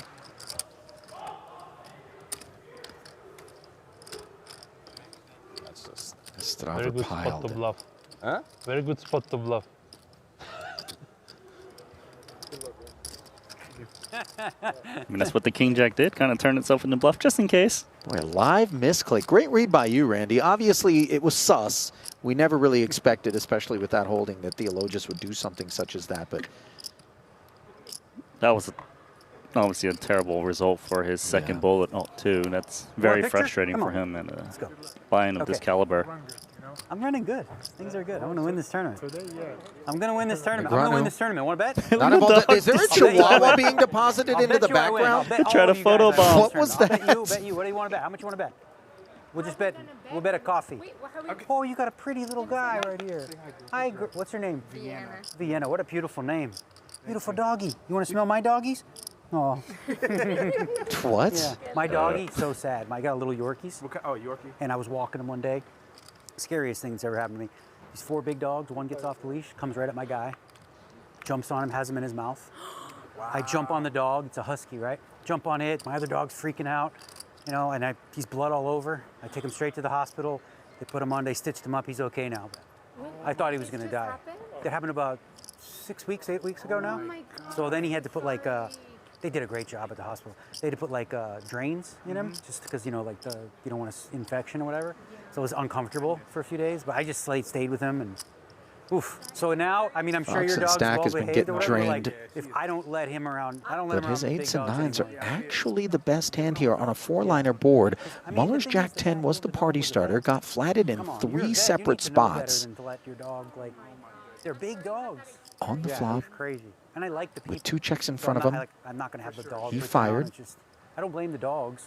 Because my guys are yapping. Muller and you know? Einhorn call. There we go. They're yapping at There's once. Vienna. Everyone sees that. He's like, oh, let me go protect my guy. I feel like Vienna is a better name for a Dachshund, whatever Dachshund. That's okay. Because Douchehound, yes. sausage.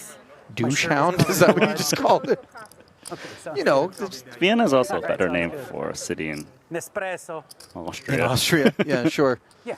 Austrian chips in play here as Let's both pound. Muller I and don't do that, 'cause you know Einhorn what? seek It's so a outdated, queen on the right? turn. 7 would have done the trick as Who well. does that? It's, we got, Instead, you know, we got to naturalize the very Japanese nice do this. deuce of spades for How respectful. You're right. You know? Foxen's 'Cause you shake purposes, 1,000 although hands. Probably being somebody called in got a couple something. of spots. You know?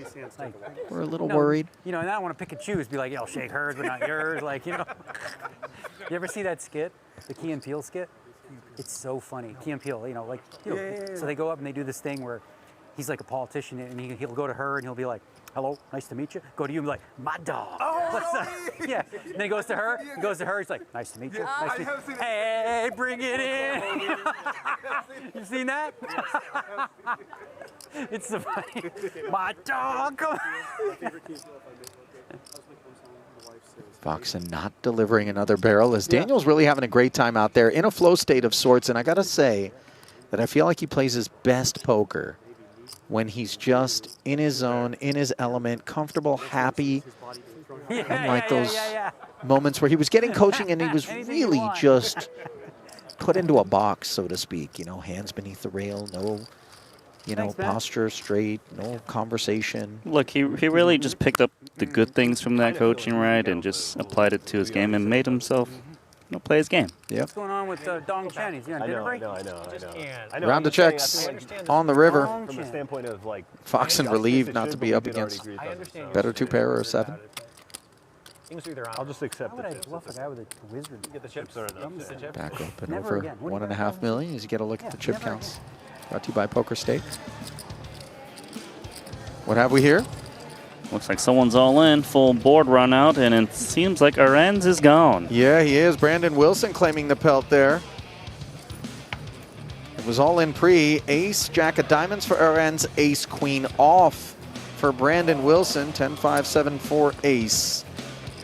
And Arenz we played out of here. I think one At of the least few he folded times the Aria kings ever correctly only, against our turn, that mystery hand. A few times Aria ever had a 5K, 10K, no limit. We were playing 5K, 10K. It was fucking crazy.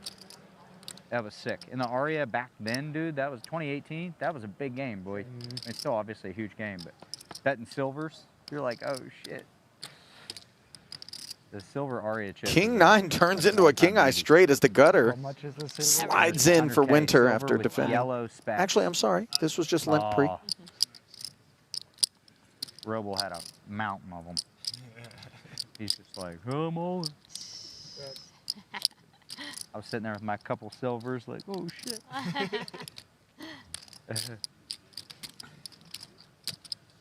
Kuhn talking about a 2019 5K, 10K no limit cash game at Aria. Can you explain what silvers mean?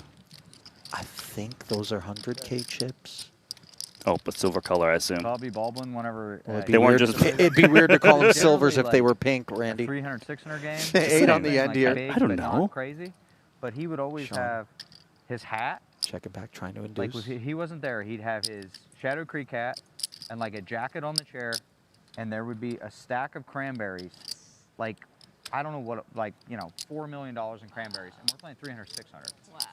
And one night we're playing 75. This game, and there's a guy in there from LA who's like taking a shot, and he's down to like his last 80,000, and he's so stressed out. I even felt for the dude, and this was forever ago, where I was like really trying to get every dollar I could. Yeah. And Bobby's like drinking a whiskey, super casual, and after Bobby's had a couple, he'll loosen up. Yeah. And Heath can say goodbye to the 75. this kid's playing about 5% of hands, like just trying to double up desperately. There goes this hand goes down where JRB raises, and the kid snap puts it in for 80,000.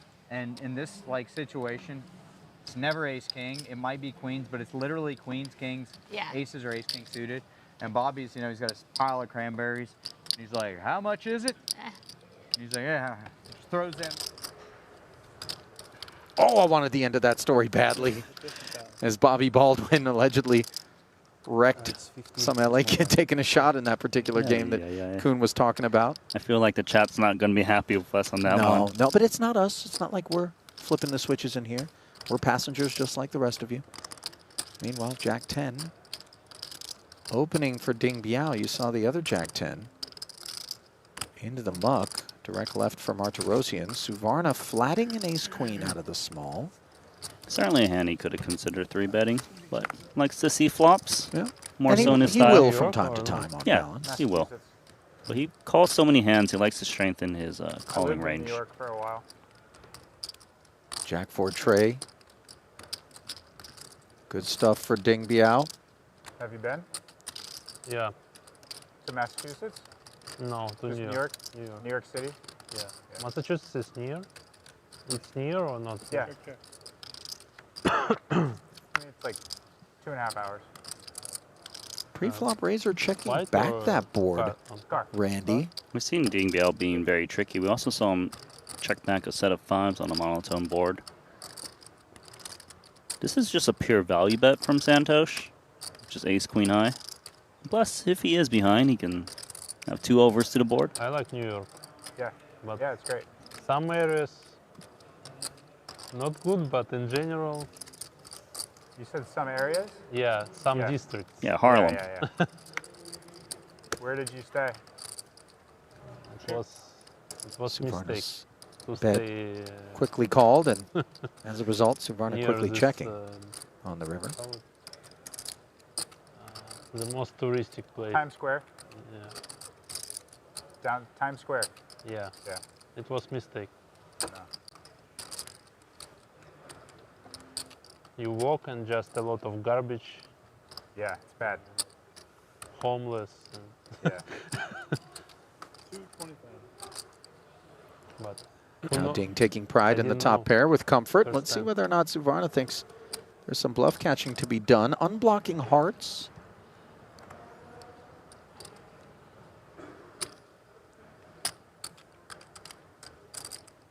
He's just wondering, how does Ding Biao check back the flop and all of a sudden able to ask for near pot? Square Garden too.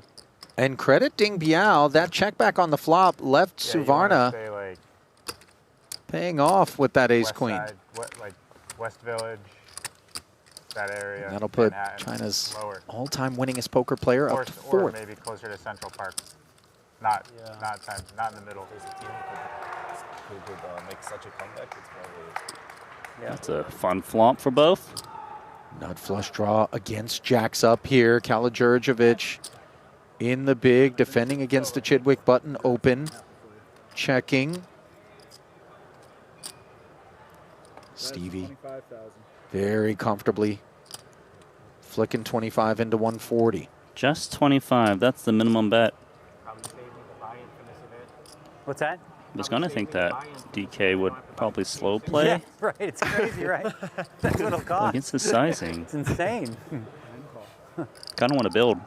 But here, just calling still. It's a bad turn card for Jack Deuce, now counterfeited. I mean, really among the ugliest cards in the deck. Worse than the club, I would say. They're both bad in different ways. I don't Still know. in the lead, I mean, 'cause it's however, like is all dependent upon Kala-Djurdjevic, your own goals and what you're unbeknownst. Playing for. I mean, there's plenty of stuff you can play. If it's, you're saying tomorrow's an off day? Yeah, you got like daily deep stacks. You got a whole bunch of one-day stuff, I'm sure. Play cash. I don't know. Satellites. Something fun to play. You got Oh, it. well, if you can pick the card in the deck that's going to create carnage, that's the one, Randy. The Jack of Clubs, boat for Dayan, and of course, the nut flush for Chidwick.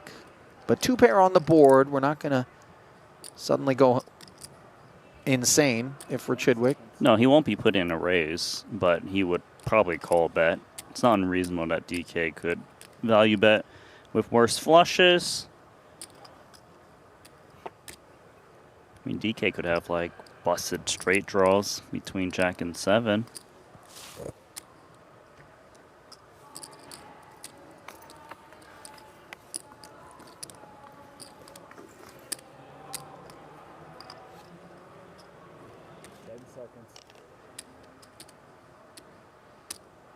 Kala-Djurdjevic giving it a chew here. Always knows what he wants to do, and that's get chips into the pot. But let's see how he approaches the matter. What is this?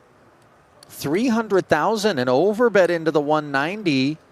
Trying to make an ace high. Suspicious. And the thing is, Chidwick,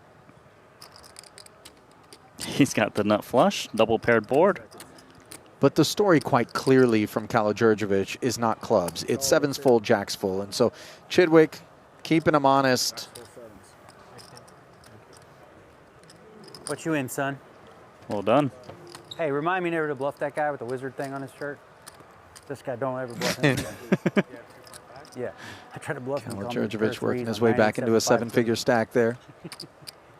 He was good. Hey, he made the pair in the river. This kid, don't bluff it. Quite the swingy day for DK.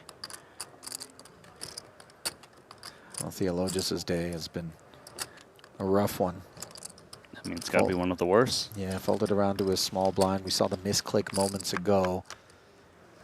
And he's got to shake that off, you know. Perhaps this King-Jack-7 board will help him do that as we see a double gutter for Maron versus the open-ender. Limp pot pre, as we saw. Yeah, battle with the straight draws.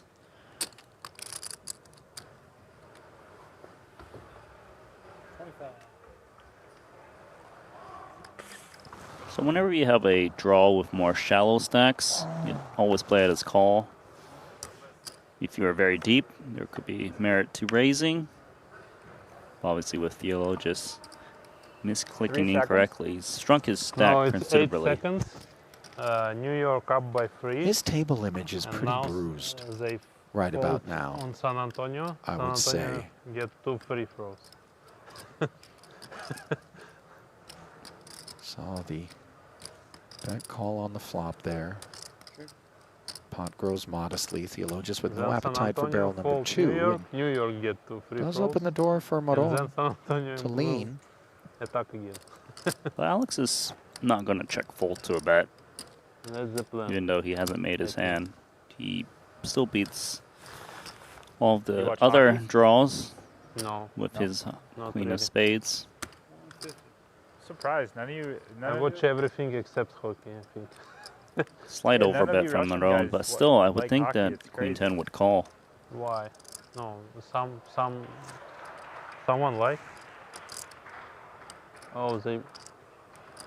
He missed 2? He missed 2. they missed both. 150 Missed 2 free throws. into 125 as once more we see GG. the overbets showing up, and Theologus New York. with a little bit too much equity, he deems. 30 years. And there's the 9 to Last- give him the last straight, time albeit 30 he would have years ago. preferred it not to be a heart. And the biggest comeback Maron ever, right? would have preferred to win it right Yeah, there. yeah. Instead, he has it checked Biggest over to comeback him with nothing more than a pair of 9s, Randy. No, all 9s not created Nine. equal, but this one's still good for Alex, and he'd be willing to still stack off. I would still take the 9 to showdown as played. You don't beat that many hands, but there could be some kind of spade San draw that Antonio Alex had. wasn't That was ready. like ace high, maybe. They're too young. Well, looks like he's just burnt the last 460. Snap called. He must have expected a king to fold with this card. So Maron went for it. Theologus finally has something going his way. Credit to him for finding the check, although some caution was associated with it, not simply trapping. I mean, the silver lining is maybe if he had the additional 200K that he misclicked, maybe his opponent wouldn't take that spot anymore because it'll be much more costly. WSOP feels different than ever. Vegas seems very empty. 2 deuces, 2 diamonds, and a 6 here. 25. Jason Kuhn with King Jack follows through on a The pre-flop Euros come open. here and they get top 6 in the 100K. And then they leave town. Ace high for Kristen. No one can't afford to live here anymore. It's expensive.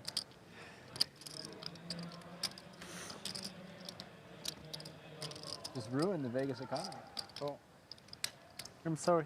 At least 80% of the prize pool was Euro. Kristen drops a quarter in the machine to look up at an ace of clubs, which is very much Probably. a welcome development, but 75. checking once more over to Jason. No game over for her here. Definitely 75 if you do it as like non-American, then 75. Yuri is Brazilian, but he actually lives here. There's no other Zhao. Yeah.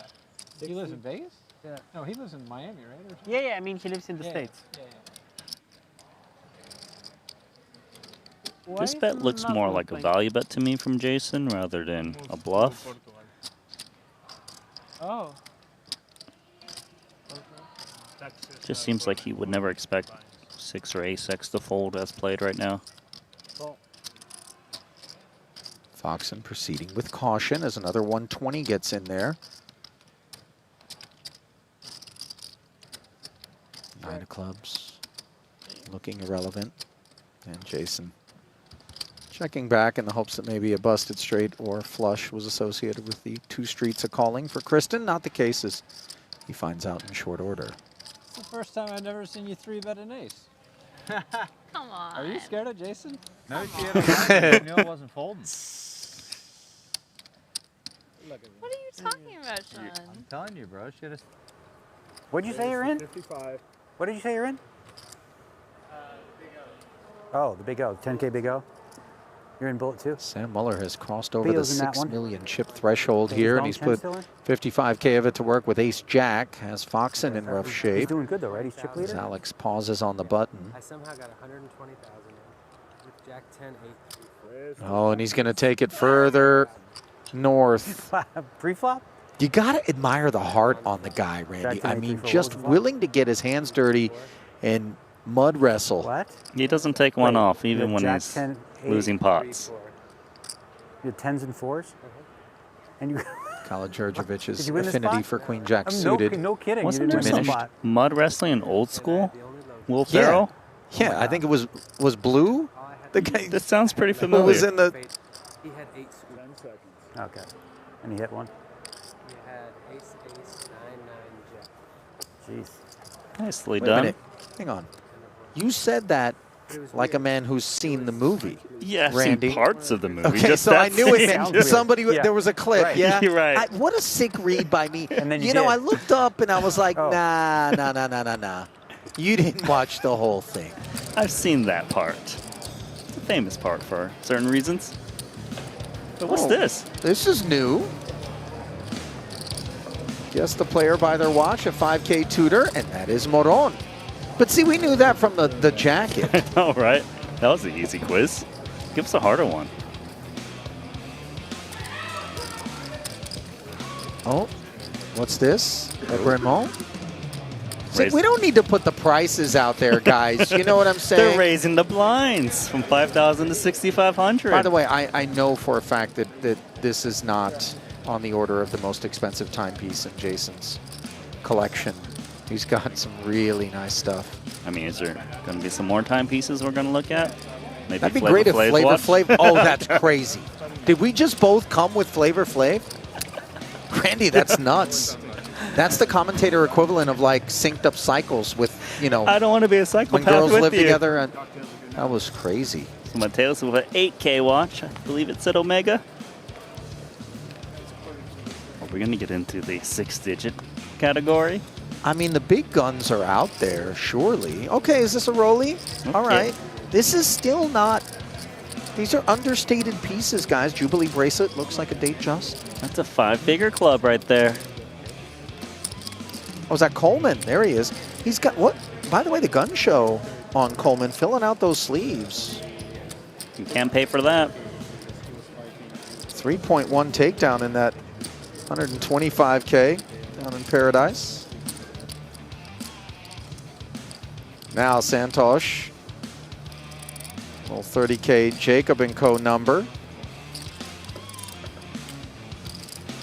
He's got a few. He's got some big ones. Yeah. You think someone's going to shove with the Apple Watch? $100? Please don't. Guys, if this bit includes an Apple Watch, I quit. Some in the chat cheering for an Apple Watch. What's that? Ooh. I've never seen this before. This looks like an ultra thin number here. Who have we? Vinny Lingham story checks out. That's style. Likes himself a nice timepiece.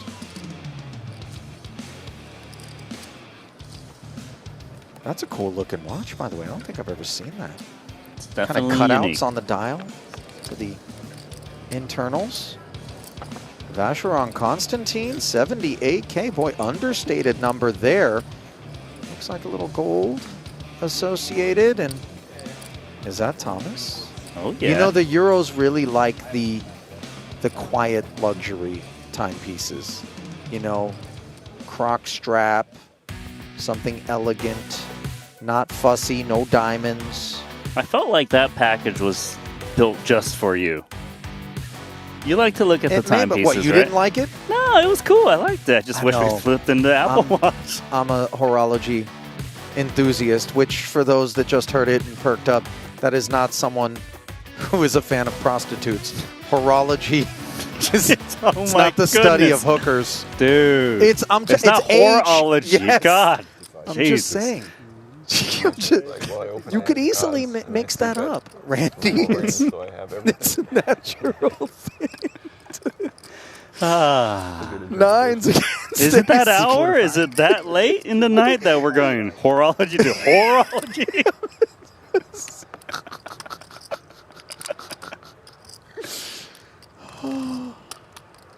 We got some poker at our hands. Yeah, that we do.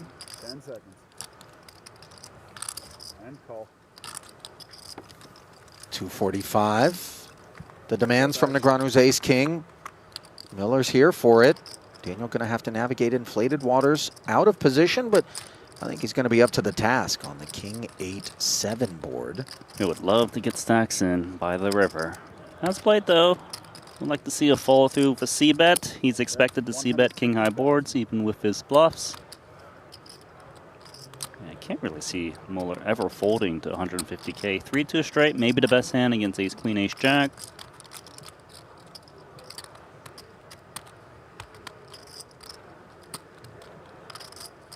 $150 the follow through. Second pair effective on this board, Sam. Certainly will be continuing. Straightforward procedures. Thus far, pot grows to 840. Deuce of spades, inconsequential.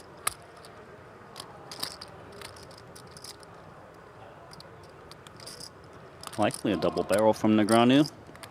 Wanting to still build the pot. He picks up some spade draws he might barrel with.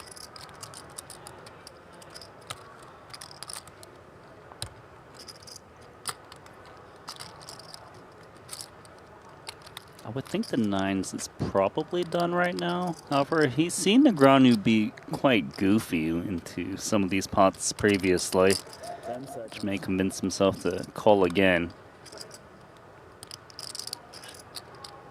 But still loses to ace king, king queens. No bluff, no bluff. No bluff? I had a pair. I think he's getting a little bit too serious there on the turn for the Ace and nines. king. Again. What'd you say, Dan? Ace and king. True story. 9. And I'm known Verified. for my libraries. As we flip it back over to Agent Moron. Launching an investigation under the gun with 10-9 of clubs. 50 if you do. Red snowmen for Artur. You know, he's giving me frontman vibes from Squid Game in the black hoodie. You know what I'm talking about? If we just gave him the black mask, he's there. Yeah, that's right. I think it was Broadway card. As I'm Flatting. I left one But you don't card say a that because you think Archer's a I villain. think it was like queen or jack. You know, in general, I don't think in these streets people look at Artur and think the hero. I guess he's always putting you to the test, like how the front man did to the players in Squid Game. I don't think he's killed anyone in the field yet, but okay, then. you know, it's early. He's bruised some egos. Yeah. He's deaded some stacks over the years, that's for sure. Out of the field, who do you think would win Squid Game if it was just these? Oh, that's a players? great question, Randy, and one that's obviously going to cause me to not focus on the poker for the next 3 to 4 minutes. No, I'm kidding. Sort of. 8 would be a catastrophic development for Theologus, by the way, unbeknownst to him, as we can see his gut shot on this 6-5-5 board. He wants the Would fall 8, to the boat. but that would give Archer the boat. 3 checks in front of Martirosian. Great board texture for him. It's pretty rare to have overpair with pocket 8s. 4 ways being good too. Trangelo just ducks right out of there with the 4s, uneventfully. Diamond 5 is also on Theologus's mind. I think he might even check raise here. He's in the big blind. He's got a lot of 5x. He can put a lot of pressure on in-position bets with just high cards that Archer probably would stab with. And it's the fact that Archer is not supposed to have any 5s that allows this. So understandable, the decision here clears the pre-flop raiser, which is a relief, and now it's back over to Artur, another 95. He must know that Alex is the type to bluff check raise these boards, even without a 5. Occasionally it's clearance being sought by 6x. He cannot fold at the moment.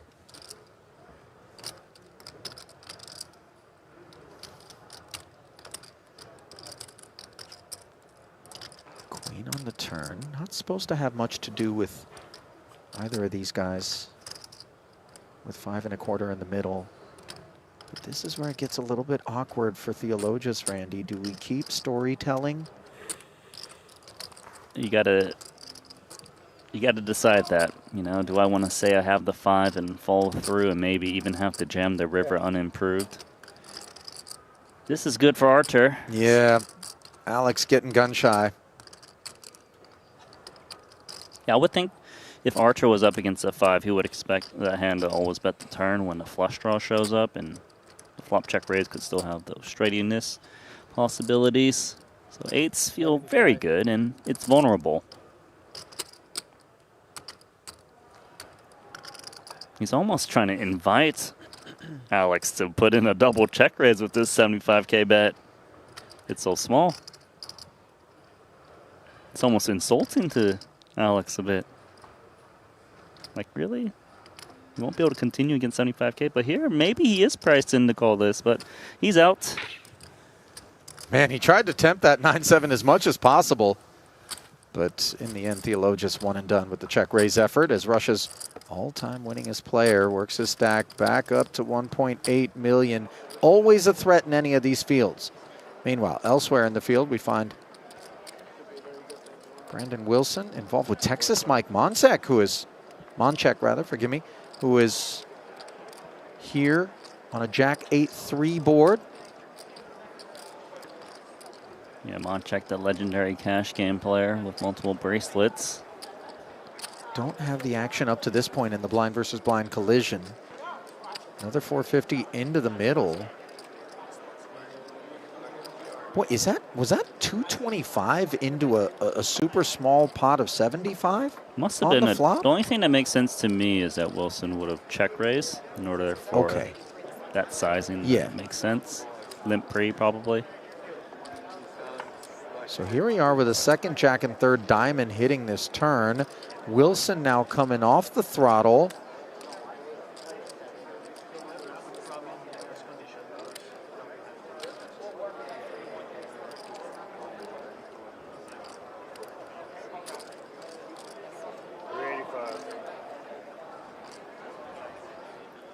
Now Monchek brings the 385.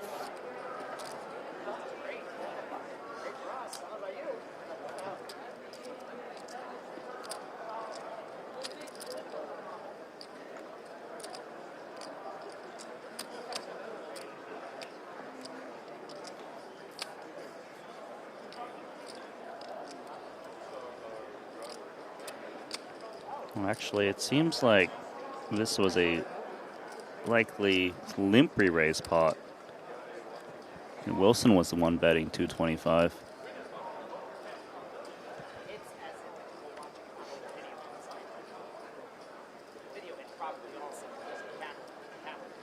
Brandon giving it a big chew.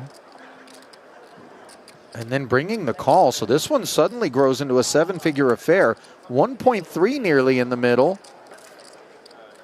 Blank is the river.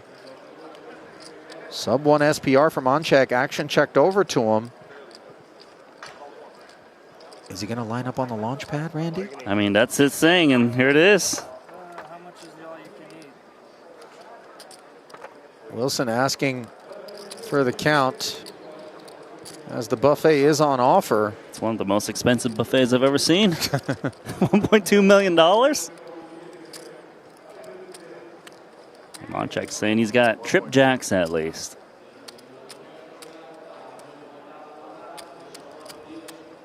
Those 225 in on the flop, then check call from Monchek.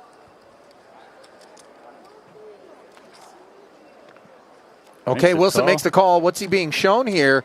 Apparently something that's not going to be a winner, as Texas Mike had the king of diamonds working overtime, but not coming through on the end. Wilson with aces claims a late pelt here on day one as Monchek is showered here in level 8. That was a great call from Wilson with pocket aces. That board was very dangerous, but he knows that Monchek loves to put in all the chips on the bluff, and he caught that man. Not everybody able to make those calls, but again, a little bit of a reputation precedes him situation, and for Brandon, that'll work his stack up to 4 million plus. Nice way to head toward the end of play.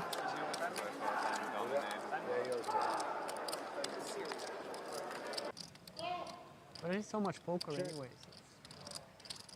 Yeah, but Meanwhile, it's nice to play at 25. Foxen and Kuhn once more involved in one. This time, Kuhn with king queen for 2 overs and a gut shot. Foxen with top pair. 50 players, 25K. She took down king jack with ace tray, hitting an ace on the turn last time we observed this exchange. And she is in good shape once more against Jason, who once more follows through on his button open with a c-bet. Bro, you know me too well. I'm getting worried. Imagine 2 more of those. How can you resist, Alex? 4 blockers, and you still don't play.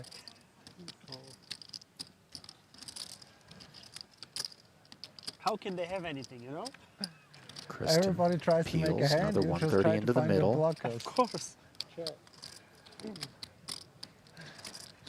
Kuhn still has a good candidate to put in a double barrel.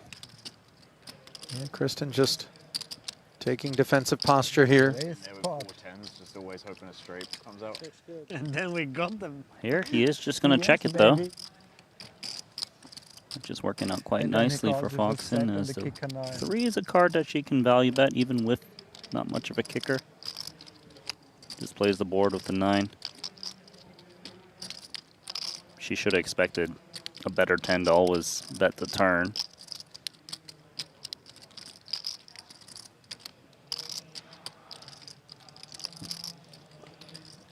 Sean, I had And if she bets here, which I expect her to do, there's even a case for Kuhn to consider calling with just king high. 4 aces.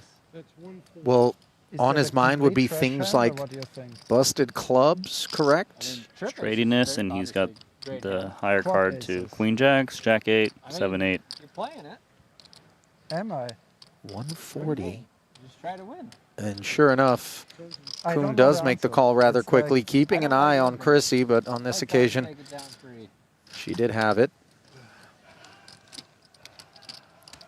I think it was deep, and I just decided to like fold against the open or something because like. Those are tough chips to I don't acquire, know. by the way, those Kuhn bucks. What are you hoping for? Flush. Any flush board. Was it a divorce Any that flush opened? board. A board or a flush board or Queen Jack 10 or King Jack 10?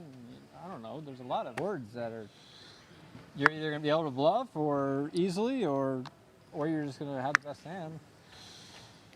And especially from where they open from, like Raise the 50. they're not gonna have much board coverage. Because they open, Goulet they heads probably behind the have shades like as King Jack 10. he So activates you from can the never get hijack. forfeit 10 cents for early or Kuhn. whatever, because of your hand. Like, it's pretty easy to... 0 for 2 against Foxen. Small L hung on him there. 550.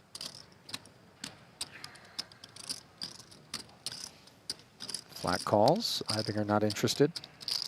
Now we just The have Queen to play 9 live suited. yellow tournaments for the next 17 years. Hearts so we were get somewhat dealt the occupied. ones. We're going to find out.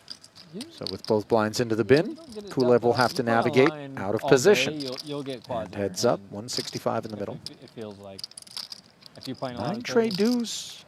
Not the kind of board that 5s are altogether afraid of. That's pretty good for Kuhn. Only 1 over, and it's the type of over where the hijack doesn't even hit that often.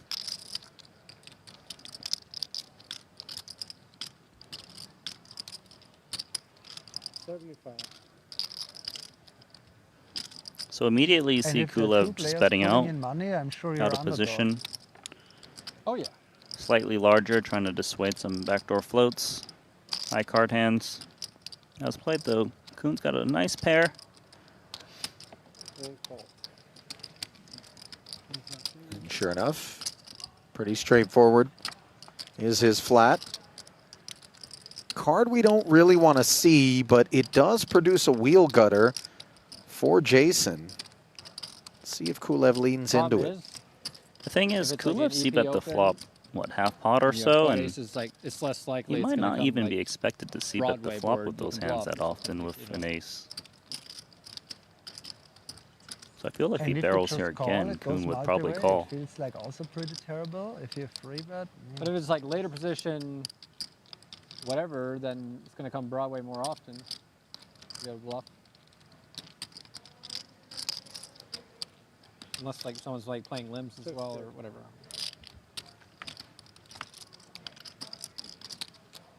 So it does end up going check-check, and this 3 is going to make it even harder for Kulev to find a path to victory, I would imagine. Yeah, just in case Kuhn's up against a 9, the 9 feels much safer. If Kulev bets here, he's targeting precisely these pocket pairs lower than a 9. 75? 75. Well, if he is targeting, he's doing so with low caliber ammo, 75,000. He's also trying to fold out Queen Jack, King Queen. That would float the flop, but be scared to bet 2 win check 2 on the ace-high board. And a quick call from Kuhn. Yeah, we saw him call with less against Kristen. And so the 5s waste no time. One of the best tournament players out there is Jason. What I appreciate the most about Kuhn is his willingness to talk about kind of the stretches. Talk to me about where playing in such a prestigious and big buy-in event. I like to call it a home game between friends. So I'm pretty grateful overall. And again, this morning I was like, who gets to play that? Like, I'm just very happy, just grateful to be where I am in this industry. But in such a prestigious event, is it tough to not play any different, knowing what's at stake? I wouldn't say it's tough. I would say it could be tempting to over-adjust to the bind, to the structure. But personally, that's where intention and like preparation helps me. I set intentions to play my game, to look for spots maybe other people who perceive it that way and maybe are gonna be more careful in the beginning of a big day like that. Is it tough for, I guess, maybe you or all these players who play a lot of these to still be able to enjoy something like this? No, for me it's very easy. I would do that every day. I played the 100K, but before the 100s, I actually maxed Late Treasure 3K. And then I sent a message to my wife. I sent note to myself, don't ever let me play another thing than a super high roller if I came to play that because it's so much fun. Like for me, that's just my favorite type of tournament to play. What does your wife feel about something like this? We've been in poker for 10 years together, so right now, like, it's just another Vegas. It's just chasing the dreams. It's just chasing performance, doing the best we can. So yeah, we are a good team in that. Finally, a score like this, I guess, would obviously make your summer. Are you able to look ahead to that?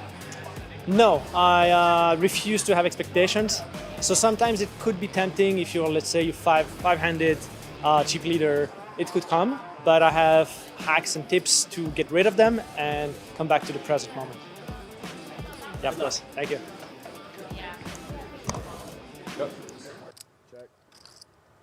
Did you watch the 1998 Scotty win? Heads up. Yeah. So he did something to that guy psychologically. Do you know about this? Chidwick. I know the last hand. Pairing the spade draw here on the monotone king high board as we pick one up in progress. Scotty is, and Scotty goes, you know what? Pitavi the razor pre. It's going to be all over. Because in the guy's head, he's like, he wants it to be all the pain. The pain and is the spadeless gutter follows through. There's no more pain. Yeah. It's over. And he's like, I call. I play the board. Yeah, it really did. He said later, he's like, that's what got him to call. Yeah, he called. The guy called like right after he said it, right? Yeah, he looked at him. He goes, I call. I play the board. Okay, it's over. 10 seconds. Talking about Scotty to win? Yeah, reminiscing about that Scotty moment, one of the more famous ones of the World Series. Line. He's like, it will all be over soon. It will all be over soon. The suffering is finished. Spades come in for Chidwick. He has the wrong audience for that one because I don't think anyone's... Nobody's intimidated like that. Or stressed. Yeah, or maybe stressed, but not in a way that they want it to end. Yeah. We're all addicted to the stress at this point. So. Yeah. Afraid of it ending.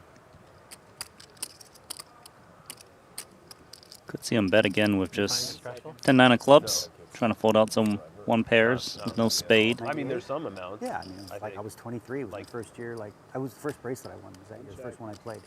As far as... And I became friends with Scotty, so I was on the rail. There's like an upregulation of some kind of like your nervous system. A lot of I don't find it stressful in terms of like. I remember the. I mean, I guess maybe the it's just the way situation I had. I would. I was playing saddle. $200 saddle. Stress, you know, I see it as like a negative. Three-handed with Ted term. with Todd Brunson and Mike Madison. Usually negative terms. Yeah. So we all decided to save the $500 chip. But you could argue that I got it heads up with Todd. Exercising is a form of stress on the body, but it feels very good. And King Jack against his King Queen pre-flop. He was tilted. Turn win, check, check. Chidwick not proud enough of the 7 of spades to do any of his own bidding. I think it's finding more value in getting his opponent to bluff. In terms of like. I was like, well, he has faith. Because I admit I've been known to look at the clock in the gym. And I cashed. Then I'm at the final table. Or is this going to be? And then I'm heads up against the guy who's doing the wrong kind of workouts then. Who's like real pro. Yeah, he plays pot limit. I never played pot limit. He was so much better than me, right? But we played like I feel like if anything it's like And he does manage to get Pitavi to fire. Yeah, 135. Not going to work. I feel like that's a lot easier. Oh, click call and keep it moving. What's this on the? Do we have a small zoo breaking out on the rail? Zoo? Is that, okay, no sooner do I say it than the animals are recollected. More open. Yeah, we got to take them away. Is it the hippo power? For sure. So we see Chidwick clicking call and taking that one down. That was it. Like, and I remember As we listen in on David Einhorn's thoughts from during the break. I guess talk to me about your feelings of keep coming back for these big high roller events. I mean, for me, this is just a personal highlight. I get to come here. All these guys are amazing. I get to play against the best players in the world, and I think I got a puncher's shot, so it's kind of fun. These guys are all playing every event. You just come out for certain events. What is it that brings you out? Well, look, I don't have time. Unfortunately, I have a day job, so I'm not a full-time poker player. But it's a nice weekend, and this was nice to set up on the weekend for me. And, once or twice a year, we get to come out and do this. It's a great hobby. I love it. Talk to me about this hobby of yours that brings you out and what you love about the game. Well, it's such a thoughtful game. There's no solution to it. I know everyone thinks there's these computer solutions, and they're very valuable and all that. But it's an unsolvable game, and so you learn and you adjust and you just try to improve and you try to compete, and it's just a lot of fun. You get quite a rush. Playing in these events, is it trying to find the balance of enjoying yourself, but also knowing how serious and big this game is? Especially this one? Well, the only thing I have going for me is it's a little less serious for me than it is for probably most of the rest of the field. And so I'm pretty relaxed and just enjoying myself. What's it like sitting, like when you're sitting at a table, you got Daniel Negreanu and Alex Foxen at the table? Yeah, it's really fun. I might even win a hand against them. How cool would that be?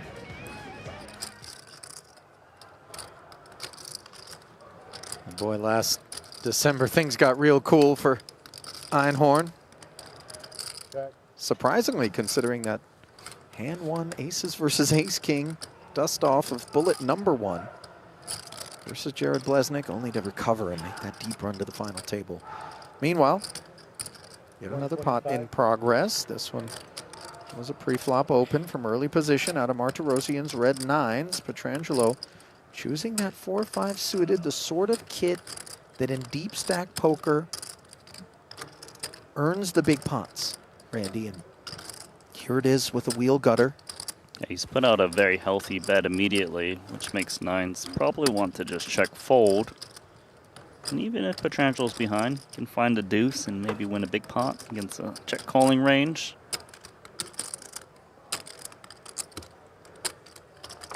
Having the diamond is an added benefit for Martirosian, but of course a lot of the flatting range on the button from Pietrangelo could potentially produce an ace or a jack. He's supposed to check fold here, but he might be thinking, look, I've got the best pair to all the under pairs that would blast off.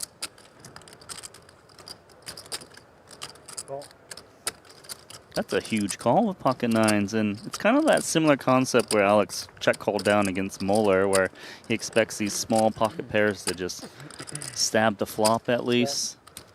And he's got 9s, it beats all the 8s, 7s, 6s, and lower.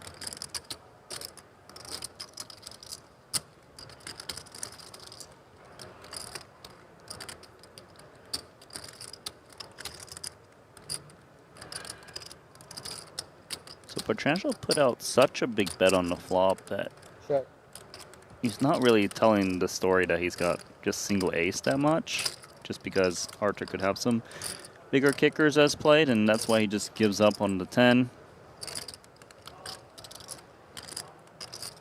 And now, with Pietrangelo having check back this turn, let's see whether or not Martirosian is going to bring the heat. I'm not even convinced he needs to turn the 9s into a bluff if he was just trying to pick off small pocket pairs. But, you know, you could evacuate something like a jack, maybe even jacks up with a barrel here. King X being a part of the range. So the 140 brought forward and things end uneventfully, Randy. Also makes it a little bit easier for you. Don't have to worry about some huge bet if you check over to your opponent. Not playing as well, I have lower stress, which I guess makes sense. It's just like 160. Yeah, I would assume it's because like, when you're playing your best, you're like very heightened. Focus levels really high. But the experience isn't. Yeah. How much is it? 160.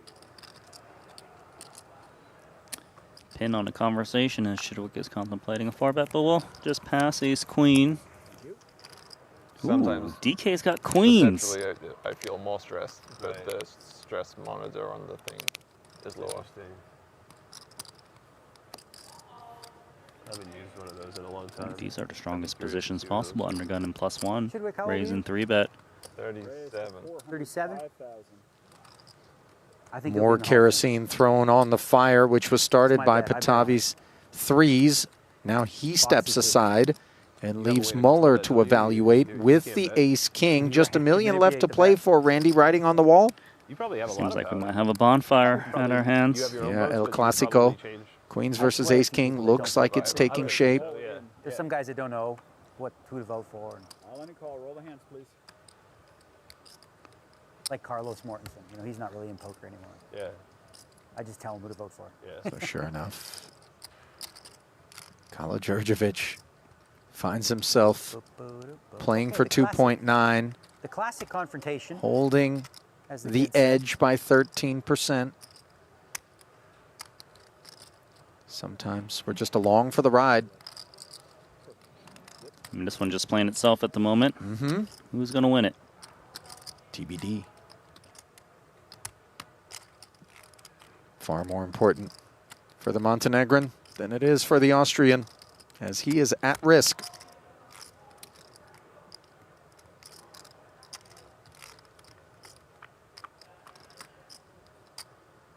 Burn down, 3 off the top. And it's ace and king free to the relief of Karađorđević.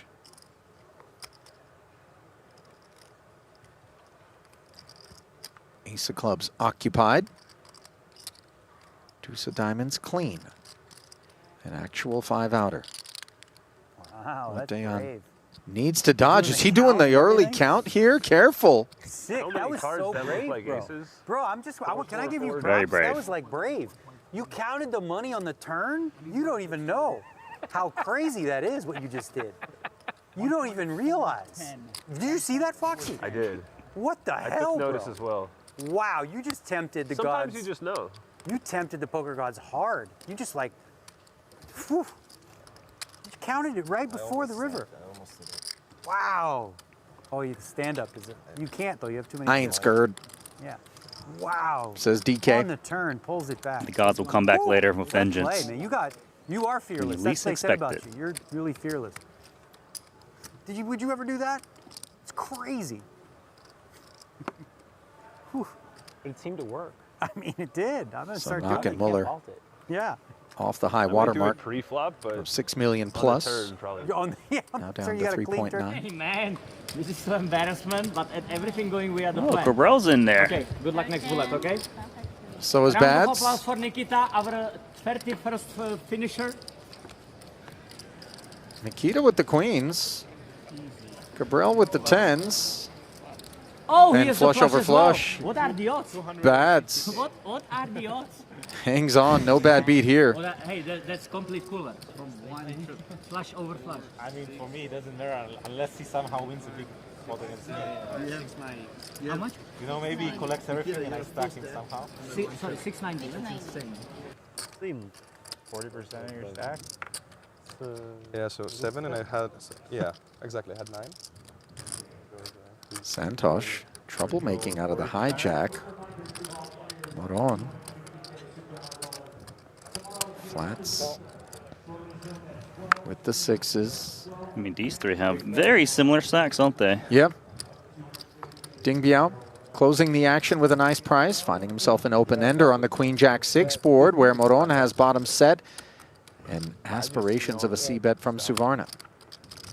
And Ding's got the hand that can crack that set, and there it is. Those ones are like 8 on the turn, catastrophic.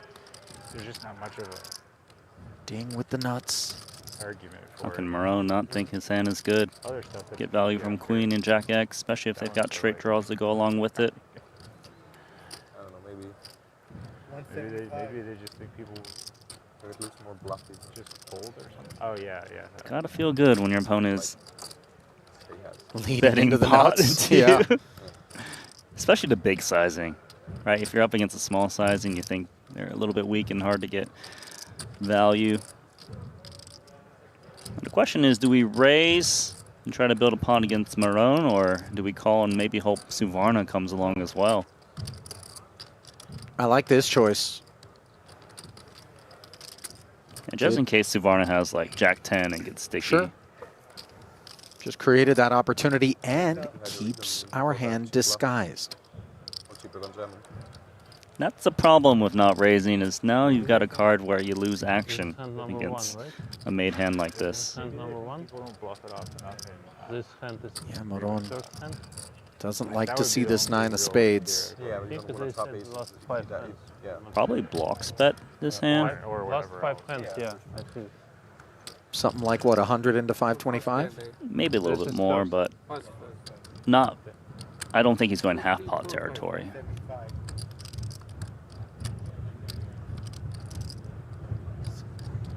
Yeah, because the set of Louder and sixes can louder. still get Yeah, called by started worse like an two earthquake pairs. kind of fireworks But if he sound. had a weak two pair, he probably wouldn't go for block Fireworks? anymore.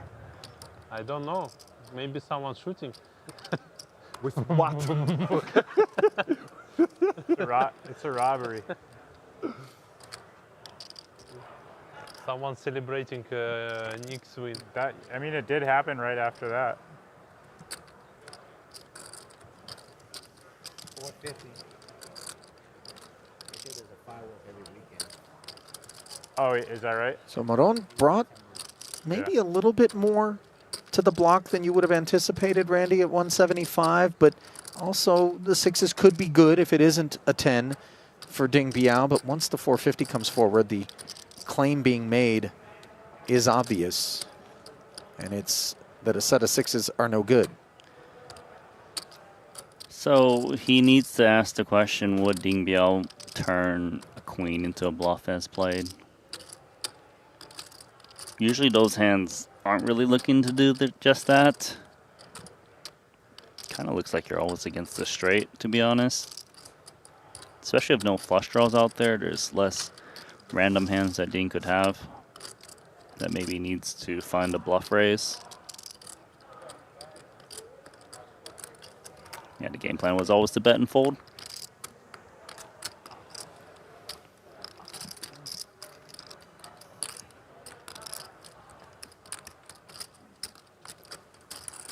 Painful to lose with a set, but didn't make a meal of it.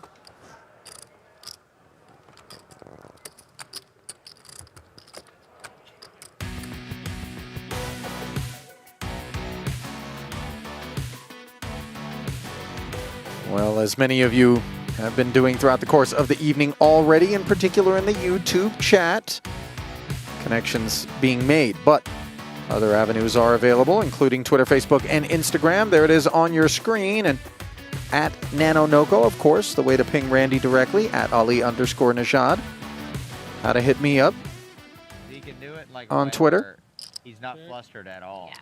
Unfortunately, I missed it. Like On Cabral day tried two, to it was- annoy it was Alex. Catching up with Mateos, Lighten him up. Heath, and Winter. Lighting him up. He was definitely lighting him Sean, up the party on starter with his day king-queen, 3, has but day 2 both it was blinds checking over to him on the 4-4 deuce board. Everyone King of was a- spades of note. It's stressful, yeah, dude. yeah, 14 days of play, it was, I think he got slightly under his skin. He definitely got under my skin. 40. Yesterday. He did. No. You think yesterday? No, did he? I was No, no, no. I thought yesterday he handled him Oh. very well. I think towards the end. He might be getting in trouble. Day 2. Well, Maybe not. 40K c-bet called by the wheel gutter and ace high. 8-6 out of there. Assume they're talking about Cabral again. I mean, but look, Generally. this is what he does. This is why he gets all the airtime. Look at these, all these idiots. It's Sorry, great, people, but right? yeah. check. Why do you find this entertaining? It's a dumpster fire. It's like, What ISO size? Board double do you pairs, have? 2 tones on the board now. How much do you ISO to? what were your? Winter holds both the spade and the heart, but not the desire to fire again. Checks back and now finds a king. 680. So you do And play a now he can couple go for shots. value. So it's gonna bring you down a little bit. I think I like your size. You went like 4.5, something like that. Check. I went 5.25. I think it's great. Yeah, something pretty fat, but Yeah. like not. Yeah. Doesn't have to be too big. Once you start shoving anything. So with the it third makes and you final start check in front of him now, Winter is going to have value on his mind. 270 out there. There's a lot of pocket pairs from a small blind flat that could potentially pay off. Maybe ace high. And we don't expect hearts, fours full, deuces full to be associated with this line, right? Seems pretty unlikely from a small blind flat that his opponent could have a 4 deuce. And so Winter brings 175. Pure bluff catcher for Mateos. Yeah, Mateos is just wondering if Winter would ever do this with an ace high as well to try to move his opponent off of a chop, because that would be a problem. Oh, never mind. They're filming their friend at the limit hold'em. That's not Martin they're filming. I don't think. I think Benny might have just won. Oh, did he? He won another one? I mean, someone won. No, I think this cat did. How many hands do we have? You're just on stream, just being like, why are they filming this dumpster properly fire? folds. It's Yeah, like, it's just a limit. God, what a pretentious prick. Like, oh, it's not high enough stakes Is for this hand you? what of what? This is hand 4. We got this hand and this.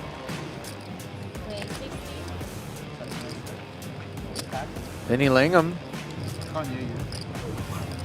makes it 60K from the cutoff here. Never saw that side-by-side graphic. It's like, whose is more impressive? 250K. 3-bet. On the button from Martin. Okay, 4 and 2 more. And Lingham lets it go. Everything going via the plan. This tournament is so easy. I would play from beginning if I knew that. Very easy one. Rumor has it Cabral dusted off 2 million in the cash game yesterday. Is that true? That is true. I saw the graphic. Jeepers. But Seems here to he be is in back good at it. spirits despite that. I tried that. It has at least 250K left in the roll. Should have times more. Suited and connected. Moron activates from the cutoff. I want to see on stream what the 345 hand was. Which hand? The 4-bet hand. I hope they show. They won't. King 10 tray, Suvarna. The new streaming. Way the best of things. Like, I was trying to watch that final table Defending yesterday. the ace 10 and then checking middle pair over. Moron following through. They probably will not show. He knows that Suvarna will be sticky with a wide variety of holdings from the big blind, so showing him toward the Small exit pen. potentially for 40K. Yeah, once the call comes in, Maybe more I made a very condensed to big fold. pairs now. Maybe. But probably not too fast. Trashy looking deuce. Like you did. I immediately Rolls understood it off. was aces. Moron checks back. Wasn't.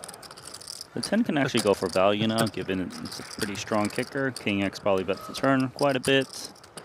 125.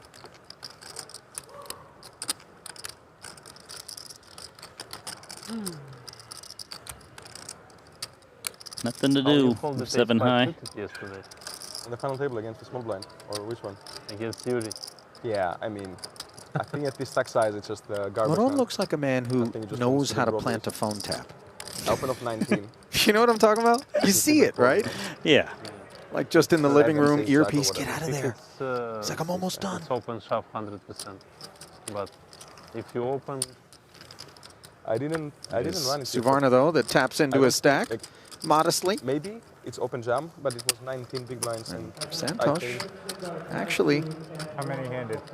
shared some of his 4, thoughts I think it was. And where was were you? I think 5. during five the big last blinds. break. Let's take a listen. Yeah, I was bottom of 19 into 2 big stacks of the blinds. In the what was that the 20, the 50K? 50K one, yeah. How was that? Yeah, I was so happy because always WSOP prestige tournament, all tournament. So one bracelet mean a lot. So good run, good luck. That tournament I run very good.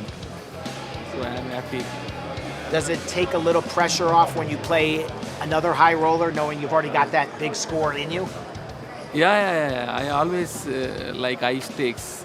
Always whatever in the tournament also cash game also I prepare high stakes because I play seriously that game. So 250K is the very big one, important game. Yeah. Are there any nerves, or are you able to still enjoy playing, or is there you still get a little nervous playing in such a big buy-in event? Yeah, I'm playing for fun only. I am enjoying the big means we have to play seriously. So I love to play this one. Yeah. How's your confidence against these other high rollers? Are you still confident? Yeah, so confident because I'm playing last 3 years all toppest the pros only. So I'm learning every day. So happy to play here. And it must be nice knowing you've already gotten that big score, so maybe it takes a little pressure off? Yeah. Always every tournament I have a big pressure only. So now I have a good feeling because I won the last tournament. No? So feeling is now very good. Thank you. Thank you. That is so exciting. That seems excessive. Raise 55,000. 7 weeks? That's like dog. Truly among the most pleasant and happy characters, win-loser draw on tour, isn't he? He was super happy when he won his bracelet, was jumping for joy. Not something that would expect to happen from Santosh too often these days. What do you mean, jumping? Yeah, I mean, hopping a little, like, yeah, fist pump. No, oh, God damn it. Is the night over yet? No, you're stuck with me for a little while longer, my boy. And I'm happy about that, for what it's worth. They tried to break us up. You're going to lose me, though, soon. I'm going to be flying home. What? In a few days or so. Say it isn't so. I got to go home eventually. I've been on the road for quite a bit. You don't want them to forget your name back at home? 55 says Mueller with the pocket fours. Chidwick flats king, queen. Both blinds like the price. And we take a rare four-way flop where a 4 says hello. Mueller with middle set. Gut shot for Foxen. Remember the last time that Mueller had a set and Foxen had a straight draw? Foxen lost a lot of chips that one. This time's going to be very different for participants on the flop.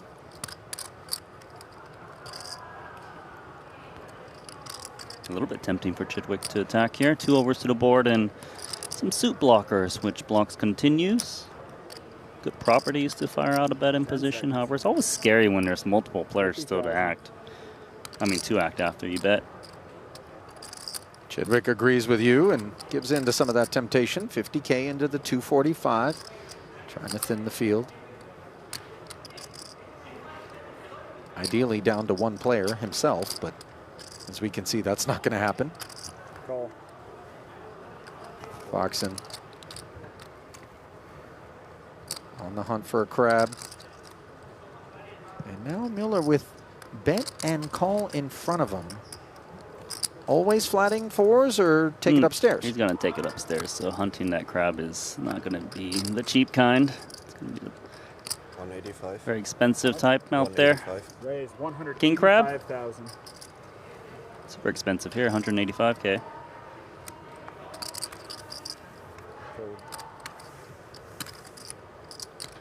So we asked the question, if I pay 135K more, how often can I get the last 1.3 million if I spike the 3? One of those 3s is the heart, and that's the card where you can't get the rest of the stack. But how often would Mueller play hearts this way? 10 seconds. Probably not that likely, but even if he hits the 3 of hearts, it's still hard to just stack the hand in general. So he thinks it's not that likely, and that's why he just folds Was it there. a bluff or a good hand? This was bluff? No? Good hand? Good hand.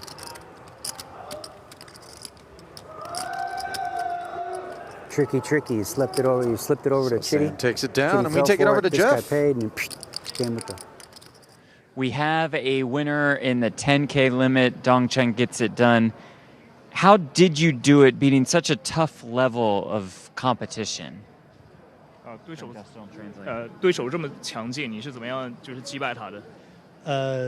其实今天总体来说我的运气非常好 ，very very lucky。So， 我觉得在决赛桌应该所有的对手应该都水平要比我高，但是我的运气比他们好，所以我最终获得了胜利。Yeah, so overall, I was running really well today. I was running really pure, and actually at the final table, like all my opponents were more experienced than I am, but somehow I was running much better than them. Yeah, we understood very, very lucky. Daniel Negreanu came by to give you a hug. What was that like? Good job, man. Well done. Good way. Good job. Well, now win another one. He's my boss. Because Daniel Negreanu 就是25000的这个团队赛，我是他的队员，就是我们是同一个队的，他选了我。Yeah, it's special to me because Daniel Negreanu picked me in the 25K fantasy, so that's something extra special. Once you said Negreanu was your boss, I knew that. So let's get right to it. On behalf of the World Series of Poker, it is an honor of mine to present you with your second World Series of Poker bracelet. There it is. You can hold it up to that camera. Let's hear it for our champion, Dongchen, the winner of the 10K limit. Yeah! Woo! Go Dong, yeah! Bravo, buddy! Yes, Dong Chen, that's my guy! High five! That's my guy. Good job, man. Well done, good way, good job. Now win another one. Thank you. Oh, baby, Dong Chen. Let's go, Dong Chen. That's my guy. Oh. By the way, denying Benny Glauser. Dong Chen, finish the job. Let's go, Dong. 125 points. Yes. Okay, now we understand. I got him on the fantasy team. I stole him from Lady Gaga. He wanted them, and I sniped him. 170. Raised to 170,000. Awesome. So apparently Ren Lin maybe had a little bit of inside countryman information with respect to the slate that Dong Chen was going to put in, and He bid one when on he the guy, started getting someone said 2, he goes, bid up. this time he had 3 left, right? Only 3 points. I bid 2, he goes 3. So I know he wants him. So I bid 4, right? It was like, if he bids 1, it doesn't mean anything. But once he goes 3, He's gonna have to start having light 3s now. yeah. Fantasy strat. It was actually really Fantasy genius. reads, by the way. You might learn from it though. I know, but I'm saying in that moment, I knew going in. Fives If go he was from out wheel of money, gutter to you- two-way straight draw now for Patavi. You said he had how Still much trailing the left? tens, which raised pre. Oh. But he bids 1, right? I go 2. Earlier, he said no, right? Yeah. This guy goes 3. That means he's Vivian going did all check in. raise He wants him. Yeah, on the yeah. flop, but didn't So- dislodge Stevie. Well, he can't get it if you go 4 anyway. That's what I'm saying. Yeah. So, but what I mean is, like, You just the he's decision to go locked 4 out. was, is this the bluff? It can't be the bluff. Because another guy had. I mean, no, it's more that he played. He played kind of face up. Yeah. More Well, he than, put out Xuan Shu earlier, and he didn't want him. Like, he didn't want him. So he just said, no, you got it. How many fantasy drafts have there been? 11 or 12? Check. It's been 12 years since we've been in it. Something like There's that. like already meta game, everything. Yeah, it's always been with auctioning and stuff. There's usually, if you don't do a lot of research, you need to focus on like who's bidding and whether they know their stuff. And if they're bidding, you know that it's a good bid.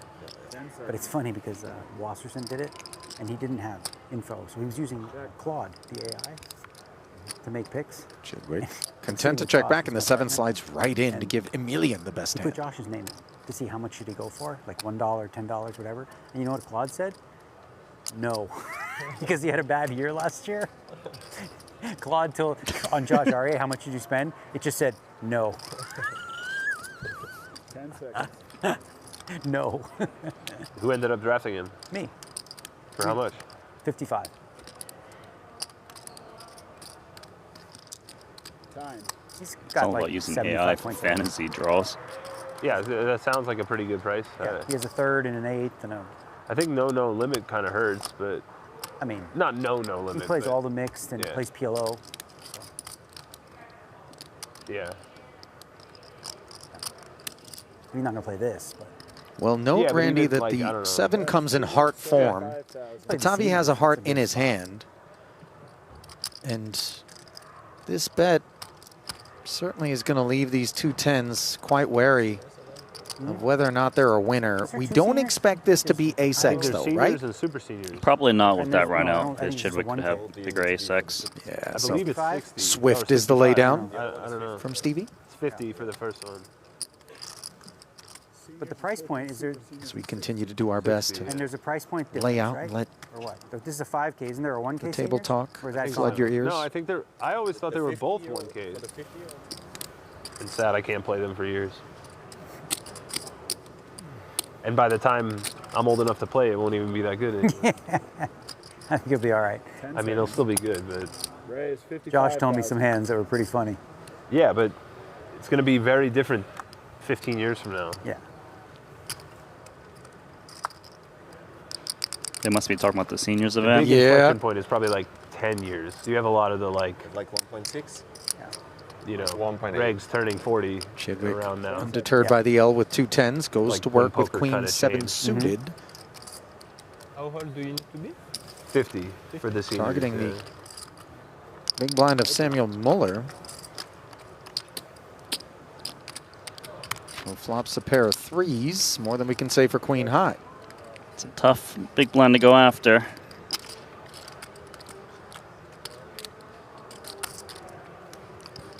A lot of times players actually force out big bets on these 9-high boards of little. Trying to just immediately fold out some backdoor draws.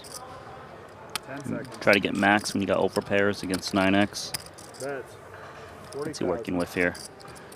Small bet, so just the more customary small, and hope your opponent doesn't have anything to go along with on the flop. You know, when you're running good, you put that 40K out there, your opponent snap folds, and you just snack. It's just a good price on the bluff. When you're running bad, they always peel. You always end up facing a barrel down the way, never improving. So here, even though the ace-high boards favors the pre-flop raiser, Muller would be check calling all ace-highs against the 40K c-bet.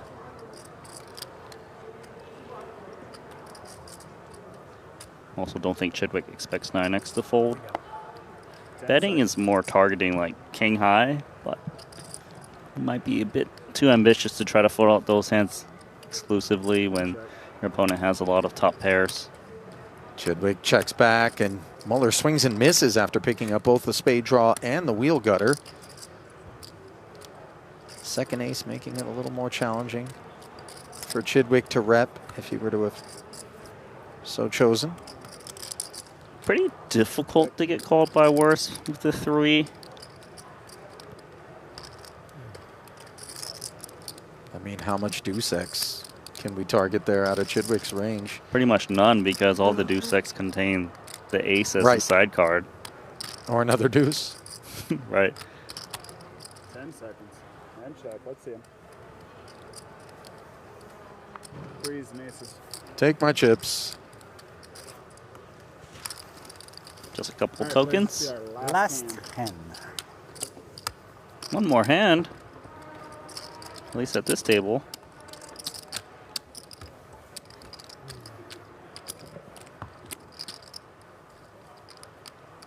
Well, it's certainly a day that has gone overall well for Sam, but not ending on the high note. Although I don't want to speak too soon. He was at You can have 6 fun million. and get after it, you know? Suited one gapper now for Chrissy. Vegas because big tournament, but he still has his good times. 55 to go. Raise. More, says Mateos. He said 140, which is, I would say, on the small side. Not even 3x off of these stacks. Saying that he is more annoying as Martin. That's really, that's heavy. Who said that? You said that, or he said that? He said that. I said that. I said it. I said it. I said it. That's it, my friend. That's okay though. So normally I she mean, would it be seems like folding you this wanted to hand to 3-bets, purposefully but torture given me. it's so small, I could see her just speculating, I was just even out of telling position. you what happened. Honesty can kill you sometimes. Oh, Shoney boy. Yes. Foxen hangs in there. Last hand. Extra 85 invested, 886 delivered. Open ender with backdoor clubs versus ace high. Pretty good for Foxen. I mean, ace queen high is still a decent amount of hand at the moment on this board. Check and check.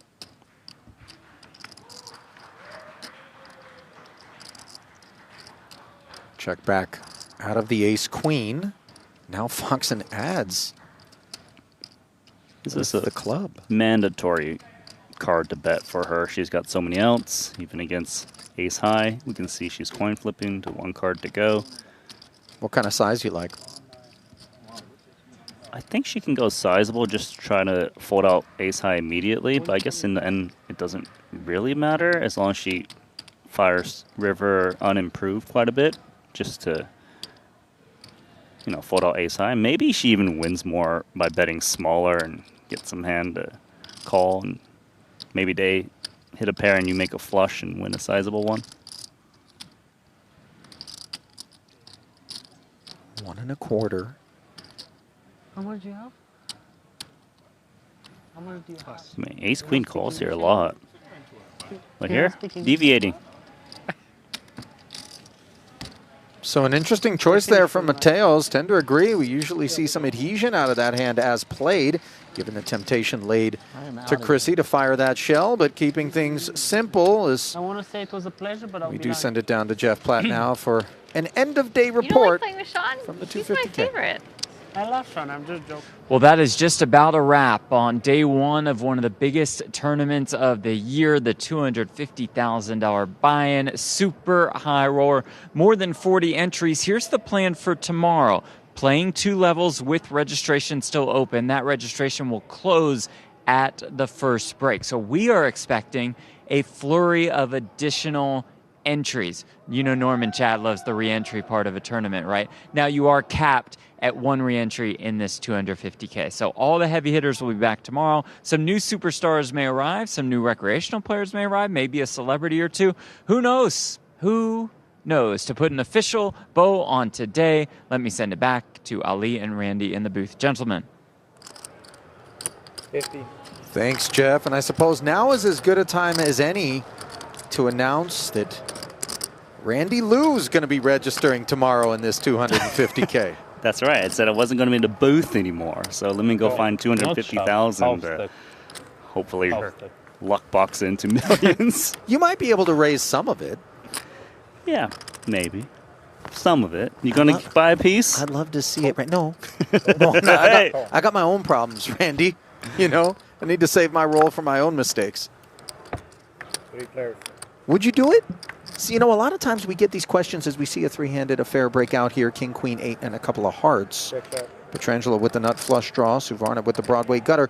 We get this question about, as long as we've been in these booths, as long as we've been watching the best in the world do their thing, have we not collected adequate numbers of ideas and insights to be able to go out there and perform against these guys? And I know, Randy, you've been playing tournaments. I don't do that, Arthur, you know, and you played the biggest of stakes. Do you ever get the feeling that it would be worth a spin? Look, I get the itch to play, but I'm just a little bit risk averse to tossing 250,000 to one tournament. But, you know, I mean, there's a threshold at which you'd say, I'd take this much of my own action. And, you know, Poker Stake, one of our sponsors, another of the platforms in which even players who are well-known commodities will hedge by posting some of their action, oftentimes at a little bit of a markup. But, you know, these That's a good point. Opportunities are there. For me, I've always liked taking all of my own action. So this kind of prices me out just because I just think it would be a little bit not smart to do so for that price point. I respect it, buddy. Yeah, I just like not having anyone to rely on in those situations. You know, you and I both know players as we see Petrangelo activating with his nut flush draw here after Suvarna came off. Well, hang on a second. Is he donking? I confess I was involved in the conversation here. It went check, check. Suvarna fired. Petrangelo called, and then, he is leading on this 9 of spades turn. It's his type of card where he's got like Jack 10s. He doesn't want to see like a turn check through. If he did have a made hand like Jack 10.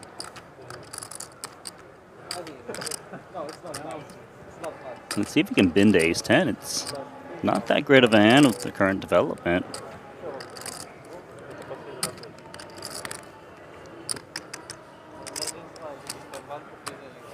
So vacating that ace-10 and denying the opportunity for Suvarna to try to snatch it unimproved is Petrangelo with the inferior ace, albeit those hearts were on his mind. There's no shortage of heartbeats in the chest of Nicky P.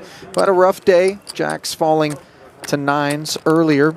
I was going to carry on with our conversation by mentioning that you and I both know players who it would seem appreciate the accountability of a backer because it feels like it makes you play more responsibly. It's not just your own role at risk, but kind of the belief from others. And yeah, Danny's gone. Has been ousted here. Looks like Christoph Vogelsang collecting the pelt. So that's going to be a rough way to hit the pillow for Danny late on day 1. But another re-entry is available tomorrow. I would imagine that's what's going to be on his mind as the bags are being distributed. Christoph being given a bag there. Yeah, and just to follow up, I don't know. I've just never been a believer of selling action. Never have. When I did, it was just very small for maybe a one-off occasion. Yeah. I hate the idea of paying out my winnings, to be honest. If I think I've got an edge, I want all of it. Yeah. Patavi wants these blinds. Jack 8 gets flatted by the pocket 6s, and now Negreanu can close with King 10. So 3 amigos to this flop with 175 in the middle. As day 1 drawing to a close. 3 Tomodachis if you're in Japan. I thought you were going to say Tamagotchis. Do you remember those things? Yes, I do. Mine's always died. Never fed it. Never took it to poo. Yeah. Did you have to take them to poo? They definitely have some waste issues. Waste is what my money was when I bought one of those things, thinking 20, 30 years down the line it would be worth something. They're not. They don't cost too much either. 10 seconds. Just like the Labubus. They're not really worth much nowadays either. Oh, really? The hype has faded? Believe so. I think the Blez actually put in a lot of money into them and regretted it. Yeah. Batavi's gutter fires. The 6 is step aside. Now to another gutter.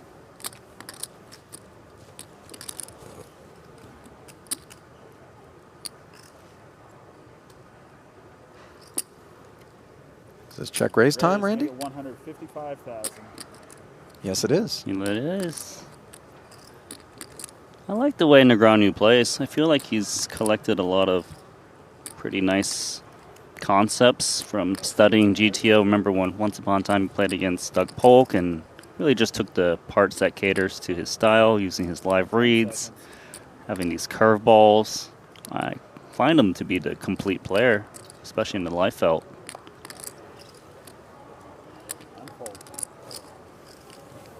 Fuck, I thought you were strong. Well played. You thought he was strong? Yeah. Double starting stack. Feature 1. 2.9. Yeah, on the chip. 2.97. There's the Foxens. Good day. All right, let me get my. Oh, we're done. Just a bit more. Yeah. Like Dong Chen. Yeah. Sure. I think we might be done. Seems that way. Sign your name.